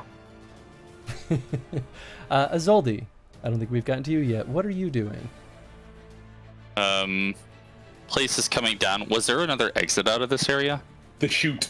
The chute, baby! No, I meant the room we're in. Is there another door? Was there another door, or is it just the door back in? Just the double doors that brought you in here. Okay. You said I could try to guess where the teleport went, or is that not a thing? You could scrutinize it and just know. Okay. If Daygard is focused on that type of violence and not trying to kill us, then that's cool. I'll do that real quick. Yeah, we'll say he's keeping himself composed. He actually rolled really well. Oh, okay, cool. Shit, I didn't have to even hurt myself. Oh, well. Nice. Well, You you're did it for the drama, baby. You're preemptively trying to stop him from doing bad stuff. Yeah, it's fair. It's fair. So I pulled Jacek into the other room. Is like the entire place coming down, or just that room? Right now, just that room, but it might continue. Okay. But at least for the moment, I can like start working on treatment for Jacek, right? Mm-hmm. He's no longer suffocating, but still has the gaping chest wound. I like to breathe. Yeah. I got a 22 for the magic check. Yeah, you definitely know where it went. You only really needed, I think, a DC 15 because she rolled... Well, no, it was a little bit more than that, but still, you definitely beat it. She had severe negatives at that point. She actually almost didn't teleport. Would have been funny. Would have been funny. She would have teleported somewhere random, I think only like 1d6 meters away or something. I forget what it is, but... Well, where did she go? No, yeah. You can go a lot of places. Teleportation is hilarious when you fail or have to teleport somewhere you're not aware of, like familiar with. We'll actually make this interesting and say you know where she went. She went to the cave that you first burned down. Okay. That's not that far. No, it's just out of Oxenfurt. No, but if we can get down the chute and through, there's those couple of mages. They actually we can find a quick communication to try to hunt her down. Like get mages that are maybe in that area to take care of it. Yeah, who are not nearly dead. Yeah. I like this plan. Chris, is it super obvious that my arm is not going to make it through this? It needs attention now, otherwise it won't make it through this. Based off of this. Go ahead. No, that's okay. I just need to know, because if it doesn't look like it, I think if we can just for like, flavor, I just chop the arm off since we've already handled the bleeding since it was already technically off. If it's not looking like it's gonna happen, it's ultimately up to Edelmar, right? But if you want to look at your mage and your doctor, you can ask them to try. I'll look. Can any of you do anything about this? I'm like in the middle of helping Jacek. I look at Izoldi like, if you can heal it, I'll do my best to support it. Okay. I mean, if you want to give this a shot, if not, it's going. It takes 5 rounds to cast the ritual that will start healing you, and then you have to stay. It's at least, it's at least treated. Wait, hold on. Have to stay. Okay, so like in order to my spell can heal HP. Mm-hmm. It does not do anything about like wounds. That's the doctor's job, right? So between the two of us, the idea is that it will heal the arm. But in order for me to cast this healing spell, you need to be. It takes 5 rounds to do so, and you need to stay in one spot for a total of 10 rounds to get the full benefit of the spell. If this place is crumbling around us, I am a little concerned about that. If we can get into the next room and we're fine, that's fine. Me and Jacek are already in the next room. Then let's go to the next room. And that next room isn't also crumbling, correct, Chris? At least not currently. It may over time, but 10 rounds is likely sufficient time. Okay. So while you were setting up the ritual, I finished treatment on Jacek. I did have one fumble in there, but it was only 14 was my final total. So I missed the 16 since it was a difficult trick, but then I succeeded on the next one. What did you roll? Is this for Jacek? Yeah, this was for Jacek. I was doing my healing hands roll. I did 5 out of 6 successes. The 6th one was a fumble, but I only fumbled by 2, making my total 14 when I needed 16. Okay. And then I rolled another one that succeeded. We can say that Jacek is effectively stabilized, should still get some medical attention once you're back at town, but is otherwise fine. Okay. So I assume I can do that while Izoldi is setting up the circle. Yes. And then once the circle is complete and the healing field is started, I'm going to try and do rolls against the deadly crit to try and succeed. Yeah, let's find out. See if it happens. We're going to do this a little bit differently. What's your skill at for this? My base skill is 16. Okay, that's including your stat. Yeah, that's including the stat and the skill. Yeah. Okay, that's actually not too bad. So it's only 2 off of meeting the DC for a deadly wound. Right. This is a little bit different though because you're trying to save the arm, not just stabilize. Right. So I'm going to put this at a DC 26 to fully save the arm. We'll do DC 23 to let it be functional, but it will have negatives. Maybe permanently, but also could maybe have magic heal it later. Okay, and this is in conjunction with Izoldi's spell already. Yeah, Izoldi's got to do the spell first, right? But it's just going to be the one roll to try and hit it, right? Yes. Okay, so that means that luck. I don't have luck. That's okay. No, I don't JK, baby! This is totally fine. This is I had an awful fumble, so I was actually expecting to lose this arm. So we can see if this works. Hey, so if I hit a 7, hold on, wait. Go ahead. You're gonna want to wait to roll because I have to have my will for being this injured that I am. Yeah. Yeah. So I have a total of +6 to this roll, and I have to get a 15. Okay, so, let's find out. Let's see what happens. I have enough ingredients for the spell to try it twice, and that's it. So here we go. Yeah, let's find out. If I lose the arm, it's not on you guys at all. Gotta get a 9 or higher. I'm the one that had the crit fail. That's an 8. All right. You rolled an 8. Not a 9 or higher. That is not a 9 or higher, so that one's gonna fail. I'll try it again. That's a 9. No. Okay. So Izoldi succeeds at casting the spell. And we'll find out. Let's see what happens. So 7 keeps it partially functional with negatives. I need a crit in order to save it completely. All right. Let's do it. That's a 6. Oh, so that's a unfortunate. 22. Is what it is. That's Okay. it on the arm. We're going to say that the arm at least isn't a dead arm, but right now, until you get further magical assistance, it is still somewhat non-functional. You basically have a non-decaying, like blood is working, flowing through it. It's attached. It's there. It's almost like one of those, like almost like an Auron thing from Final Fantasy X, right? Where it's just kind of like here. Very much, exactly. Yeah, that. it's like you've got feeling in the limb. You can maybe wiggle your fingers a little bit. I'm still gonna be go. That works. It at least puts you in a place in which you can seek further magical assistance. If you choose to. Yeah, no, I think that's great. I appreciate you guys for helping me with my critical screw up here. So thank you. That was really nice. That's also like 400 gold that I expect back from you. I have to I am saying this like blood is dribbling out of my mouth while I'm saying it. You see, like, my arm is already writing an invoice from my arm. Yeah, right, for 1,000 gold. You just literally re-gift the same invoice. Just cross off the guy's name, put my name there instead. All right. Well, we gotta get out of here. We gotta get the fuck out of here. Body shoot. Body shoot. Yeah. What do we gotta do, Chris, to get out of here? Cool. So you guys go back over to where you know the body chute is. You slide down. It's a bit bumpy and not a pleasant experience, but the does this only take 4 damage worth of bumps? I know, right? Fortunately, the flesh that rode up there cushioned your ride at least enough to not take damage. You end up with your butts in the acid-filled room. We'll say you don't take damage because you know it's there, and I'll be the last one out. I'll make sure everyone else goes through. You get up quickly, and you take the portal in the southern room adjacent to where you landed. Yay!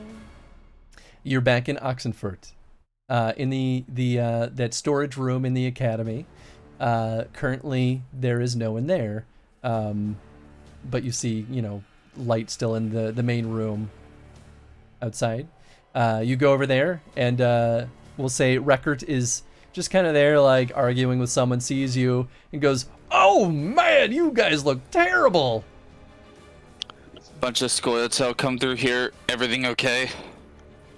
I'm actually holding a Zoldy at this point, like up on my arm, since you're so hurt. Like I definitely would have like at least an arm under him, under her, like just helping her walk. Yeah. And should I just be carrying Yachuk? Yes. As preferred, Yachuk. I did say we're all basically being carried by Gort and Reggie at this point. Okay, you said Record said they came through? Yeah, they came through. What about the 2 mages that were with him? Record, hurry. Answer. They took them all through. They let them parade the stinking Scoia'tael around like they were nothing, but they got out of here. Yeah, man, I don't have time for that. We gotta find those 2 mages. Cool. Or at least, what was the way that we were able to communicate over? We found a person that. Were you able to do telepathy? There's a person. There's a communicator spell, and there's I think there's a local person in Oxford that can do it. That was at the Mage Academy. Okay. We can try and hunt her too. I don't care at this point. My arm's shot. There's not much. Well, if we can get a mage in there right away with teleport, we need to do that. Okay, we gotta go there now. Go. Cool. Well, you get to the Mage Academy. We'll say you find the 2 mages that you previously worked with. Oh, awesome! They're there. Great.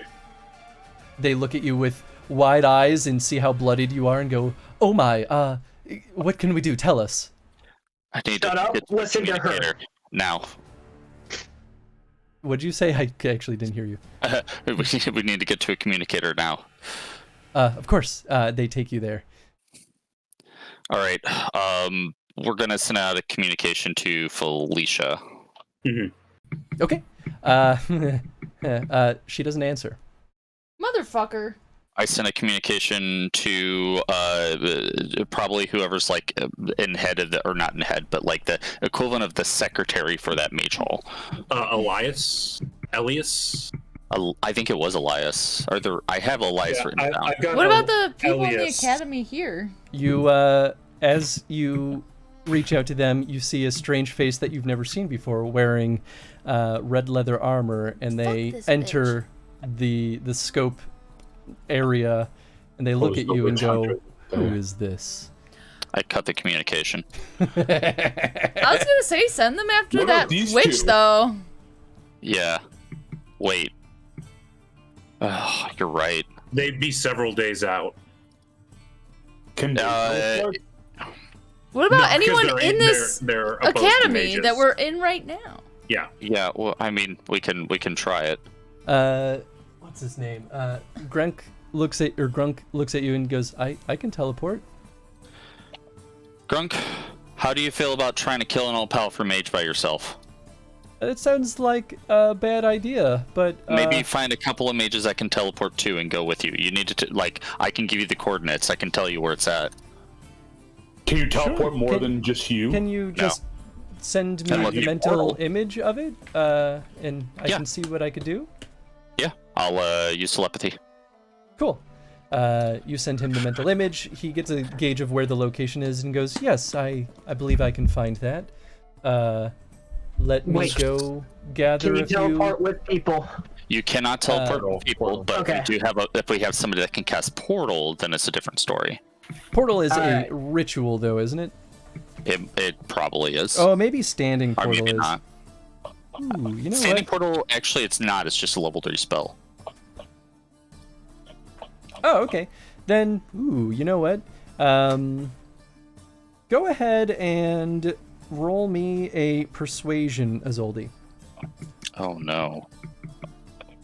I can't succeed on anything right now. Do you need my help? Is that Yeah, honestly. Actually, yeah. You can do I it. do it? I'm gonna give you -2 board. because you're not acquainted with the Mage Society. I probably can't speak very well right now. Yeah, you probably. You're a little soft. You're a little breath. Wait, what is the I can persuasion? intimidate them. What's the persuasion for to get them to cast the portal for me?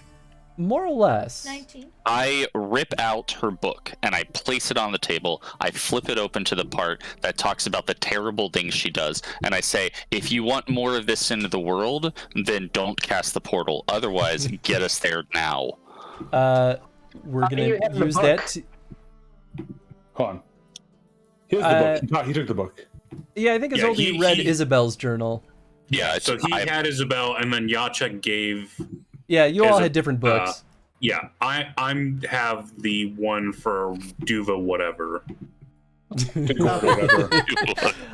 up on the name. With that, we're going to give Jacek a +4 to his roll, which puts Jacek at what, 23? So we'll say yes. 24 You strike. if they're humans.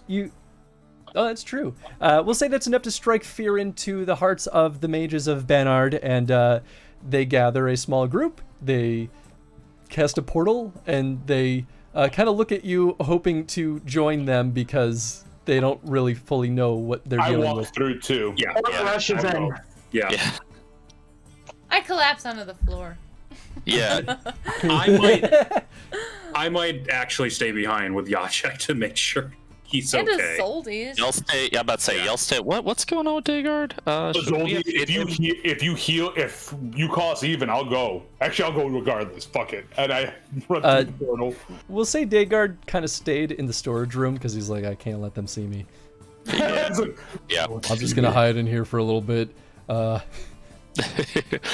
have Wolf stay with Jacek as well, and we'll go with her. Nice. Are you coming too, Azoldi? Yes. Come on. What the Let's go. Okay, let's go. Okay. You all pop through the portal. You're in a cave that you've all been to before. I don't think I have. Oh yeah, you might not have been there. Yeah. No. But inside is a cave that smells of rotting ghouls and burnt cinders. And as you hop through, you get the very surprised look of Isabel, who did not expect a portal to just suddenly pop up in here. You all have one surprise round. I cast Elzer's Thunder twice. I'm about to say, I'm gonna strike. Don't with do my it steel sword. twice Let's do again. it. Everybody you can just roll an attack, and I'll roll a bunch of defense, and we'll see what happens. Okay. This is pretty immediate, so it's like the portal's still open as this is happening. Yeah, actually, that's why I'm portal giving you. see-through? This is why I'm giving you the surprise, because you didn't deliberate very long after the portal opened. Because she can see the portal on her side. Yeah. And if you had waited, you wouldn't have gotten the surprise round. Is the portal see-through? No. Well, like you can see where the portal leads to, but you can't see what's on the other side of it. I was about to say he just wants he just wants a window. Yeah, So just pop a shot through the portal. Okay, you can. I guess you could shoot through the portal. Because I didn't want to go absolutely through the precedent portal and for leave that. Yachik. Yeah, you can shoot through the portal. Okay, cool. I got a 36 on mine, Chris. I crit. We're not even gonna have you all roll damage because she was beat up enough. Yeah, okay. She would have healed a decent bit by this point, but not enough. As long as nobody fumbled truly, we're gonna say, please everyone describe to me how you tear her to shreds. Yes! Gort, let's start with you. I had two ideas for this. I guess Gort, instead of using his axe, runs. You got cut off. Oh, I guess instead of using his axe for once, Gort runs and tackles her and is kind of doing the pound thing. And he's like, this is for the bird's friend, this is for my friend, this is for the headaches. Beautiful. Reginald, how about you? My crossbow probably hits her in like the leg or something while she's on the ground getting beaten to shit by Gort. I just kind of like do a look like, just. Yeah, check. Is there anything you want to do from your side? Way to go, team! You guys can't hear it because I'm like, way to go, team. Adelmar, how about you? Yeah, what I do is after Gort's finished up with her, I take my sword, again one-handed, and I pin her to the wall with my steel sword.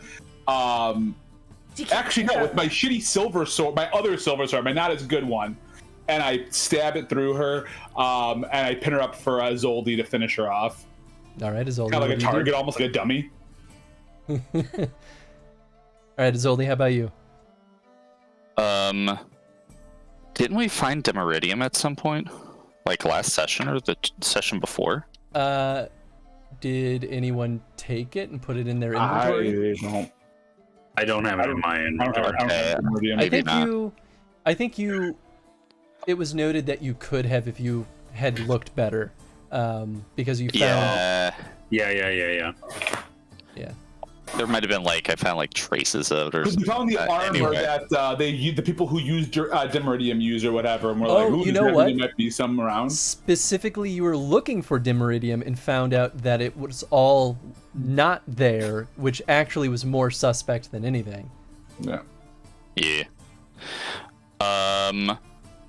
I honestly, you pin her to a wall and you wait for me to finish her off, and I just stare at her in the eyes until she slowly just succumbs to death. Nice. I like pull the silver sword out after that. And Isabel, the mutagenic master mage, has perished. Yes, bitch. I look at the other mages. What are they called again? The people dressed in red and what are they called? Witch hunters, right? Witch hunters, yeah. The people that have infiltrated are the witch hunters? Yes, those are the witch hunters. I look at them and I go, they're not there. They were in the call in the other room. No, but he's gonna tell them about the fact that he saw it in whatever he called. Oh, okay. You're telling the mages about the witch hunters. Yes, I am. Gotcha. You may want to flee. You may want to make your last stand. I'm just letting you know. They'll probably come for Oxenford at some point. Oh my, that's not good. In fact, maybe we should think about how to help our friends in Novigrad. Witchers feel about witch hunters, Chris? What do witchers know about them? Yeah, or how do they feel about them? Like, what's is relationship contentious Don't at all? like them, but not directly hostile. Okay. Yeah, I mean, some witchers might actually like them because witchers and mages Mages also don't don't often get along. but generally, witch hunters are viewed as religious fanatics. Cool. Cool. Is there anything folks would like to do before we enter our epilogue? Super ready for the epilogue. I think It's too Azoldi very to sit excited. down and let me I start think we all go to a bar and have one drink together before the epilogue. After all the carnage. Kind of a la like Avengers when everyone's eating shawarma and they're like, good God. It's like that. It's like that, except we're drinking a beer. All right. I do have a dragon's dream left. What place would we prefer to torch? The cave or her? Her in the cave, absolutely. Her in the cave. I think that's so perfect place. It's like as we're leaving, like a cool yeah. the cool guy Walk sunglasses off. come on. The Who starts I playing. want an Expendables amount of fire in the background. I'll give you so much as to say you throw it in there, the gas starts spreading, you light a torch and toss it through the portal, and you watch it all explode right as they cut the portal connection. Yeah. Okay, Chris, instead of lighting Some a torch, flames lick through just as it closes. Can we say that both Nathan and I cast our magic together and both set fire to it? Oh yeah, absolutely. Absolutely. Family Kamehameha. Yeah, right? Exactly. I'm like this. Can we say she wasn't really dead, but this is what kills her off? Yeah, sure. She We'll was say honestly- she's bleeding out, gasping on the floor. There we go.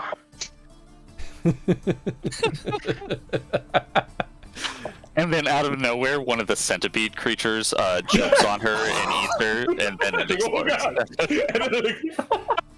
We probably should go back and at least turn the portal off for now. No, fuck Considering it. that place still has the centipede creatures we didn't deal with before. I'm sure the professor did something with it, but yeah. Okay. Yeah, with architect. Cool. Let's Or jump Nemesis. into our epilogue. I'm going to change the scene real quick. So at some point, after you all rest up and heal a bit, and you enjoy some full meals and you heal and sleep, you all make your way back to Novigrad, unless someone chooses not to. Isn't that where the witch hunters are? I guess it doesn't fucking matter to us, though. Yeah, Nope. that's where the witch hunters are. But Matters to they make a Azoldi. difference. Cool. Yeah. You return to Novigrad and presumably attempt to collect your payment for the job well done. Yeah. Novigrad seems to be in a bit of a flurry as you return. As you kind of follow the hubbub, you go to Hierarch Square, where in the center you find two pyres with people tied up to them. A man with a scar over his left eye stands before the two pyres. Each... What the hell did I write here? The two pyres hosting two people that you recognize. It's both Felicia and Chappelle. There's a large crowd that's kind of blocking your immediate proximity to it. Wait, Chappelle's like on the pyre? Chappelle's on the pyre. Get paid! The man ignites the pyre with Felicia, and you watch as she screams and pleads until silence. It all happens within seconds. The man walking towards Chappelle then addresses the crowd watching the display. No evil could survive the holy fire. The holy fire in Lions burns and cleanses. The crowd starts chanting, "Light the fire, burn him!" He picks up a torch from a container, raising it. "Behold a flame of grace and mercy," he turns to Chappelle. You can't really hear this, but we can at least say you at least see him mouthing. He says, "Nice special pyre for you, freak. Nice slow burning. You'll beg for mercy in all the voices known to you." He then drops the torch on the pyre. Chappelle starts screaming, No, I only wanted to live like you do. Help me, kind folk, please." The crowd watches as Chappelle's shape transforms, burnt by the flames into what appears to be a monster. "A Doppler," someone says from the crowd. Chappelle slowly dies, and the man with the scar smiles and walks off. The crowd continues to kind of cheer at the cleansing in what they all seem to think is a justified act. In the coming days, you find that Novigrad's in a bit of disarray.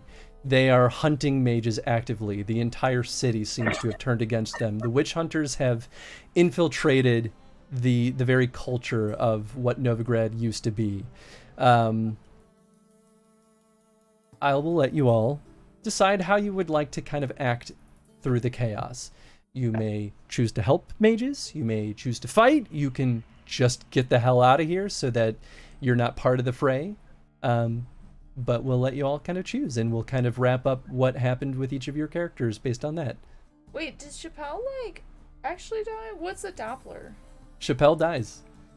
Dopplers are creatures. They are magical creatures that can shapeshift into any person that they see. In fact, they can transform into other creatures. They can transform into other races. So whoever original Chappelle was is dead. Yeah, it becomes immediately apparent to you in that horror that Chappelle was never a human. Well, they did say he used to be a right bastard, and just kind of there was a change in his personality one day. Mm-hmm. And on top of that, my medallion went nuts the first time we met, and we didn't know. I couldn't tell why. Yep. So, is a Doppler the creature from season 1? Sorry, you're cutting out. You're cutting out. Are you talking? Are you asking season 1 of The Witcher? Yeah, the Doppler, is that the person that takes over for Mouse Rat? Yes, that is exactly what a Doppler is. So, the choices in front of us are either get the hell out, help the mages out, or like I said, one is like hurt the mages more. Yeah, I mean, it ultimately is up to you, right? Like, those are the options that I'm more or less proposing to y'all, but like, what would your character do after seeing this? My character's first instinct was to check in on Elvira to see what happened to her. Beautiful. We will start with you then. Elvira is in hiding. As soon as things went down, she and a bunch of the mages basically tried to disappear. She is currently looking for a way out of Novigrad. Okay. Then my goal would absolutely be to assist in any way I can to help hide her and any people she's with, and assist in helping them find an exit to the city. Cool. Please choose 2 skills that you would like to roll, and then roll them. Okay.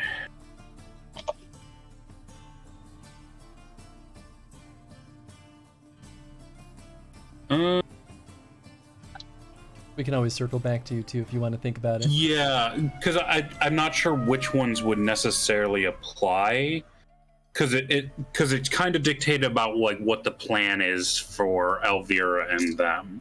Mm-hmm. I guess I would say maybe, does it make sense for me to try and use my role as a doctor to like have mages pose as my assistants to leave, or would that just expose them to the guards' attention when I was attempting to leave? I mean, you could definitely kind of work that way. I would say the skills that would make sense then would be one of your doctor-related skills, and then deceit. Yeah, like healing. Oh, and deceit is not going to be good. It's not necessarily going to be like immediate like a pass failure. fail. Yeah. It's more of like degrees of success is more or less what we're looking at here. Okay. Unless you do something that could pose immediate danger, but no, I specifically would not be like taking charge in the situation. I would be trying to help as best I could. Okay. So go kind ahead of like providing options and going based on what they believe is best. Sure. So I'll do healing hands as a doctor to start with. Cool. That'll be a 20. Beautiful. Okay. You are very good at making sure that you are keeping true to your role, and you do a good job teaching the mages how to kind of speak in a way that feels more convincing. Go ahead and roll deceit. Actually, I'll say deceit or teaching actually might work in this instance. I'll do teaching because that'll get me 3 extra points. Nice. All right, there you go. 12. Okay. Well, apparently it was good enough to do the trick.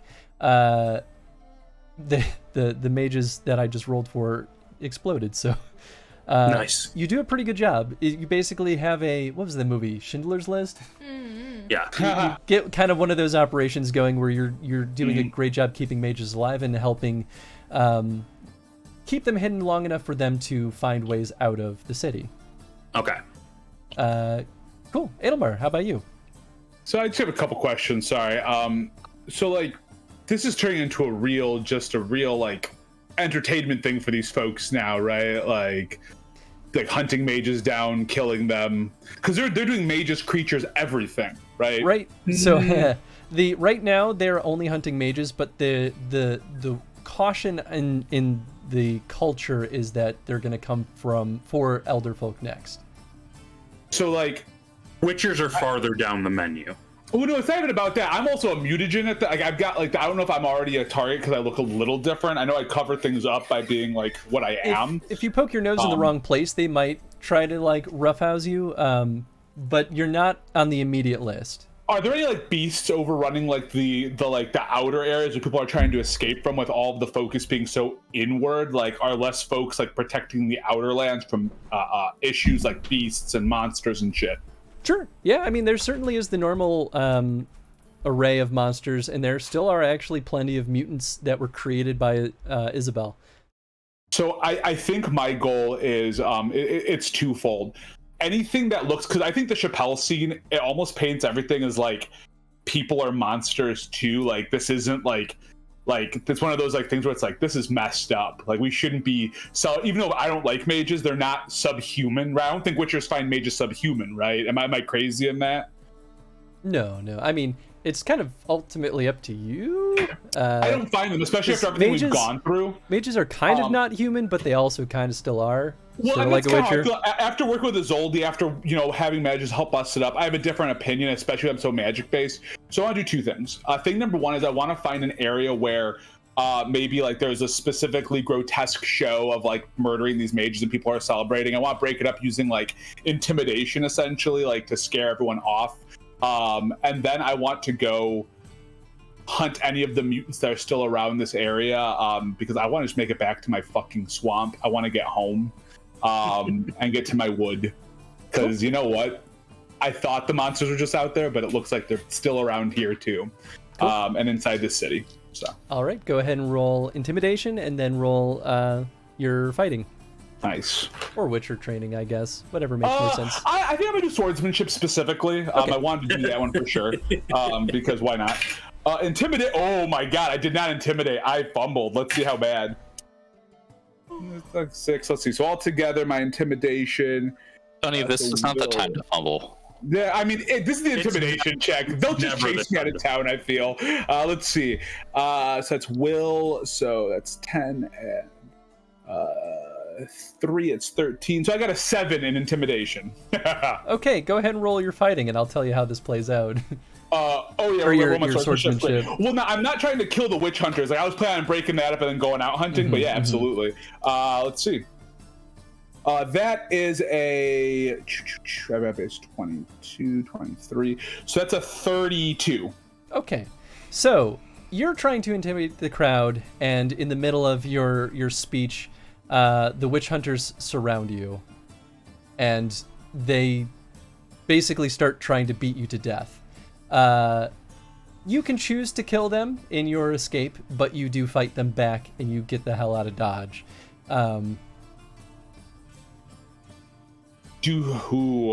Were these guys particularly cruel? They're all cruel. Yeah. Do Witchers have a specific code on killing people? Like that's completely up to you. Then I kill these 3, no problem. Okay. You slay these witch hunters. It becomes clear that you will be continued to be hunted while inside Novigrad. So you make your way outside and try to help people by slaying the lingering mutants that roam the fields. Gort, how about you? Question for the group in total. Did we ever manage to like get a hold of anyone to get paid? No. You can choose to spend your action trying to do so. But Chappelle currently would have been the main person.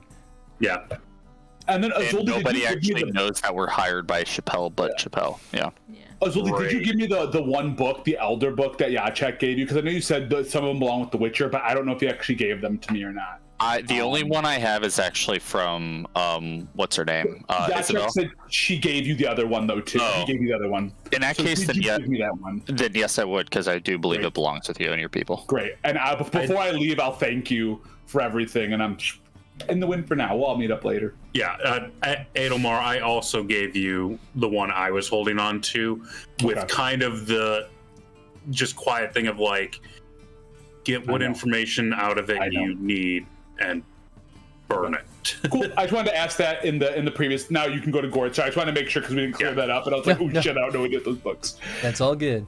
All right, Gort, how about on your side? I'm a little torn, and just for kind of lore enrichment, what are dwarves' kind of natural feelings? Mage society and the sorcerer. Dwarves generally don't like dabbling in magic across the board. It's not really a thing that they care for, and it's all just a bunch of hoobaloo to them. It's generally beneath dwarves in their eyes. Is it impossible for dwarves to use magic or to be involved in mage society? I'm actually not sure, but it's basically almost never seen if they are. That being said, your opinions on the individual mage is kind of up to you. Okay. So, I'm gonna say, for Gort's character, taking it on a case-by-case, Azoldi seemed pretty chill, however, they just took down a mutagenic mage that did some horrible, disgusting stuff. So, Gort's gonna kind of look at the two factions of those against mages and those for mages and go, this is not my fight. And he's gonna kind of do two things. One, he wants to link up with the King of Beggars again, and someone's gonna need an escort. Cool. You hook up with the King of Beggars again. He's actually actively helping hide mages and getting them. He's helped create with. Actually, he admits to you too. Working with warning from Felicia, started getting mages out of the city before anyone else. That warning helped save dozens of lives at the very least. So that is what he is involved with. He will happily take your help, but otherwise, what you'd like to do with the king is up to you. I was just going to give him a recap of our adventures, because he was kind of someone that I was giving info to. He pays you handsomely for the information. Gort, the richest one among us, is the only one who get paid. How much did I say that Chappelle was paying you? Was it 2,000? 3,000. 3,000. Okay. 4,000. Well, the king pays you 2,000, and then he looks at you and he goes, "Honestly, I don't think I'll need these. Anyway, they're yours. Thank you. It sounds like you and your crew did more important work than anything else, despite everything going on here." And then my follow-up question is, do you need help smuggling these people out of here? And how much are you willing to pay for an armed? Absolutely, I could use your help. I can pay you as much as I can gather.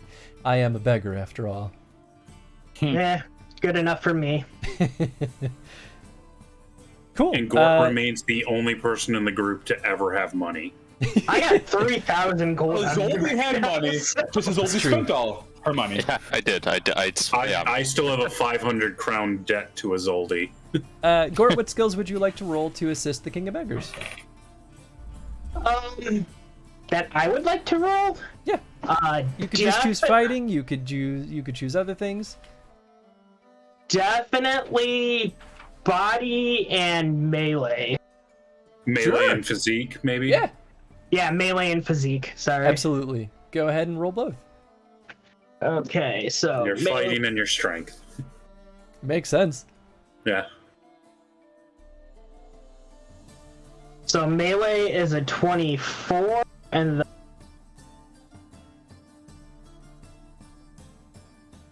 and then a 20 on physique. Beautiful. You do wonders to help get people out of Novigrad. The king has basically got set up in the sewers a little kind of like discreet shipping. He takes mages out on small boats and kind of takes them out under the cover of night. You do a lot to make sure that boats get pulled back in and out, protect from patrols that are going into the sewers, and you keep a lot of mages alive. And the king continues to pay you well for your work. Jacek, how about you? Can I go last? Yeah, absolutely. Azoldi, how about you? I upon seeing Felicia burn, I kind of whisper, probably loud enough for the group to hear, saying, I give you every chance. After that happens, I put my hood over my head. I slip something into Edelmar's pocket, and I immediately leave town. But within 20 minutes, me and Daygard and Wolf are back on the road, looking for places of power and a way to restore a werewolf curse. Beautiful. Would you like to roll anything, or would you like to just resolve like that? I think I'll resolve like that. Cool. But I do slip a piece of paper in Edelmar's pocket. Edelmar, Yeah, you I read it. Find something in your pocket. I open it. It is an invoice for 4 chalk, 4 ashes, 4 wax, 4 mandrake root, which approximately comes to about 300 gold. For the service of restoration, an additional 300 brings you to 600, and then it says friends and family discount, and then it says see you soon. And that's actually what leads me to break up the fight later, thinking maybe mages aren't all that bad, and I put the note in my pocket. Very nice. All right, Jacek. Oh, I don't know. Your friend's dead. Everyone's dead. Everyone's gone. Listen, I have somebody's expected gotta to come back to Novigrad and find out one of the witches burned was Elvira. Yeah, right. It could have happened if you chose not to help her. In fact, there are other factors that could have put her more at the forefront. But you chose wisely throughout the campaign, so she didn't have her neck out there. Yeah. I think he's got like 3 things to do. One is find that guy whose job he lost and try to make up the masseuse. Oh, the masseuse. Oh, I Yeah, think the yeah. guy from the first place where he broke in. I guess he didn't lose his job. No, the You might have. masseuse whose job I lost because I'm a terrible person. Cool. We can start with that. Are you trying to get him a job again, or what are you doing with him? Make up. Ooh, okay. Do you want to roll I seduction almost or died. charisma? Do you want to roll seduction then? No, charisma. Okay, I think it's okay. like a make up Yeah, and yeah. like give me a second chance kind Sure. of thing in a So genuine funny. way.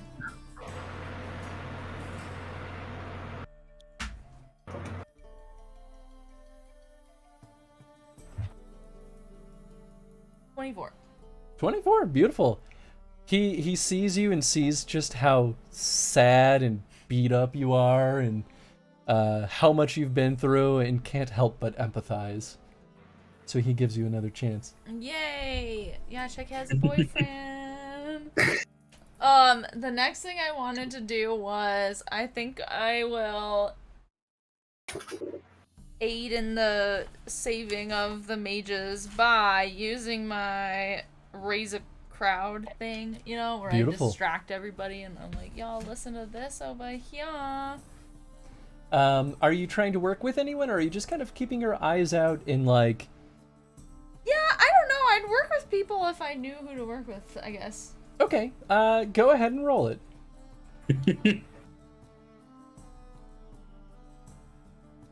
I forget. Oh, empathy, that's right. Ooh. That becomes a 12, right? Yeah.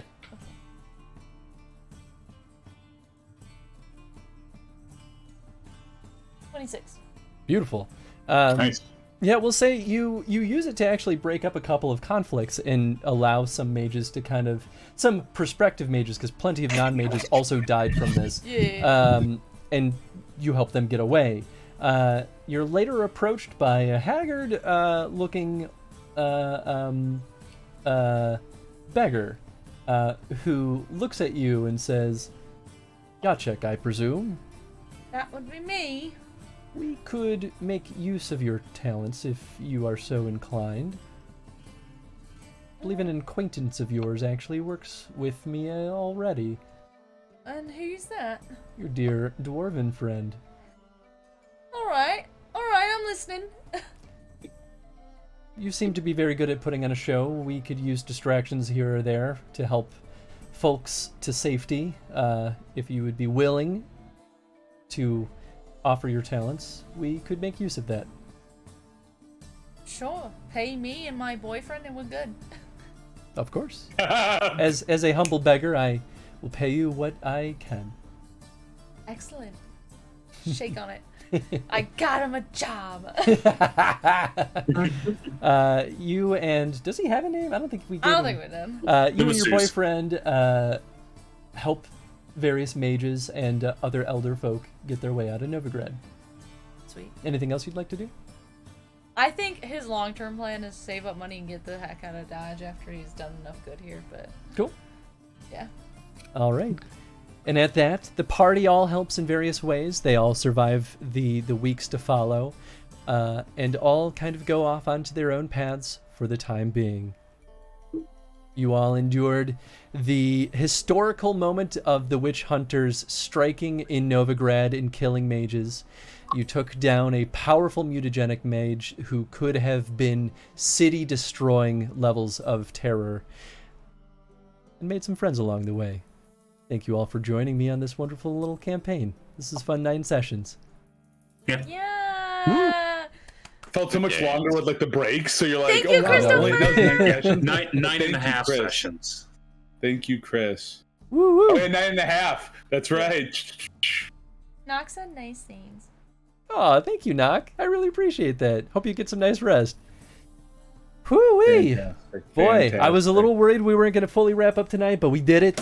Hot dogs! I hope you all had fun in this campaign. We kept on task. We kept on task pretty well. So. Yeah, we did. We stayed focused. I apologize for the epilogue being a bit of a downer, but hopefully it was a little hopeful. I mean, it's the Witcher universe. I mean, it's built into Witcher 3 as well. Clearly, things can't just end on a happy I was going note, to ask that, Chris. so- Was that scene in the Hierarch Square, is that the one that takes place when Geralt first walks into Novigrad in The Witcher 3? It absolutely is. Because you were talking about the Doppler on there. I'm like, oh, that did happen in The Witcher. Geralt was in that crowd and watched the same thing. I almost was wondering if you were going to mention that he was there or not. Nah, I would have mentioned it if someone looked. Yeah. Specifically for anyone out of place. But yeah, that is verbatim the scene that Geralt saw uncover the first time he goes into Novigrad in Witcher 3. Yep. That was a great last session. I'm happy y'all enjoyed it. Dude, almost half of us close to death or maimed. I was surprised at how deadly things got. Like, the thing was is that the creature did have a good bit of health, both for multiple magical reasons, but you all still did a ridiculous amount of damage to that thing. I mean, roll lightning bolts. I thought we'd at least go one more round, but no. No, it was good though. When I was trying to pick my my new spell, the 2nd level spell, I was going through and I was like, well, lightning bolt would be pretty cool because I almost picked teleportation instead. And then I was like, I did the math and I realized it's like if I cast this twice, I'll have 5 health left, which means I can cast 2 lightning bolts and have an epic end. It was pretty good. I was actually a little sad that you didn't kill Isabel there. I actually was also sad that Isabel didn't really get a chance to cast a second spell because I'm not sad. And here was actually the plan for the whole dungeon. One spell did enough, okay? Yeah, I'm not lost saying. an arm. So the plan for the whole dungeon was that Isabel is exceptionally good at 3 things. She's very, very good at mutagenic magic, obviously. She's very good at illusions. She used them quite a bit, and you guys rarely beat her DC. She's also good at mind control. And what was going to happen if any of you got grabbed by the centipedes, or even in the middle of combat, she was going to mind control you and send you back into the party to attack and sabotage. Oh, so had I gone through the portal, is that what would have happened initially? So the portal's trap was going to send you directly into one of the cells. It was a redirection. Ah. And the centipedes were trying to pull you into the ground to also bring you into the cells. But this is how Isabel got so many people to come to her lair. She mind controlled them to follow her. This is kind of what was going on when you guys were talking to the Scoia'tael. Yep. Yeah. Well, heck. So what was the... Because obviously we didn't do like a full sweep of the building. Yeah, the labyrinth. What was the hidden thing in the freezer, and was there anything else really like notable in the like doors we chose not to go through? So the hidden thing in the freezer was actually a hidden stairwell. You could have gone upstairs before you even saw the host monster. Shit. But it was covered by an illusion on both ends of that stairwell. Gotcha. That's right. That's rad. And I'm assuming one of those doors then that we didn't go through was the other side of that stair. No, the other doors that you didn't go through were more holding cells, which you don't actually know if there's any humans in there or elves. Probably dead now. Yep. And another storage room. It was actually storage for Isabel's like actual eating, because she still lived there. So that was basically like where she lived and slept and ate. Okay. I'm assuming we left like the portal gem with the mages at Oxenfurt, and maybe before the witch hunters like overran the city, they might have had time to go in and like clear things out. Yeah, this is The Witcher. It didn't happen that well. Some other fun tidbits is that throughout this whole campaign, your choices were changing two core factors. There were a lot of choices that basically expedited or slowed down when the witch hunters were going to attack Novigrad. You actually could have delayed it long enough to have spoken to Chappelle before he got killed. Damn it. You also could have sped things up to the point where you actually saw the assault on Novigrad before you even left. Oh, wow. So you actually ended up balancing out perfectly in the end. The assault happened exactly where it would have naturally happened.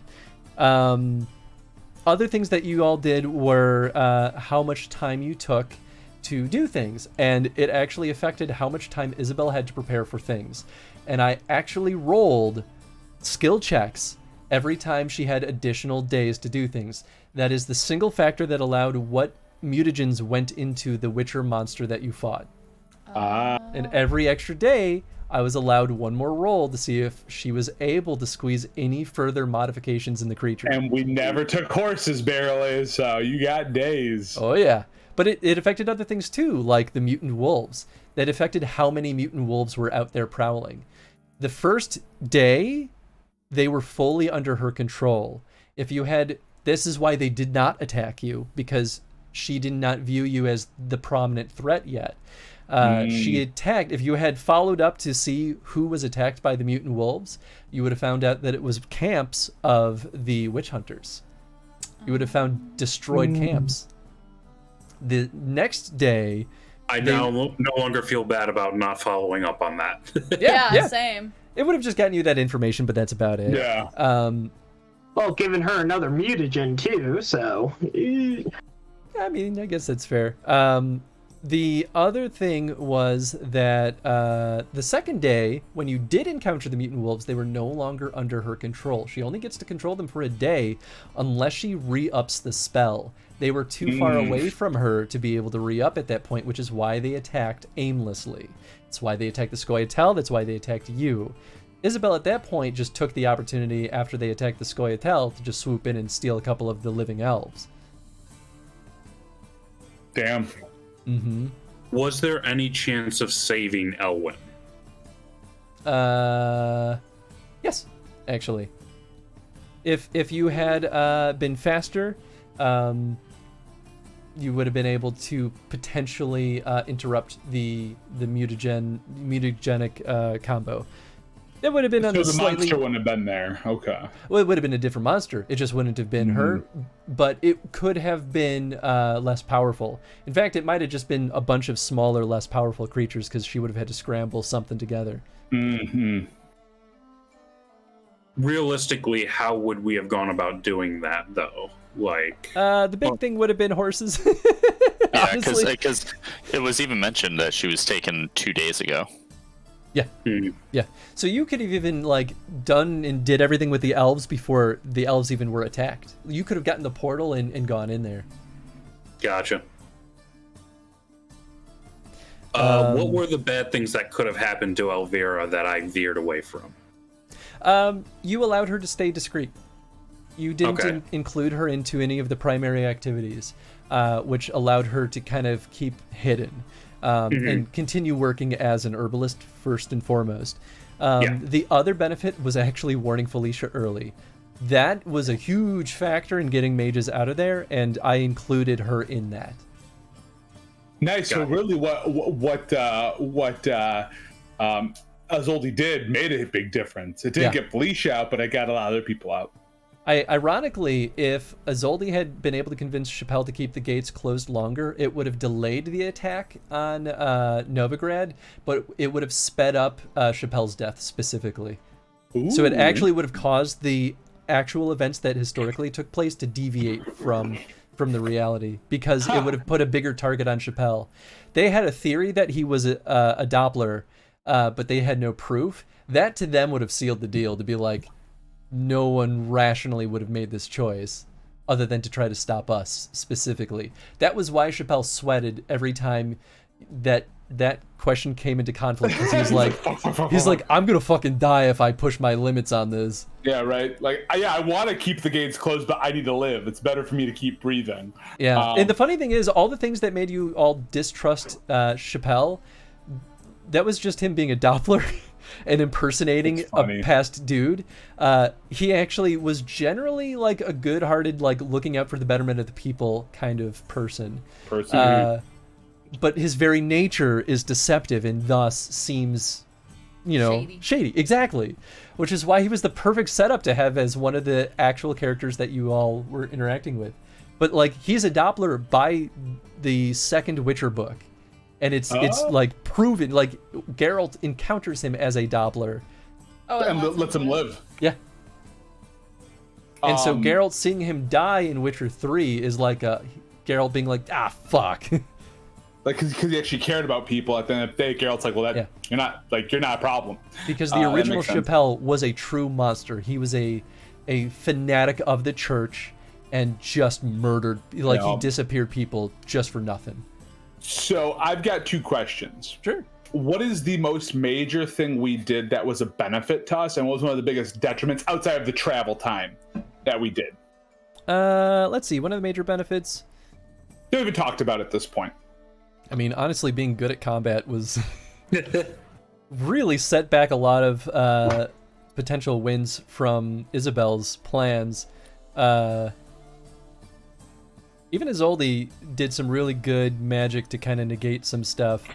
Oh yeah, that wolf fight where it's wolf fight, huge, completely neutralizing like all of those foglet abilities. Yeah. I think across the board, y'all were really good at picking up the pieces and figuring out what was going on.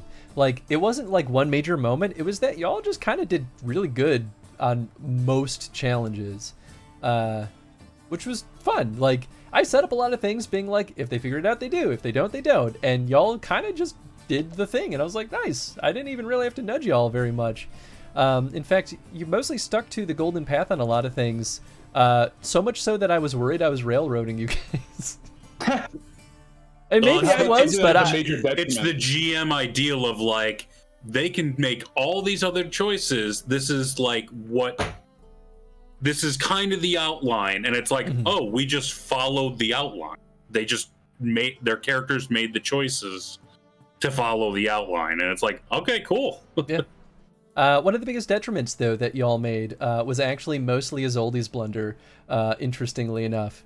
Burning the lab and having a paper written in Zaracanian Elder speech that she never deciphered. That would have given you a lot of clues very early on what was going Which on. lab we burned? It was the one that you went to at the very end. Oh. The And one Isolde went in session 0. Yep, Isolde burned that in session 0. That had a lot of information, and Isolde burnt it down. So all the way back in sessions, that's crazy. Well, That's session cool. 0, I looked for everything I possibly could. That was any amount of information. To Yeah, the best of my ability. the problem was is that you couldn't read Zaracanian Elder speech, and that's why you got at least the one paper, because you were like, this seems important, but that was about it. I think you actually did choose to almost immediately burn stuff after a cursory glance, and then you went back and were like, I'll double check. So that is some Saw level entrapment there. There also was more information you could have gotten out of your boy Bo, the rock troll that you encountered. Oh, I was gonna say, was there anything in our session 0? Yeah, because that first cave that we went through had a bunch of cages with like monsters in it missing body parts. Yep. What was basically happening behind the scenes was you all saw the evolution of Isabel getting a firmer grasp on how to use the mutagen she harvested from the host. I remember those wolves. You saw the slightly mutated wolves, then you started to see other things get worse and worse as the campaign went on. I latched onto those wolves too. I was like, this got to be connected somehow. And they never had the tongues. That was the one thing. I thought that'd be like a calling card, but no. It was all because it was different mutagens. And she used wolves a lot because they were abundant. She had a lot of components, but not necessarily easy ability to take like living, full-bodied monsters and merge them with other things. So instead, she took components and then put them into the wolves as she got more familiar with the whole thing. Oh, yeah. She must have had a lot of foglet stuff. Yeah, I mean, there's foglets in the wilderness in that area. So it's not that uncommon. Foglets are also pretty weak, and they rely on illusions, and she's a mage who excels at illusions. So it's pretty easy for her to get them. Yep, makes sense. Hell yeah. Yeah. Any other questions? Was there anything you wanted us to do that we did not do? I mean, yes, but nothing that like felt too significant. There are plenty of little things like, I never expected, by the way, y'all to tap the taverns to see what you heard about. You all latched onto the green-eyed thing so quickly that I was like, I'm not that prepared for you to be that invested in the green-eyed thing. So tapping the taverns for information made me have to improvise. I'm gonna credit Tony for that. Tony really like kept emphasizing the green eyes, green eyes. Gort did too, though. You both did. Because Gort was the first one to tap the tavern. At the first time, too, that seems like generic role-playing video game logic. Go to the tavern and ask for rumors. Go to the tavern and ask for work. Also, you kept insisting on, like, describing the green eyes. It's like, well, Chris keeps saying this is the distinctive feature, so we're just going to keep talking about it. I guess the other thing, too, is none of y'all tapped your NPCs as much as you could have, because mostly you just didn't trust them. Like the King of Beggars actually maybe had the best help ability out of anyone else in this entire campaign, because all he wanted, if you really boiled down his wants here, is he wanted to know what the hell was happening, because he knew something was up that was stirring, something ain't right. Yeah, so he would have just been like, kill Isabel. Just erase everything from her, because everything she's doing is putting fire under the witch hunters' asses, and it is endangering everyone. He cared the most about the safety of all the mages. Chappelle was half looking out for his own ass, but was trying to unroot what was going on in his city and the surrounding area. Felicia was mostly in that same boat of covering her own ass but caring about mage society. She was on the side of being afraid of what was going on after the Lodge of Sorceresses, who assassinated King Foltest effectively, caused mage society to crumble. One other tidbit. The cellar in the sewer, the trapdoor that y'all found, that was directly connected to the hot tub in the bathhouse, and you could have on further inspection found out a way to use that to help get mages out of there using secret passages in the sewer. However, Siggy Reuven is also known as Dijkstra, who vehemently hates mages beyond belief. So if you gave him any wind that you were trying to help mages, he would have absolutely hunted you down and killed you. But if he found out that you were hunting a mage, he would have helped you. Yeah. We scared his thugs, but nice. Dijkstra is one of the smartest people in the Witcher universe. He's a terrifying person. He was the aide of, I think, was it King Foltest? It was the aide of some king. He actually shows up in the TV show, but he is ruthless and a monster. Damn. Nice. Hell yeah, man. This was a blast. I had a ton of fun. I loved how intense this last session was with a lot of near death, man. I think it felt good. This is the session it feels good to almost die or die. I'm so happy that you all chose to talk to the host, the mutagen monster in the center of the room, because I knew that you all might just go in there trying to burn it down, and I was like, I have a plan in place if that happens, and it will react a certain way. It can resolve, and that's totally okay. Well, I hope you all talk to it. I think that was the biggest push you made all session. It wasn't even a big thing. You were just like, you can talk to it, and I was like, fuck it, I guess you too. And it's like, yeah. Once you said that, I was like, I guess I'll ask it how it wants to die or how we can kill it. And when you're like, well, you have to roll like persuasion, I'm like, oh, good. I literally have nothing in this, and I have a base of 1. So I basically was tracking what skill rolls you made while trying to figure out things with the host. The host is what I called it because it was the host of all the mutagens. No, sure. Mm-hmm. And every time you succeeded, I basically put it against a tracker of 10 through 15 is this, 15 through 20 is this, 20 through 25 is this, and whatever. All those rolls were slowly decreasing the DC to get the mutagen out of it so that it could die. Yeah. Makes sense. In the same vein of Tony's question of, was there anything you wanted us to do that we didn't? Was there anything you didn't want us to do that we did? No, nothing major. Walked everywhere. Okay. Walked everywhere, yeah. But you're just like, that's just gonna screw you guys.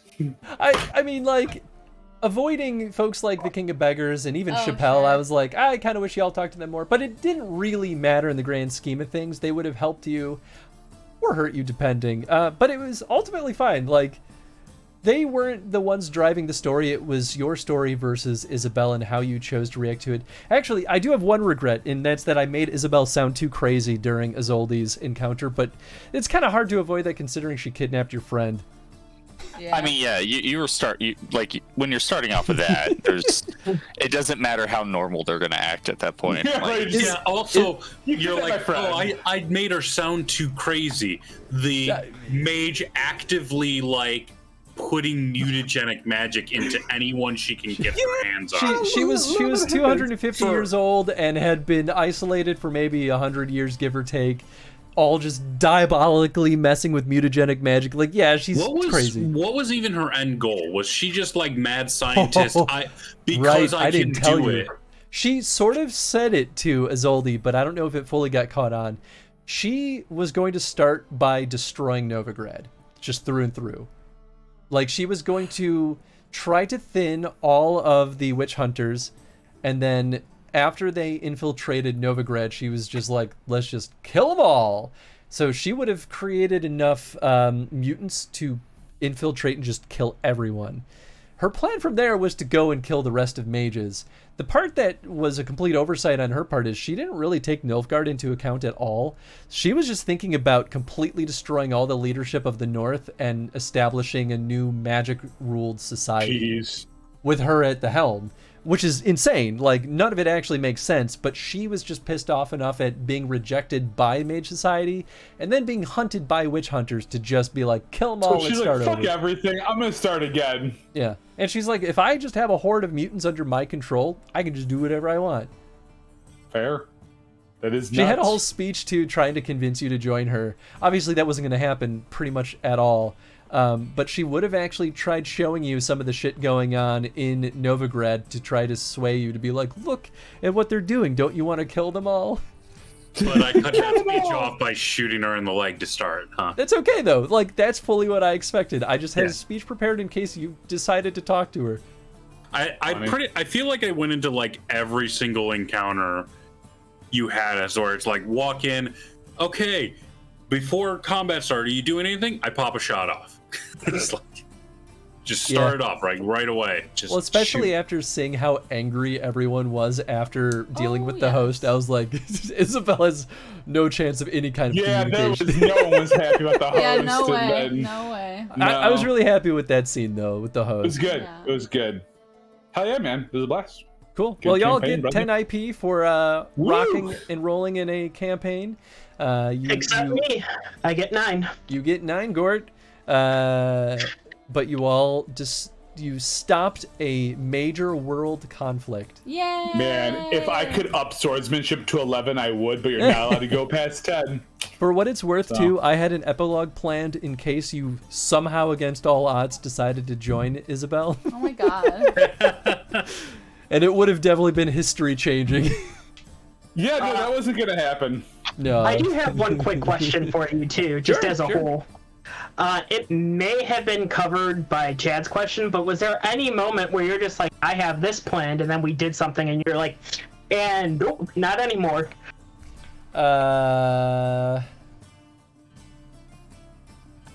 Kind of, yes. Ooh, what was that? I mean, half the time it was just how quickly y'all just churned through monsters. I was like, wow, I thought this was supposed to be harder, I guess. There was a Fuck all couple of that. disgusting moments in there where it's like it was one round and we're like, we're done with them. Yeah, I feel like the problem with The Witcher is because of the system is because of the way crits work. Yeah, it's very feast or famine. It's very feast or famine because we walked into that final fight and that first round went bad for us. Yeah. And then Azoldi fired off 2 lightning bolts and the fight was over. I mean, the fight, Sorry, I lost you. y'all were doing a lot We of all damage. did some major damage. Yeah, but War and I both had some. I'm only getting the glory because I dealt the finishing blow to that guy, but most of it was dealt before that. Yeah, but it is feast or famine, for Otherwise, sure. like, there were just things that y'all ignored. So that was mostly the only times where I was like, I guess I don't need that. Like, I had stuff for the village if you had ended up looking up northeast where those villages were dealing with the green-eyed demon. Got close to it. Got close Yeah, it to was it. something we talked about. Yeah, and like I even had some other like small stuff inside Isabel's lair, but like it's all mostly negligible stuff that would have given you different information, but you still basically Was the Green-Eyed Demon just the monster dogs? No, it was Isabel. Because she was going to those villages and finding Like, people kind of on the outskirts, mind controlling them to follow her. She's like super Pied Piper. Yes. Gotcha. I was really worried that we were gonna find a vampire in that last area when you talked about how she was just talking to a man. vampire. I'm like, fuck. I was That's like, do you like- think get prepared I thought for a about it. vampire Next fight? time We're in The gonna die. Witcher. Yeah, right. I mean, the Catacomb was hard enough. We're not gonna be able to beat that thing. I mean, so, that's great. technically a thread to follow if there's Chris ever finds the time to do a campaign. we- But then we have to find Where did another that- elder vampire to kill that elder vampire. it's true. So we're just fucked, y'all. I mean, maybe this would be where Yachek comes in clutch and just convinces the first elder vampire, hey, maybe stop being evil? Yeah. Because we're not going to win a fight against you, so we'd Maybe really just appreciate kill you. yourself. It would work, right? In-game. It would work. In-game. It would work. It would definitely work. That's very funny though. In-game. So good. Nice. Oh boy. Yeah. Oh, yeah. Cool. All right, friends. Well, thank you again for joining me on this And this campaign that took months to get set up and rolling, and then months to a year of setup, a full year I scrolled up in the Discord. The first chat conversation that the group was made was August 8th. Oh shit! Thank you took for over a year of setup and playing. Thank you for bearing with me, friends. I For know 9.5 sessions. it was exhausting to deal with the delays. Worth it. But I hope it was fun at the very least. 100%. 100%. Yep, but yay, guys! We did it! Came through.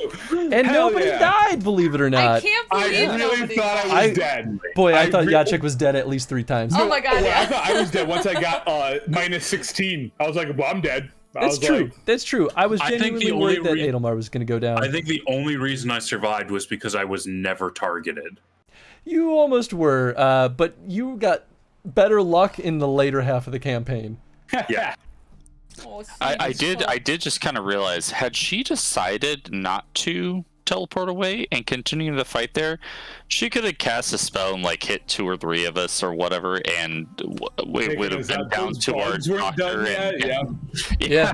I was like, I had more health left. AoE, with you there and Yachek.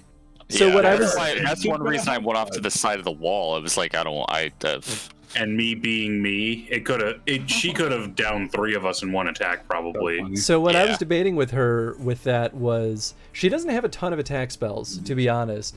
It's a lot of like trickery nonsense. She did have a couple of attack spells for sure, and one of them was Dragon's Breath, but it only targets 1 person. But it will automatically put them on fire, which is great. But her debate actually was, does she try to mind control one of the stronger people to start attacking the rest of you? If she had mind controlled Gort, we could have been in real trouble. That was absolutely the debate she was going through. But you guys got her down to 8 health, but she actually was regenerating every single turn. Yeah, figured. So she looked at the situation and was like, if I fail, then I'm dead. Instead, I'll teleport and then maybe kill them another day, without considering that y'all would be able to figure out where she teleported to and get there fast enough. Well, Azoldi would figure out, not y'all, just Azoldi. Yeah. If we didn't have the mage in the party, it's like, that was a solid plan, and she succeeded. Great plan. That is the thing that I'm happy that you all did, was to track her down, because I genuinely was worried that it would be a really disappointing ending to not have killed her. She's like, well, she's out there. Which could have resolved that way, and that's fine, because the core of her power was gone at that point, so it would take a while to rebuild. Because we honestly, her giving us like a monologue and the teleporting off would have been fitting. Although it's also equally fitting to her get to a monologue, and then we chase her down after the monologue, and it's still going. Yeah, that's true. I think it would have been good either way. It would have been fine. Oh yeah. That's fair. Cool. Well, I think we'll wrap up this stream. We'll go around the table for shoutouts. Jen, let's start with you. You can find me at Pen and Needle Cosplay on Instagram. Pew pew pew pew pew. Tony, how about you? You can find me. Actually, I'm doing a real early stream tomorrow morning at Geekarius over there. You see it, yeah. And I'm playing Xenosaga Episode 1 right now. So come hang out tomorrow morning. It's gonna be hella early, like 7 a.m. All right, Nathan, how about you? You can't find me. I hide in the shadows. But as Affinity Archives, we are making a game. It is coming along very nicely. Every week, it's getting better, and we're having better and better results. And one day, very soon, hopefully, we will be bringing people to test play our game. Yeah. If you want to follow development on that, we'll probably start chattering about it in our Discord. So hop on over there. Kevin, how about you? Hi, folks. I'm Kevin, aka Metal Snake 81, aka for the duration of this tabletop playthrough. But I am a streamer too. Chris is my stream daddy, and tomorrow I will Tomorrow you will be playing Bloodborne at noon Central Standard Time. We are on to the DLC. The DLC. The DLC. You're onto the DLC. And baby. DLC and Chalice dungeons. We are done with the basic already. That platinum. Nice. Very nice. All right, and Chad. I'm Chad, aka Chaddington Bear. Played Reginald for this campaign.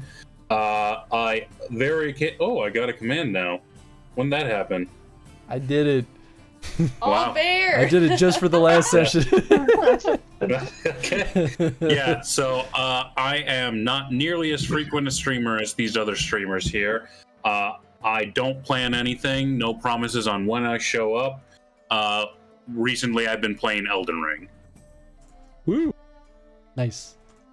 How's a command for that? Oh, Affinity Promise, is that what it is? Oh, no, Damn. I guess not. Dang.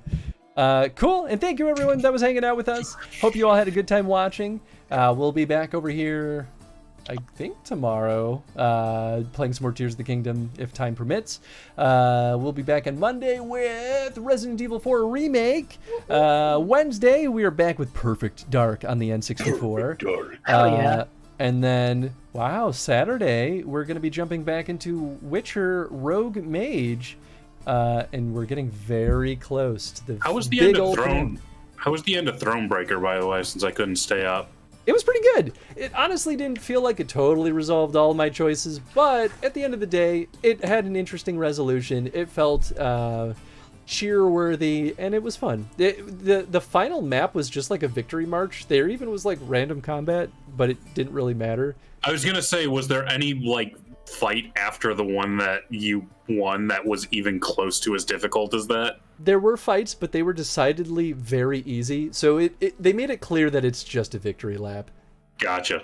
I even chose things that like demoralized my military, but they still stayed at high morale because we already won the war, so it doesn't really matter. Cool, and yeah, if you're a subscriber and you haven't voted yet on what the next Chrono Stream will be, get your keysters on over to that forum over there and vote for what you want to see once we're done here. We're getting real close to being done with The Witcher. So, yeah. Near Drakengard. Near Drakengard. Near Drakengard. Near Drakengard does not nearly have as many votes right now as it did the last time. Madden. It's still at the top, though. Oh, God. Madden is forbidden.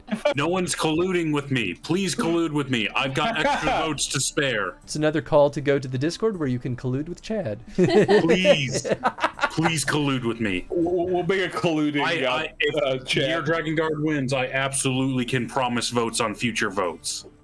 All right, at that, we're going to start our raid. We're going to bring you all over to Chaotic Channel. She's playing Baldur's Gate 3. That just feels wildly appropriate after wrapping up a Witcher universe RPG. Appropriate.